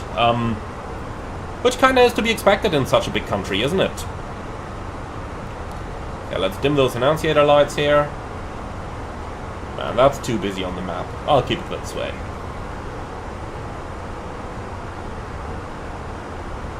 And Fernando, I should fly the Duke for VFR. That's not really a VFR aircraft. I kinda like landing missions suggestion here. VFR flight with a Chaos DA-42. That sounds like something.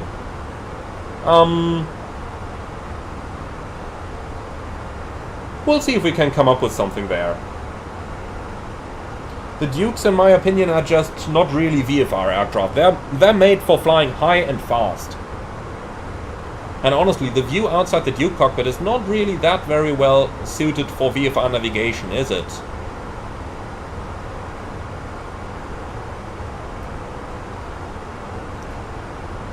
Seitoga is asking, when you are flying, is it possible to communicate with other aircraft? If so, how? Well, you can always use 123.45, unless you're over the Atlantic over there. Please don't use it for private chats. And otherwise, some aircraft have an ACAR system that allows you to communicate with other company aircraft. Not everyone has. So in some airlines it is possible, in others it's not. Okay, Mach Alt Cruise. And Speedbird 77 Whiskey, the controls ahead look stunning. Yeah, they do look nice. But I think they're a little bit too pronounced compared to the rest of the clouds. No, they should pretty much look like those clouds everywhere.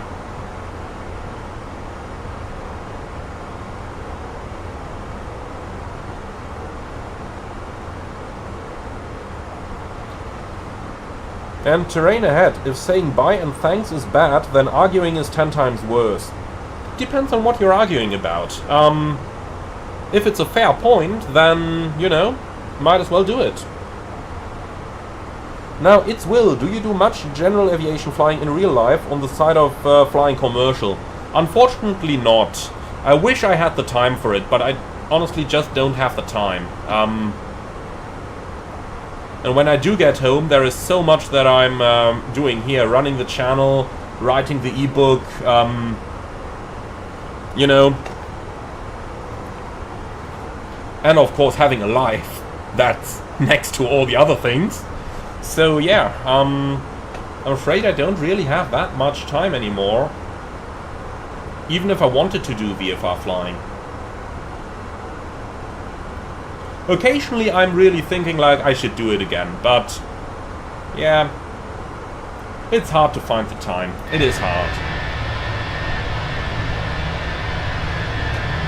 Look at those wonderful reflections on the aircraft here.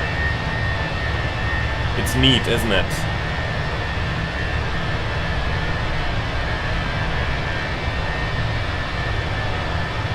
And Speedbird Samsung Whiskey, is there any mods for the simulator here in terms of visuals? No, it's not. It's all visual, all default. In terms of what we see right now, the weather patterns are done by Active Sky, and the aircraft obviously by Phoenix, but the rest is default.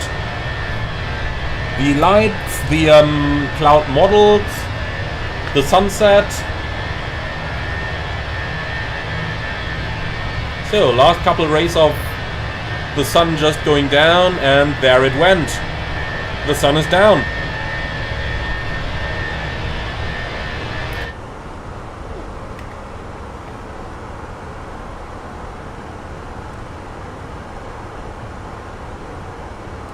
So, let's just quickly go into the FMS here.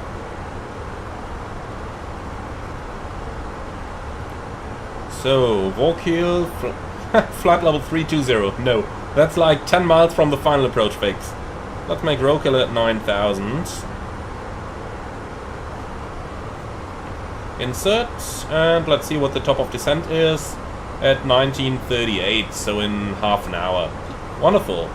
We do have a company message, probably company nagging about delays again. No delay code required. Beautiful. So that was a really fast turnaround there. Obviously we wouldn't really be able to do that on an aircraft like this. Especially not on a premium carrier like Lufthansa, who do cleaning and stuff like that on the turnarounds, but hey, we can't have it all, can we? And Mr. Doctor, have I ever had to file a report against the controller? If yes, why? I had to. That was over at Kaliningrad, where we had a pretty similar situation to what we just had on our departure. We had a CB exactly along our route, which we had to circumnavigate. We asked for an avoidance heading, he said negative. We asked for an avoidance heading in the other direction, he also said negative. And then we asked him which heading we could fly, and he said no heading at all, we have to maintain en route due to military activity. Well, what could you do? I'm not flying through CB, otherwise I wouldn't be sitting here today, so we just turned on our own, and obviously in that case we had to file a report. And funnily enough, in the end nothing happened. We turned around the CB on our own. We did some broadcasts on 121.5 just in case there were any fighters active or something like that, but nothing. So yeah, that was one report we had to file, and then a couple in Spain because of insufficient separation or insufficient English abilities of the controllers. But that was about it. Now, Fernando, what was my first aircraft? That was the ASK-21 glider.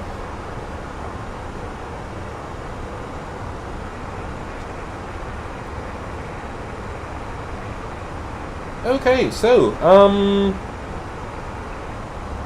say Toga, how do airlines rate pilots? Do they also measure the landing rates? Airlines don't rate their pilots. Well, technically yes, there are two ratings. Either fit for duty, aka has passed all the simulator checks, has done all the e-learning and stuff like that, or not fit for duty if you fail any of the regulatory or airline requirements. But that's all there is. There is no rating of this guy is best or this guy isn't. You know, a pilot who barely passes the simulator check and a pilot who passes everything with excellence doesn't make a difference for the airline. Fact is, the pilot is capable of doing his job. And that's all the airline wants to see. Alright, let's turn on a couple of lights here.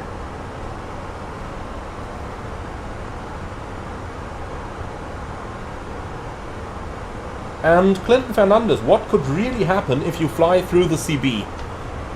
In the worst case, the up and down drafts are going to be so strong that they exceed the structural limitations of the aircraft, and the aircraft simply breaks apart. That's the worst case.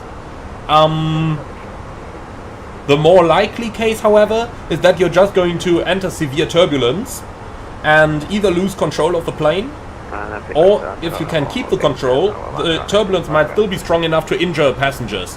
You know how they are. Even with the seatbelt signs on, the passengers are not all going to be strapped in. I tend to say that at any given time there is like 5% of passengers on board who are just not going to fasten their seatbelts, even if instructed. And of course, in a situation like that, if we just assume for whatever reason you have to fly through a CB, you would absolutely tell the cabin crew to stay seated. So if a passenger ignores the instruction and does not put the seatbelts on, he is going to crash right into the ceiling, and chances are he's going to break his neck and die. If you look at the recent Singapore 777 accident, where a passenger died due to turbulence, you know, they were probably too close to a CB. And if you fly right through one turbulence, icing is also a possible problem. It is rather likely that you will encounter severe icing in a CB, and that icing might be stronger than what your aircraft's anti-icing systems can take. So think about the Air France 447 accidents. They flew into a CB, and the pitot probes completely froze up, and we all know how that turned out. So that's another possibility of what could happen.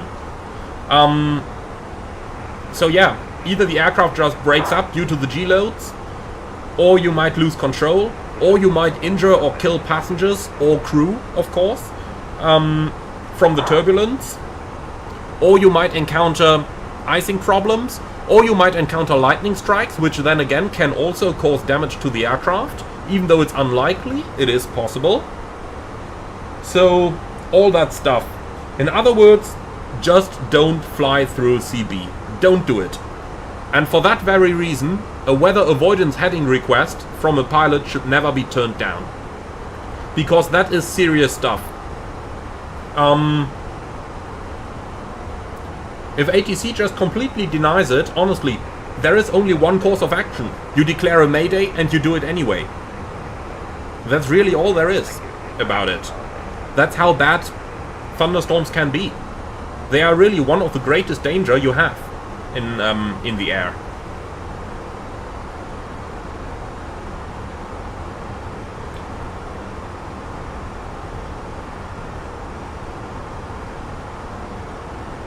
And Alexander Poppen, I watched your live stream of the Swiss relops yesterday, and as a flight attendant, I did not pretty much like the way how you talked about our jobs or our seats. Could you tell me again which part exactly?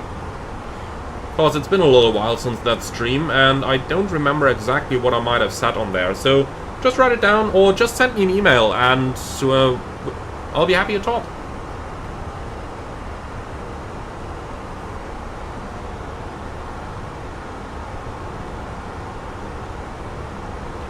And SB2008, hello, watching a stream at 1 AM. Where are you flying to right now? We're inbound to Munich. The new scenery from Gaia Simulations that was part of the world updates that just came out for Germany, Swiss and Austria for free. And it is a beautiful scenery for being for free. Melvin Johansson, thank you very much for the 30 Swedish kroners donation. Hello Captain, do you think sharklets will come? Absolutely, sharklets will come. What I'm unsure about is when they are going to come. I could only make an uneducated guess over here. If I really have to make that guess, then I would probably say half a year or something. Because Phoenix first of all needs to do the visual models, then they need to develop the flight model. Based upon that, they need to develop the changes to the FMS performance logic. And seeing the speed they worked at in the past and how long it took to get the IAE engines, how long it, how long it takes to do the 319 and 21, I think we might be in for about half a year or year until the sharklets are actually out. But again, that is just an uneducated guess. I don't know the internals of how Phoenix is working there, so it might be faster or it might be slower. TCAS, reduce range. Okay, 12 o'clock minus 900 feet. I think that's going to be fine. He's level there. Just a slight difference. He's not a problem. He's 1,000 below now, so he shouldn't even be amber. He should just be white. And Alexander Poppen, in regards to the flight attendants, I said you don't want to work there, or that our cabin jump seats are the worst seat ever. I know your seat is better, but I think as we need each other, we should have the same respect for each other. Oh, I think you misunderstood something there. So, in terms of the worst seats, I meant it that way. Of course, the seats in the flight deck are pretty nice. The best seats, of course, are the first class and business class seats. And the passenger seats, at least, have a nice view outside. So that's what I meant here. The flight attendant jump seats, I sat in them a couple of times, and honestly, I just don't like those seats. But it's nothing to do with your job or something. Flight attendants are needed just like the pilots are. Without either of the two, the airplane would not fly. So that was definitely a misunderstanding there. Now, where I said that I would not want to work in the cabin, that is absolutely right. I would probably offload every single or every second passenger, just because, when they start let's make it a simple example. You're at an airport, it's heavy snow outside, and you're getting delayed.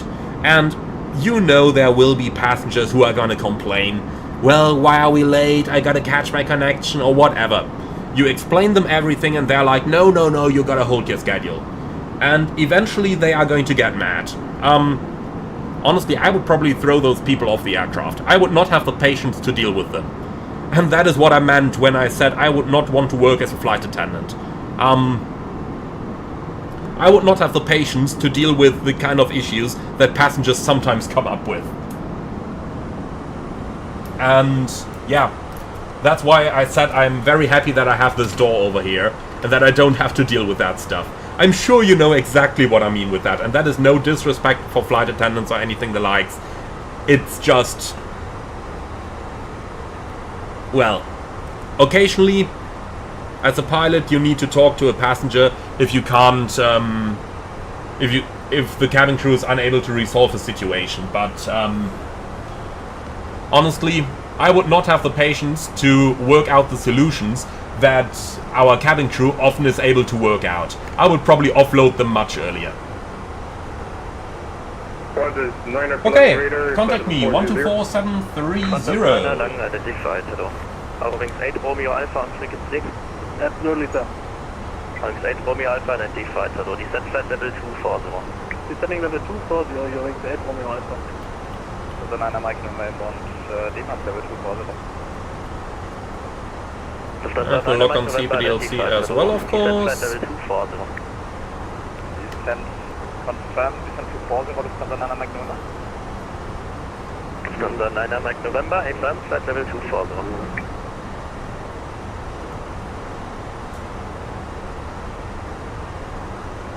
So, on the radar viewing 600 units from the review. trying to find a free spot over here, but people don't do their readbacks. Well. Bangalore, Lufthansa 2 Victor Romeo, flight level 350 over at Martuk. Lufthansa 2 Victor Romeo identified, hello. Hello, Lufthansa 5 flight level 332. Okay, here we are. Lufthansa 5 And RS 2020, how often do you need to throw out a passenger off an airplane? Not very often, luckily. But that is partially because of the skills of the cabin crew. Because they have the patience to tell people 10 times. I would probably tell people 3 times, and that would be it.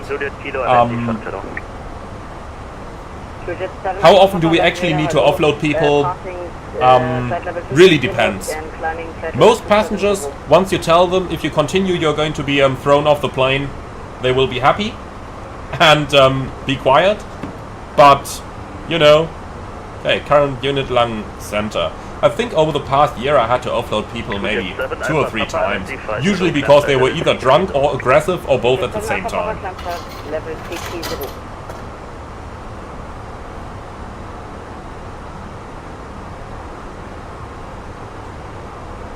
And Borna, 6 months for a wingtip is crazy. I don't think so. Honestly, it's quite a bit of a change. It's not just putting on a visual model onto the airplane. The flare behavior is different. The entire drag profile becomes different. Attaching sharklets is quite a bit of a thing there. It's not just a visual model you slap on and that's it. At least not for Phoenix. For sure you will find flight sim developers who are just going to throw on a visual model and that's it, but I don't judge Phoenix that way. I think if Phoenix does it, they do it properly, and that is going to require quite a bit of work, so I think that is going to take a little bit of time. Conservator 78 uniform, hello, identified. Trade wind 74, contact Langen 125, decimal 2. Aditya, hi. How are you? I'm good, thanks. And you? I'm an airline cadet at an airline, and I will begin my flight training this September. Any tips you got to prepare me for training and eventual airline job to begin with? Okay, since you made it to a flight sim channel, I assume that you have a flight simulator. So try and get yourself the aircraft that you are going to do your type rating on in the simulator, and just go ahead and make yourself a little bit familiar with how everything works. Make yourself familiar with the FMS operation, with the standard operating procedures. Maybe you can ask your airline if you can already get the FCOM so that you can start learning a little bit. And try to work yourself into that. Getting the flows done, developing the understanding of the FMS and the autoflight system, and I think that's the best preparation you can do. That alone is also going to get you quite some system knowledge already, which I very much recommend you to manifest using the FCOM, and really only the FCOM. Don't listen to a lot of the YouTube stuff, including my own stuff there. If you're an airline pilot, you've got manuals, use them. Because inevitably even I will do mistakes over here as well. That's out of question. So use the manuals and just try to get an overview, and overall, once you're actually in your type rating, the airline is going to once you're actually inside your type rating, then the company is going to guide you as to what to do anyway. But for example, personally, I found the Phoenix Airbus really useful, and the Tolus A340 as well during my Airbus type rating, because I could use it to manifest my understanding of a lot of the aircraft systems. Personally, I'm the type of learner, I need to see something in action, I need to see something moving, and that helps me to learn a lot easier, rather than just reading and imagining.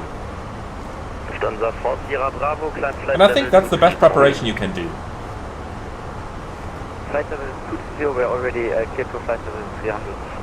And MadCat 1381, what does FCOM mean? That's the Flight Crew Operations Manual. So that's the big manual where everything is included, including the system description, procedures, limitations of the aircraft and stuff like that. Standard 7, Papa Mike. Okay, 7 Papa Mike is not us. He's not missing us over here.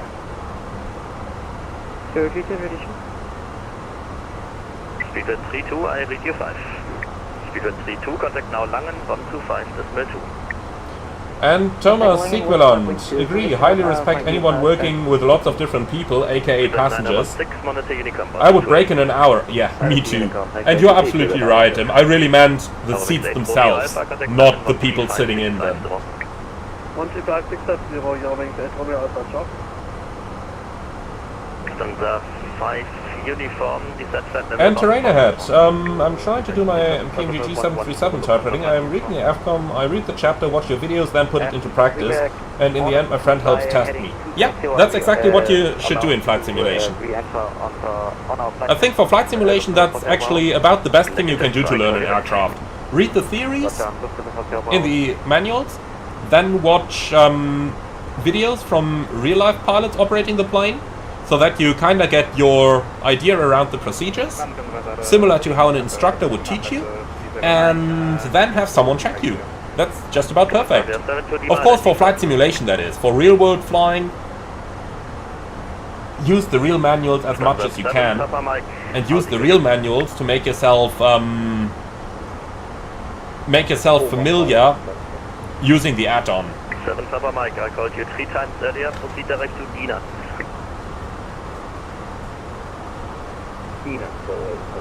And Freudy's World, what do I think of the Swiss accident?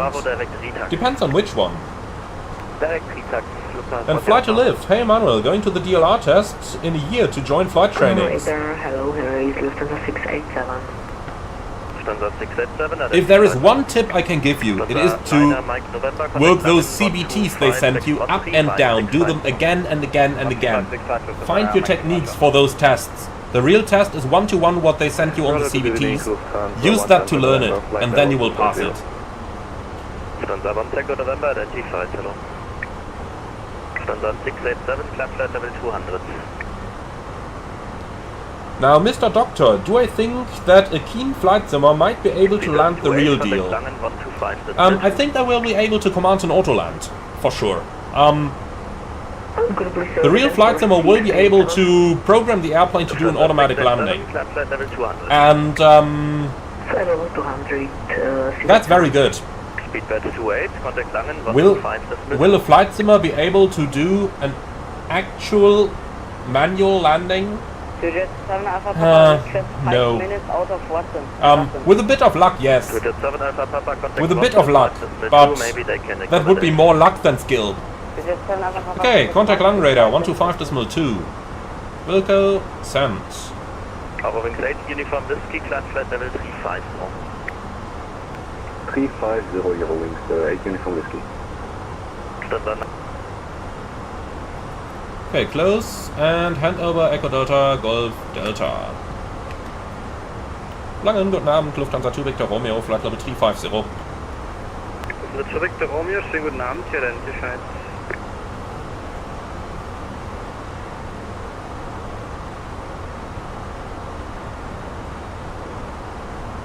Now, Liam, what language do I speak with my colleagues? Back in the day in Ryanair, we used to talk English, and we were supposed to talk English with everyone, even if we spoke the same mother tongue. To be honest, if I was flying with another German pilot, we'd talk German, of course. Except for all the operational stuff, so anything regards to the operation would be English, the rest would be German. Now, in my airline nowadays, all of the colleagues speak German, so we speak German to them. Except for the operational relevant stuff, things like the briefing, things like performance calculation, all of that we do in English. But apart from that, of course, we talk our mother tongue, German. Because let's face it, it would be a little strange if you talked in English to a colleague who speaks the same language, right?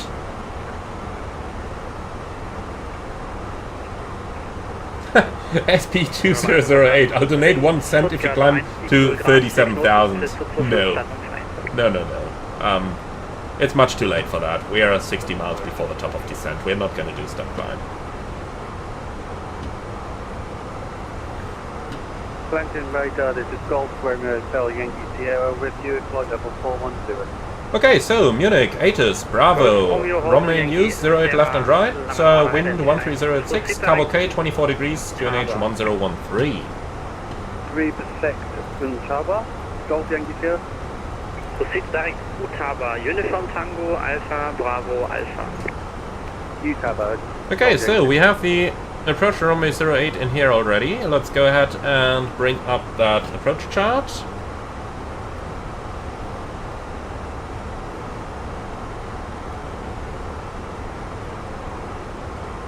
So, arrival, Rockhill 08 RNAV transition, and then we can take the charts for runway 08 left and 08 right. Seabird 28, are you on this frequency? Okay, so let's go ahead and have a look at what we have. The 328 went out of coverage 10 minutes from 326. That's unfortunate. Well, he's right. Okay, so Rockhill towards Delta Mike 412, 427, and then onto the downwind towards 420. And that's what we have. Okay, so for the ILS approach, runway 08 left, we're starting out at Magat in 5000 with a 3-degree glide. Here it is. And in here we've got Magat 5000, 3-degree glide. So, missed approach, straight at 1D Delta Mike November, which is D080 Alpha, and then left towards Mike NDV, climbing to 5000. And we've got Alpha 1900, Mike 5000, looking good. So for the setup, we'll take DME Munich North and Mike India Quebec. And just in case we get the other runway, I am going to prepare Ottersberg as well. We'll talk about that in a few moments.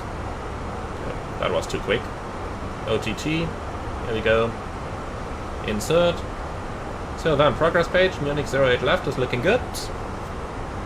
So, 0.75/300 is okay. QNH 1013, temperature 24, and the wind 130 at 6, I believe. Okay. So, minimum 1667. Lufthansa 7 Alpha Bravo, contact arrival 128, decimal 0306. Config full is looking good, and MSA 3700. Alright, 18 minutes extra fuel, that's looking pretty good. Secondary, copy the active, and we are going to prepare the ILS 08 right on the secondary with the Rockhill 08 transition over here as well. And then we can insert our minimums there as well. Lufthansa 2 Victor Romeo, direct Buram, expect 130 at Buram, record ready. Lufthansa 2 Victor Romeo, direct Buram, expect 130 at, call you ready. Okay, direct 2. Buram. Insert. And we're expecting 13,000 over there. 130. Insert. Top of descent, 34 miles. Wonderful. 210, proceed directly, relax. Okay, so back to the secondary.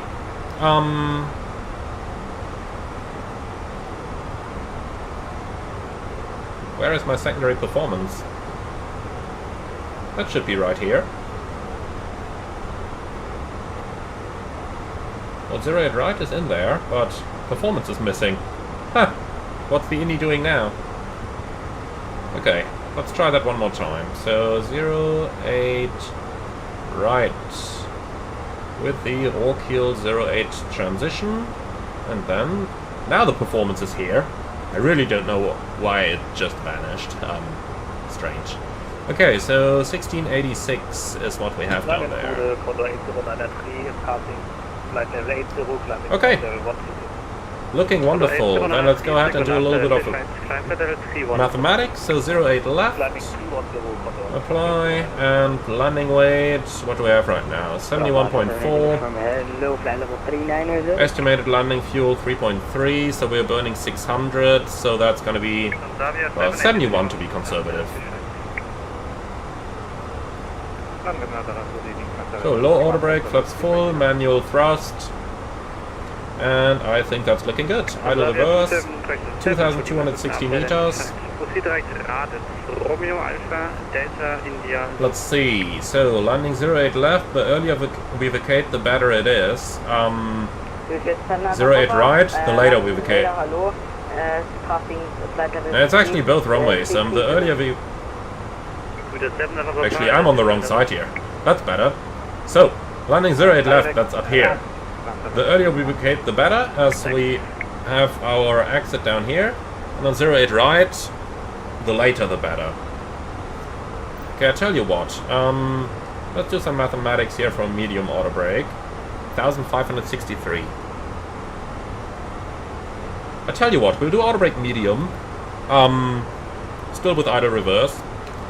Because that way we save a little bit of taxi time. Okay, so. We'll expect that at 25 left for now, direct Delta Foxtrot 680. That's pretty much it. Let's go ahead and request our descent clearance here. Left and direct Delta Foxtrot 680, 610, offering 200. Delta Foxtrot 680. Delta Foxtrot 680, offering 200. Lufthansa 2 Victor Romeo, request descent. Call you. 1200, if the wipe one happens to be not in your database, please call. So 2 Victor Romeo, descent flight level 130. Descent flight level 130, Lufthansa 2 Victor Romeo. Delta Foxtrot 680, offering 200. Okay, mark descent, alt, flight level 130 magenta. And now it's flight level 130 blue. Perfect. Okay, so, uniform, suppose we're going to do the approach briefing.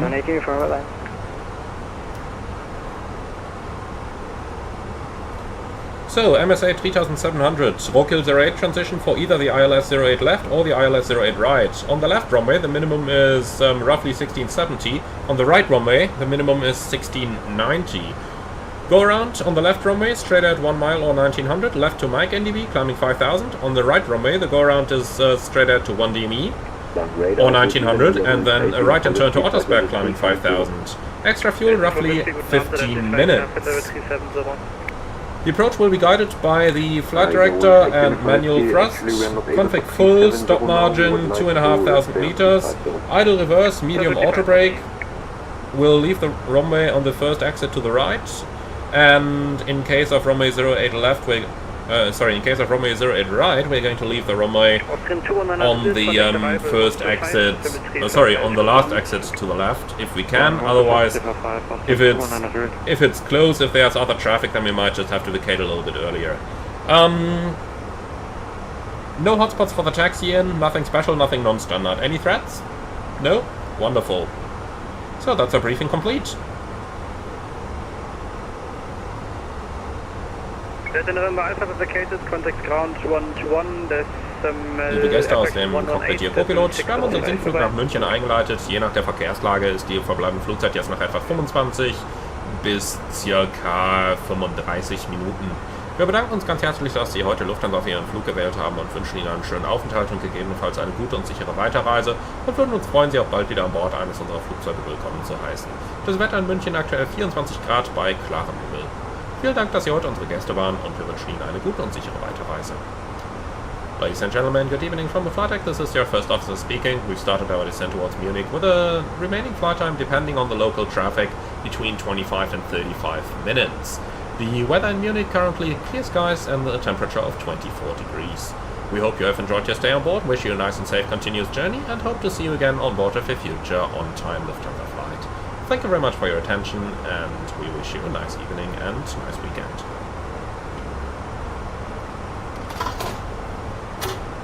Okay, everything done. As easy as it gets.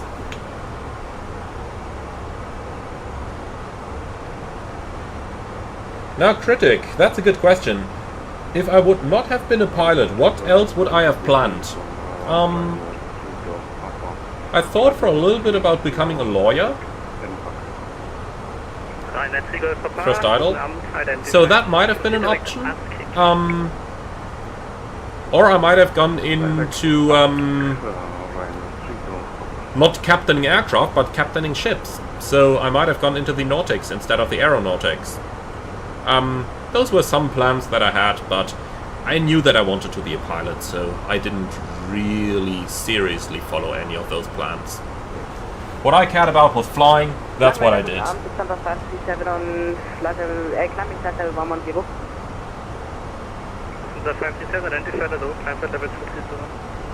Jamie, I don't know German, but it sounds like such a cool language to listen to, not to speak. You're absolutely right, my friend. You're absolutely right.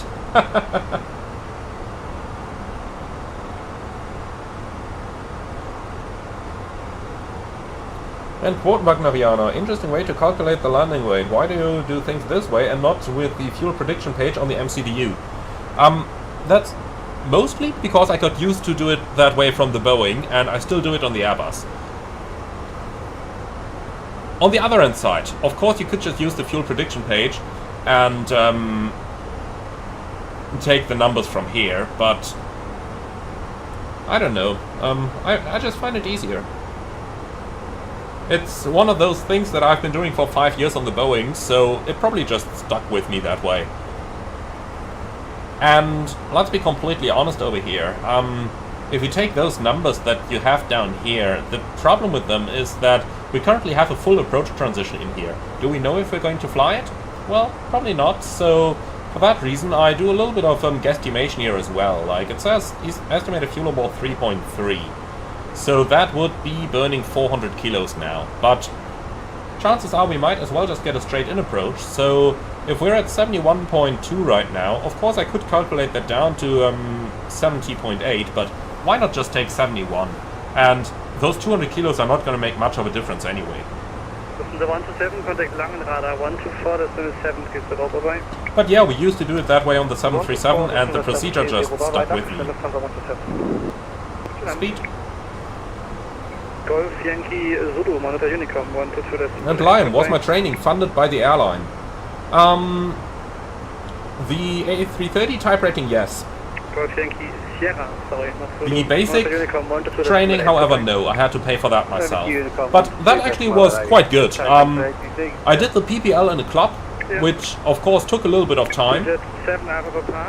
Overall, that time I could work in flight simulation and earn myself a little bit of money, and yeah, thereafter, after I earned that money and did my hour building flying with friends and family, thereafter I went to the flight school and basically joined the Ab Initio course from after the PPL phase. And that really saved a lot of money. Of course, it does take some time, so there's always that. You have to take that into account. And cycling, to which flight school have I been? I've been at TFC Käufer, the former Air Berlin flight school.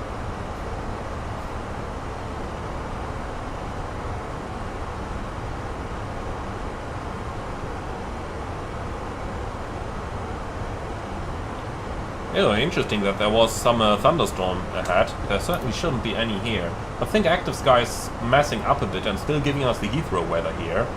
I tell you what, let's switch it over. Simulator depiction mode passive. And then we're going to switch over to MSFS weather and just going to use the passive mode of active sky now. So that way, hopefully those thunderstorms should be gone. Let's just see. Weather, live weather. Excellent. Ha! And immediately we run into a wind shift. No surprises. Tell you what, we should have turned the seatbelt signs on earlier. Let's turn them on now. That's probably making our life a lot easier, isn't it?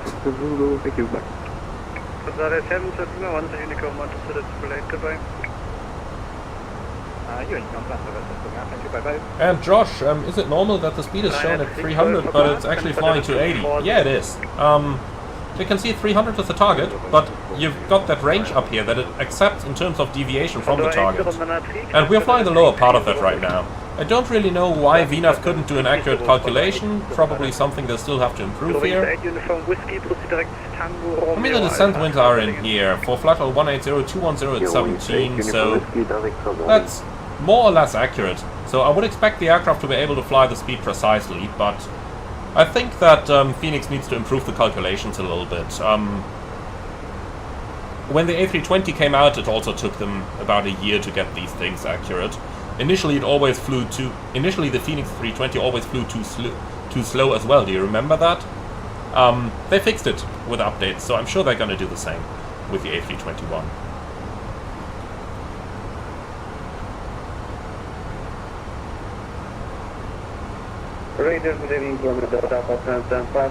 And Lights is asking, what's the closest you've ever been to real danger while flying? Level was 110 before, so next time please make sure you adhere well, to the instructions. I wouldn't say real danger. I've been in wind shear a couple times. I've flown a couple wind shear go-arounds. That's probably it. Radar, good evening, quality 3 Romeo Quebec. And Roland, this Monday I start my application process to become a commercial pilot. Any last tips for the initial test? Practice. But I don't know what exactly that test is going to be, so can't really give you any straight answer here, sorry. Okay, it really doesn't seem too busy at the moment. It really doesn't. But that's good. If you can just fly straight in approach, then I'm happy. But we'll see about it.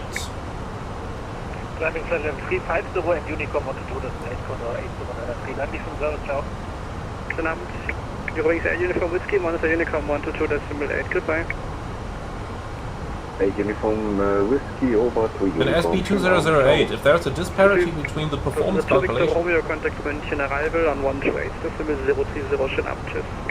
128-030, Lufthansa 2 Victor Romeo, schönes Wochenende, tschüss. Dankeschön.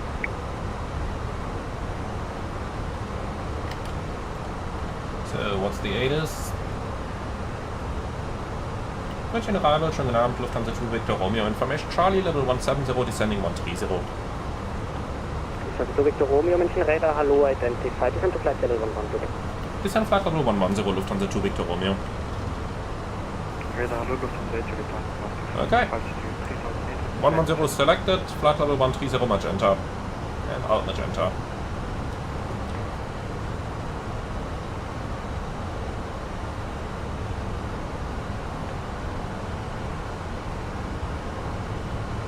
Radar penetrating in manner passing 5000. Okay, so SB2008, we got interrupted there. If there's a disparity between the performance tool calculations and the MCDU calculations, which value is preferred? It's always the performance tool. The performance tool is more accurate. You have to remember the computers running this are 30 years old, 40 years almost. Lufthansa 6 Romeo Whiskey. So these computers are a lot better. And Lufthansa 6 Romeo Whiskey, descent to 6000 feet, QNH 1012. And Alpha Bravo, when the destination winds are variable, how do you enter that in the MCDU? You either enter the mean wind, so in a... Well, we don't have that example here, but so let's say if we had wind 100 at 4 and then some variable there, you would enter 100 at 4, and if it was really just variable 5 knots, for example, you would just enter wind calm. And that's it. No, this was not correct. Speed 220, not greater. 220 or greater, Lufthansa 659. Lufthansa 6 Romeo Whiskey, expect to cross the localizer intercept will be from the And Rares Luca, do you think it's too late to start becoming a commercial pilot after doing an engineering degree, so starting with age 22? No, not at all. Okay, vertical speed minus 2000, and let's just fix our speed here. So select the 280. And we're approaching. Kilo Mike 309, Skynight, sorry, Skynight 309, climb to fly level 190. So we still didn't get any routing after row kill, but I guess it's just going to be radar vectors anyway. Tower 118.705. 118.705, thank you very much. Good night, you're rank 675. Lufthansa 6 Romeo Whiskey, turn right heading 110, cleared LS 180 right. Pringle 0, why do I switch the alt knob from 1000s to 100s? That's because if we accidentally had the switch in steps of thousands and then would select a different altitude, it would be very hard to spot that. If on the other hand side you have it in hundreds and accidentally touch the switch like that, you know, level 109, that is something you spot. So it's easier to spot any problems there. Okay, let's start reducing our speed towards 250. Negative, you can monitor Alt star. Lufthansa 2 Victor Romeo on frequency. Affirm, we already did our check-in. You cleared us down to 11,000. Yeah, sorry, previous controller, we got a controller change. So, fly now heading 170, descent to fly level 80, speed 220. Lufthansa 2 Victor Romeo, heading 170, speed 220, and confirm descent flight level 70. Negative, it's flight level 80. Flight level 80, Lufthansa 2 Victor Romeo. First dial open descent alt, flight level 80 blue. Already said it, sorry. Lufthansa 659, contact München Tower 120. So they just changed the controller. They sounded the same to me, I promise. Contacting Munich Tower. Okay, extend the center line here. 261, insert. 118.0. Heading. 705. Okay, looks like we do need the speed brake for a bit. Negative, it's 120.5. But the VLS is going to come up, so I'll wait until we are below the VFE next here. And now flaps 1. And now speed brake full. Contacting Tower 120.505. Lufthansa 7 Alpha, Bravo turn left heading 110, okay. clear LS 0 left. Lights on, LS on. Lufthansa 8, GPS primary accuracy high and mode selector on. Okay. Yeah, Lufthansa 8, approaching. Victor, München arrival is identified. Info Charlie, turn right heading 250, descent to flight level 110. And speed brake in again. 250 and descent to level 110, Lufthansa 8 Echo Victor. Lufthansa 8 Echo Victor, expect runway 08 left. Lufthansa 8 Echo Victor, we expect 08 speed, vertical left. Speed, minus 1000. We would prefer 1000 to go. Right, would that be possible? Yeah, stand by. Lufthansa 6 Romeo Whiskey, descent 5000, still cleared LS. Descent 5000, so 15 miles towards Margot. I think that works pretty well. Descent to 5000 feet, QNH 1012. Lufthansa 2 Victor Romeo, descent 5000, QNH 1012. So set QNH. Lufthansa 8 Echo Victor, expect runway 08 right. QNH 1012 cross check, passing 8500 now.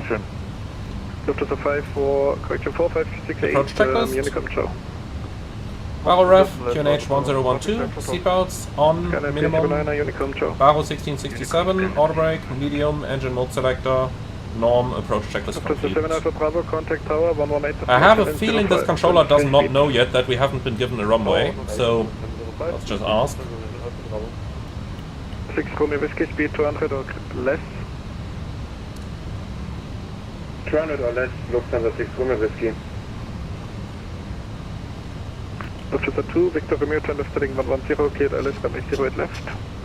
Lufthansa 2, Victor Romeo, left heading 110, cleared ILS 08 left. Ah, so we now know the runway, thanks. Did we say 08 right? Nö, ihr habt gar nichts gesagt. Ah, sorry. Ja, war gerade im Wechsel wahrscheinlich ein bisschen Chaos, tut mir leid. Jo, kein Ding. Also, heading 110, cleared ILS 08 left, Lufthansa 2, Victor Romeo. Jo, danke dir. Okay, so they forgot to tell us about the runway, but doesn't matter. Okay, so, let's descend slightly quicker here, 1,200 or so. Just want to reach the altitude slightly before Margot so that we can reduce our speed, as we have the 20 knot tailwind over here. So, next up should be Tower 118505, I believe. Lufthansa 2 Victor Romeo, speed to 20 or less. 220 or less, Lufthansa 2 Victor Romeo. I like the or less part. Approach phase activated, and here we go. So, localizer blue. Hello, Emmanuel here. Lufthansa 2 Lima Tango, München, arrival, Savers, thanks. Identified, expect runway 08 left, descent to flight level 110. Expecting 08 left, descending flight level 110, Lufthansa 2 Lima Tango. Lufthansa 2 Lima Tango, information. Right, city of Munich.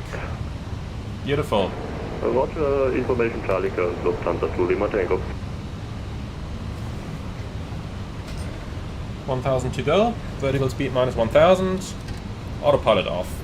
Lufthansa 8 Echo Victor, fly heading 260, Lockstar. descent to flight level 80. Lufthansa 8 Echo Victor, heading 260, descent to level 80.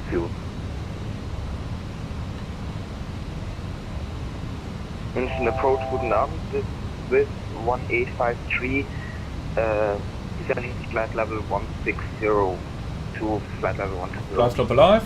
Swiss 1858, München. Cat 1, flight slope blue. Approach mode sound. Charlie, expect runway 08 right, descent to flight level 100, fly heading 030.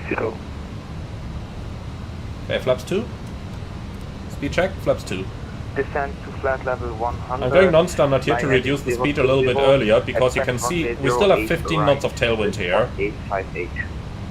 All star. Lufthansa 2 Victor Romeo, contact München Tower 118.705, Servus. 118.705, Lufthansa 2 Victor Romeo, Servus. Lufthansa 8 Echo Victor, descent 5,000 feet, QNH 1012.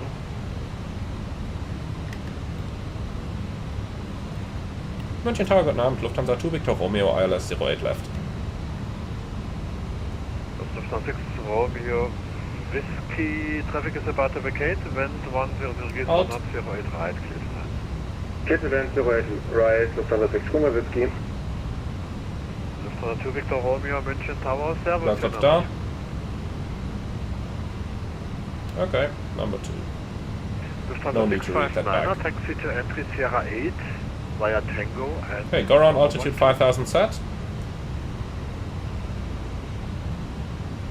So you can see we're 11 miles out, and on the indicated airspeed it might seem a little slow at 164 knots, but if you look at the ground speed, we're doing 190 knots over the ground here. That's the reason why I reduced my speed so early. With that tailwind, you just don't want to take risks by flying too fast here. Taxing via Tango and Bravo 12, Lufthansa 659. So for now everything's easy, just keep it right on the flight director, and that's about as easy as flying really gets. Airport's in sight already, beautiful. Funnily enough, we do even need a little bit of thrust here. Let's go to idle, see what happens. Okay, it roughly maintains the speed now, but the tailwind is dying off and turning at the moment, so everything quite expected. Whiskey behind the traffic, now crossing from left to right on Check. Tango. Taxi to enter Sierra 8. It should still turn into somewhat of a headwind, should turn quite a bit to the right. Knowing my luck, it's going to happen right about at the minimum. Behind, because that's what gives you the most interesting landings, let's put it that way. Via Tango, Lufthansa 6 Romeo, Whiskey. Okay, gear down. 675, Flaps 3. Contact apron on 121.71. Bye-bye. 11710 675. And flaps full. Victor Romeo with 100 degrees, 4 knots, 08 left, clear to land. Lufthansa 2 Victor Romeo, runway 08 left, clear to land. Landing checklist, decam memo, landing no blue, landing checklist complete. Alpha Bravo, take the pin to November 4 and November.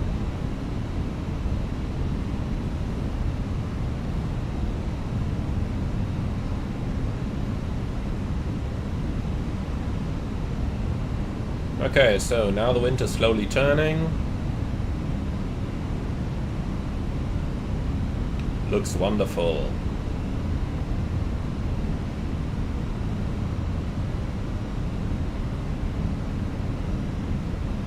So if you look closely at my thrust, you can see I'm barely doing any inputs here. We can see the speed is just slightly going down, so I'm adding only a couple percent N1. Again, it's an IAE engine. I fly that based off the N1, not on the EPR. Even though you have the EPR gauge there, I find N1 to be the easier solution, really. Okay, now we need a bit of power. The wind starts changing again. And 1000 was checked. Come on. We need quite a bit of power now. München Tower, guten Abend. Lufthansa 1 Tango on Whiskey 12. Okay, here we are again. So 659er contact, apron 121 with 7 knots. Now the speed had a trend of coming back up, so a little bit less thrust. Continue my taxing. But as you can see, it's only very, very small changes I do on the thrust, and that's the important thing here. That way you can control the speed nicely. Many flight simmers just do incredibly large changes. If you change the N1 by 10%, then of course the speed is going to run away. So you got to be a bit careful with that. Land. So wind from the right, it's almost as it is on the ground now. 11710. Checked. 121710. Lufthansa Alpha Bravo, same to you, 11710. Continue. And last but not least, 6 Romeo Victor, 121. 6 Romeo Whiskey, sorry, 11710. Ciao. 11710 for Lufthansa 6 Romeo Whiskey. Schönen Abend noch. So, let's not fly to eternity again. München Tower, Service taxi 0.08 left via November. Okay, spoilers, reverse green, decel. Missing the first exit here, but I'm not gonna force that. We'll take the second. 70 knots. Manual brakes. Taxi holding point 08 left via November Alpha 3. Right, left via November. And welcome to Munich.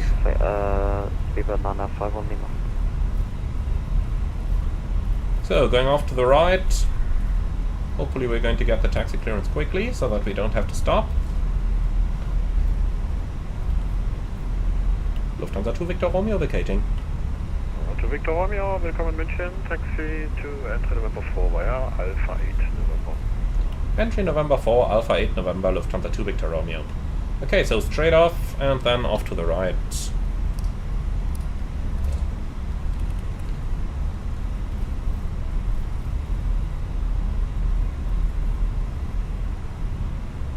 And that's gonna be this one here. We'll delay the APU start a bit. We're not going to do single engine taxi here. The 321 is just a little bit too heavy. Okay, and here we are.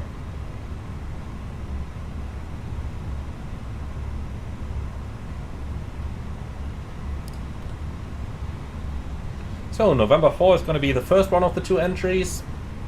Then it's probably going to be 121710 or something the likes. Let's go ahead and pre-select that. Here we are. Why is the plane going left? Okay, after landing checklist. Radar and predictive wind shear off, after landing checklist complete. To Victor Romeo, contact apron 12171. Tschüss. 12171 Lufthansa 2 Victor Romeo, tschüss. Who would have known that?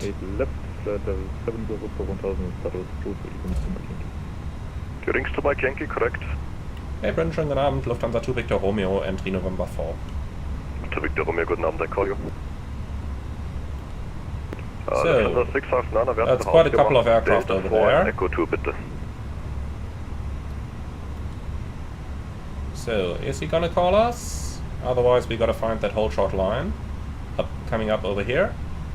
Lufthansa 659 apron. No. Okay, then we gotta stop. Am I not on Echo 2, so that's 659? Nein, das bist du nicht. Du bist auf dem Center 2. Macht aber nichts. Next rechts. Stands 256 bitte. Am I not on Echo 2? Nope, you're on Center 2. I like it. Okay, so as we're waiting for the clearance, let's turn off the lights. We can already press the APU master, and when we get the next taxi clearance, I'm going to turn the APU on. Taxi parking stands 118 via Whiskey 1, Charlie 3 and Echo 1. Liebe Gäste, wir haben unsere Parkposition noch nicht erreicht. Bitte bleiben Sie angeschnallt sitzen, bis die Anschnallzeichen ausgeschaltet werden. Vielen Dank. Ladies and gentlemen, we have not reached our parking position yet. Please remain seated with your seatbelts fastened until the seatbelt sign has been turned off. Thank you.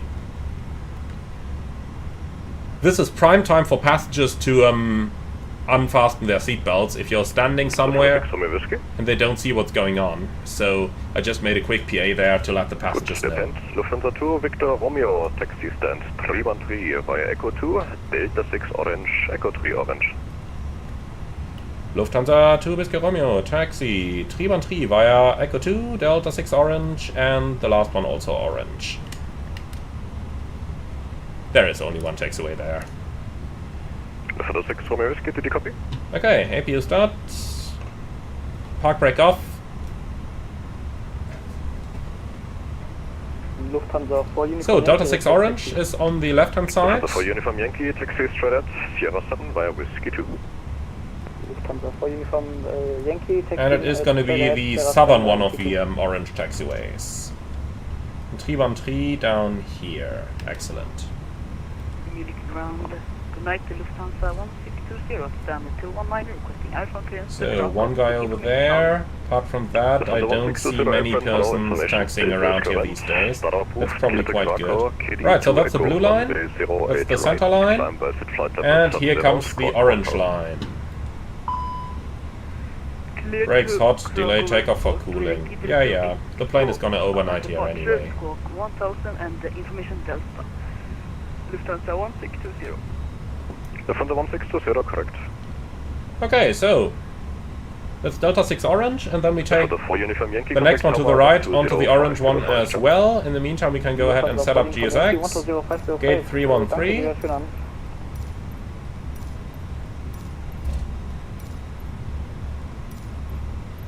Here it is. Safe dock, medium, follow me, no thanks.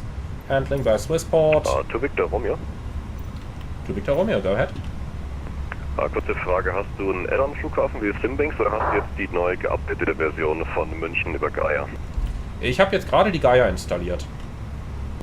Okay, ja, wunderbar. Da ist nämlich folgendes Problem, die ist ein bisschen offset. Du bist bei mir auf dem Bodenradar eigentlich nach Begrenzungslinie. Bei dir im Sim müsstest du wahrscheinlich auf der Orange Line sein, gell? Ja, genau so ist es. Ich bin genau auf der Orange hier im Sim. Ja, genau, ich schon fast gedacht. Ja, da haben die Jungs sehr großartige Arbeit geleistet. Passt schon, danke dir. Du, guck dir die Baustelle an, da haben sie großartige Arbeit geleistet. Oder die fliegenden Jetways.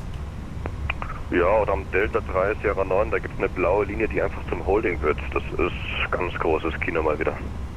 Ja, also ich muss auch sagen, ich bin ein bisschen enttäuscht von der Szenerie. Da hat Gaia deutlich Besseres gemacht, mit Salzburg zum Beispiel. Jupp, Geld verdirbt den Charakter. So is it. So I just had a little chat with the controller here in regards to the scenery. Apparently the taxiways are really misplaced, and in the real world, at this location that we've been on, we would have been somewhere off the taxiway. Yeah. Hello, Lufthansa 2, the X-ray, no flight plan received. Okay, so 312 and then 313 is over there. Speedbird 810, apron, hello, information Delta. I'm gonna keep the lights on because the apron light here is so bad. Okay, 313, here it is.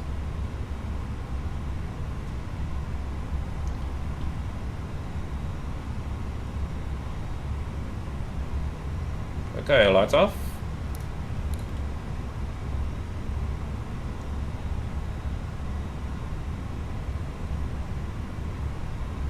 Man, that guidance system is well hidden.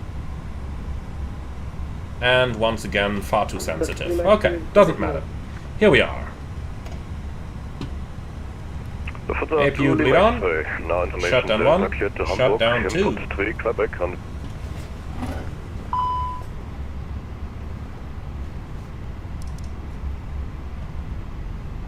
Cabin crew, all doors and park. Okay, so let's just get rid of the brakes hot over here. And both engines running down. Slides disarmed. Wonderful.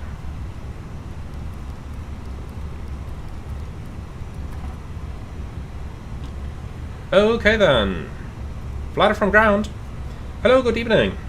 So, chocks are in position, you can release the brakes. How's your plane? Okay, the brakes coming off right now. The plane is in a good shape and nothing in the books. Okay, thank you very much. See you up there. Okay, so here we are. Then 24 degrees. Yeah, I tell you what, let's shut down the APU. If the air gets a little bit hot inside, it's only going to expedite the deboarding. So it helps our course. Parking checklist, please. Park and brake or chocks. Brakes released. Engines off. Wing light off. Fuel pumps off. Parking checklist complete. Welcome Munich, everyone. I sure hope you enjoyed this one. So here we are. Now, to summarize that conversation that I just had with the air traffic controller again, because I want to keep the Germans among you and the English-speaking among you on the same level over here. Apparently there's quite a bit of the taxiways and the aprons misplaced in the scenery over here, and that's causing people to taxi in the grass for others and stuff like that. And apparently there are quite a bit of flaws with the scenery, which is why the controller isn't particularly happy with it. And honestly, I had to agree on most points. It's still an awesome scenery for the fact that we got it for free, especially the satellite terminal over here at Terminal 2 with all its interiors. I think that one is really, really well done. But to be honest, there are some flaws with the scenery that I do hope they are going to eventually work out. Hopefully a couple of updates. Alright then. Saying bye-bye to our guests now, and here we are. So, Bootwin, could I look into the inside of the 3D terminals? I don't think so. I think they made them not accessible, but let's just change over to the drone. Oh, hello. Let's just walk over there and see, shall we?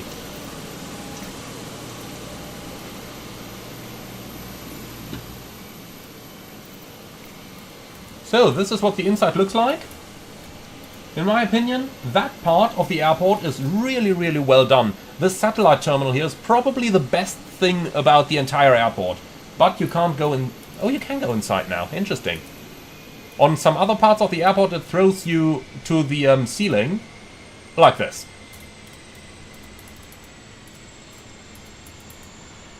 See? That's what I meant. But looks like you can sort of go into the lower level there, but the rest throws you upstairs. And anyway, this part of the airport here is really nicely done. This is really looking very well.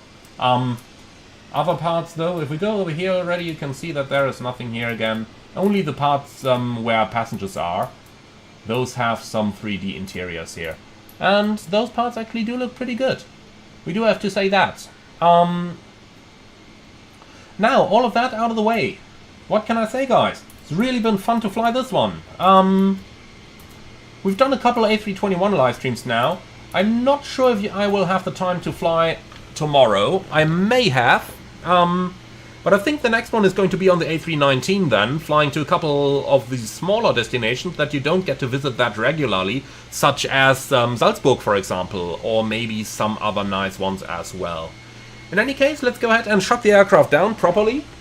So, normally we only do this once deboarding is complete, but let's just skip over that over here. So, IRS is off, crew oxygen off, lights off, signs off, and batteries off.